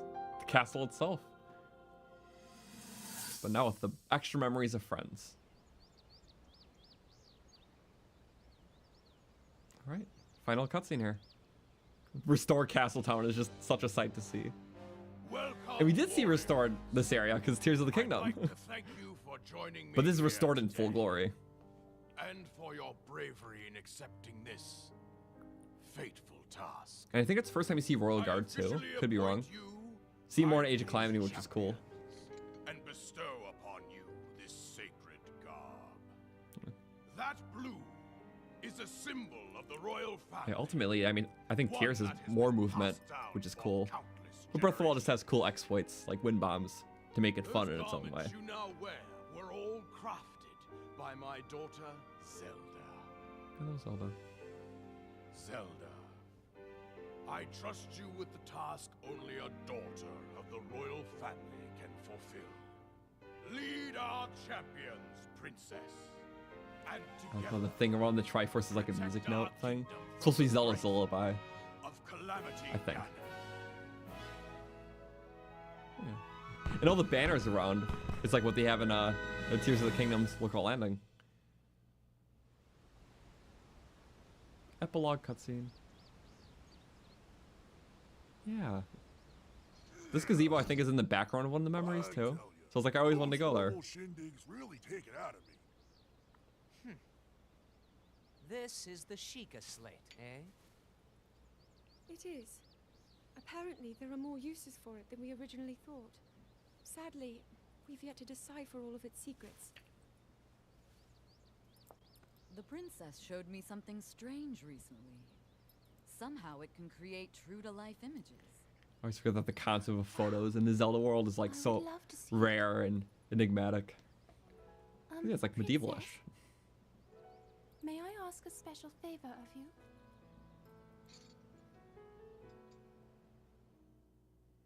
All right, this spot should work nicely. Keep your eyes on Cute. the Sheikah slate, everyone. I'll say it's Pyrrha. The first time you hear her actual voice.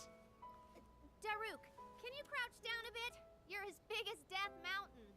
Huh? Oh, I don't think Pyrrha has any speaking roles in What's with the Tears. calm face, princess? It Keep just your wouldn't be big until Age of smile. Calamity. Because this is the version of Pyrrha that is in that game. Rivali, move your tail closer to the group.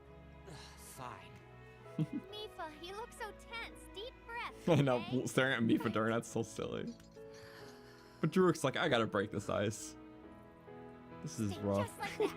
She's Here we back go. to it. Smile. Her voice is just cool. Click, snap. Best picture ever.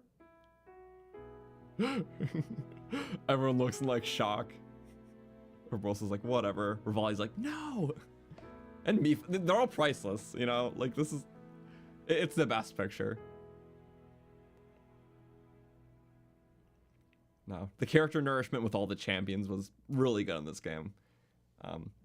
That's why they're amongst my favorite in the series. Like, just the fact that you get like little bits of info and kind of learn their, you know, past memories with Link, and we experienced a little bit of them actually getting to work together just through the Divine Beasts, and then them helping Link, because the, you know, the last they can do. But their little reunion at the end made it all just very cemented. Just there's always a somber quality to it, but yeah, this kind of adds to that. It's like makes it more bittersweet because some of the memories just were sweet, and the fact that it's all in the past is sad. There you go. Picture of champions. And I love how if you start a Tears of the Kingdom save on your same Switch save, this picture is still in Zelda's house. Or the Hateno house, rather. At least I'm pretty sure the save has to transfer over. Just like your horses do, kind of thing. But correct me if I'm wrong, but I'm pretty sure you need a save Breath of the Wild where you did Champions Ballad in order for that picture to appear in the Hateno house. I think. Okay. Link. Link. I have watched your journey, every step. You have overcome every challenge with great courage. Yay. With the power that you have attained, I am certain you can defeat Calamity Ganon.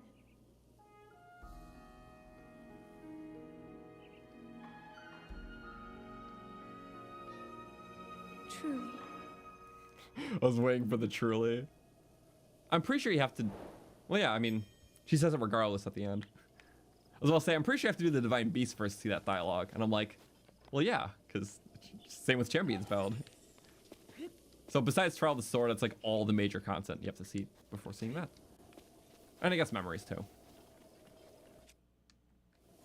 But that kind of adds to it in a cool way. So, they didn't get all memories in the save, but everything still makes sense.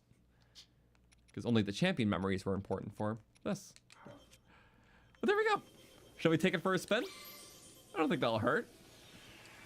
We got...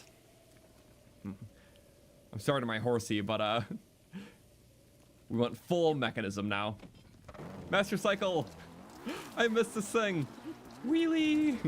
And we got the hops in there. Hop. Wait. Apply Twilight Bow. Hop. The bullet time. That is just too cool. All in one, all terrain. I love vehicles, oops, in new Zelda games, like Tears. But nothing quite beats this. It's just so all in one. For the most part, I can handle terrain better than anything. Urbosa's glory is ready. Also, you need a Breath of the Wild save where you actually have hung the picture in Link's house. Okay. So if you don't do that, it won't appear in Tears. That's cool. I don't know what the requirements are. Like, if you go back in Breath of the Wild after you start the Tears playthrough, like, can you put it there, then it'll appear in Tears? Or do you have to have the save before you create a new Tears save? That I don't know. I don't know if it's, like, dynamically updated like that.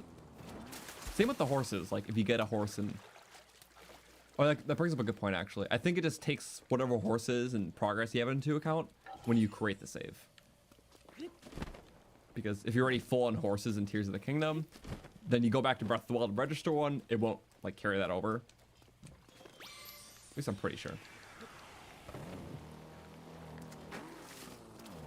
I'm sorry, this is so much fun. Oop, I didn't take advantage of the drift yet. Yep, the drift is the best part. It's cool that you can drift with the small wheels too. It's just like a hidden mechanic in Tears.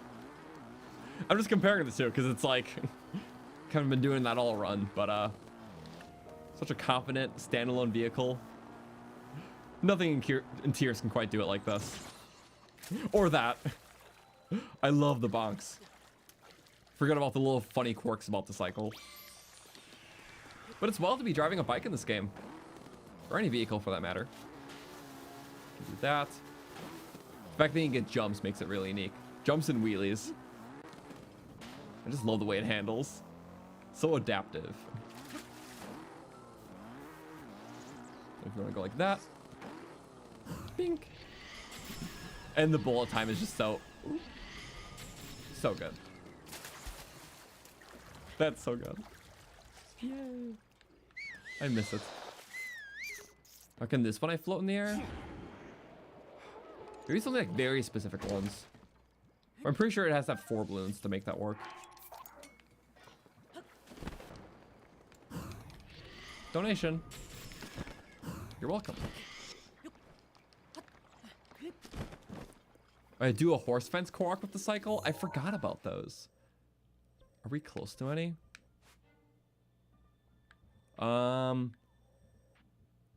Here, right? Horse fence Korok. Just one. That'll be like the last thing I show off here. But wait, no. Horse fence Korok is here. It's like here. Okay. There's only 2 of this type of Korok puzzle in Breath of the Wild. One here, one by one of the northwestern stables. I forgot the name of it. The one that's gone in Tears. Whatever. But there's 2 of them. it's basically 3 fences in a row, but if you jump over all 3 with the horse, it counts as a Korok. But it also counts for the Master Cycle, too. Yeah, Mabe Village Ruins. Which I believe is that, right?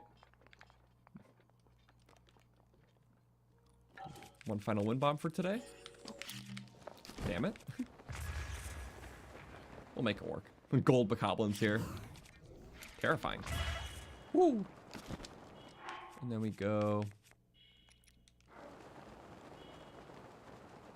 It was around here, right? I'm not going crazy. Yes, it is. Okay. You see the fences? 1, 2, 3. It's funny too, because that's... This is an interesting content here in Tears.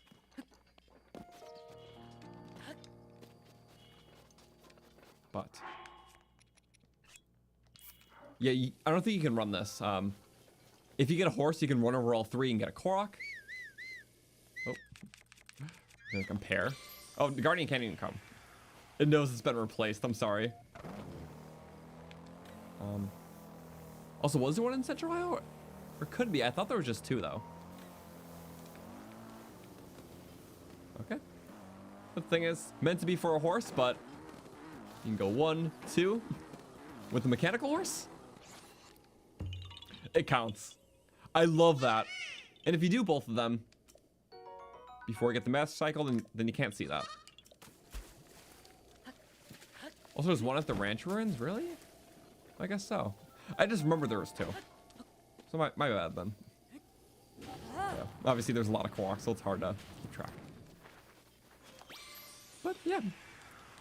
That's it for Champions Ballad, and we also beat the game today. The only challenge that leaves would be... It would be a modified Trial of the Sword. Because, yeah, we can't do it fully within Breath of the Wild only. So sorry, horse. Because the flame area, and also any other stipulations that could arise.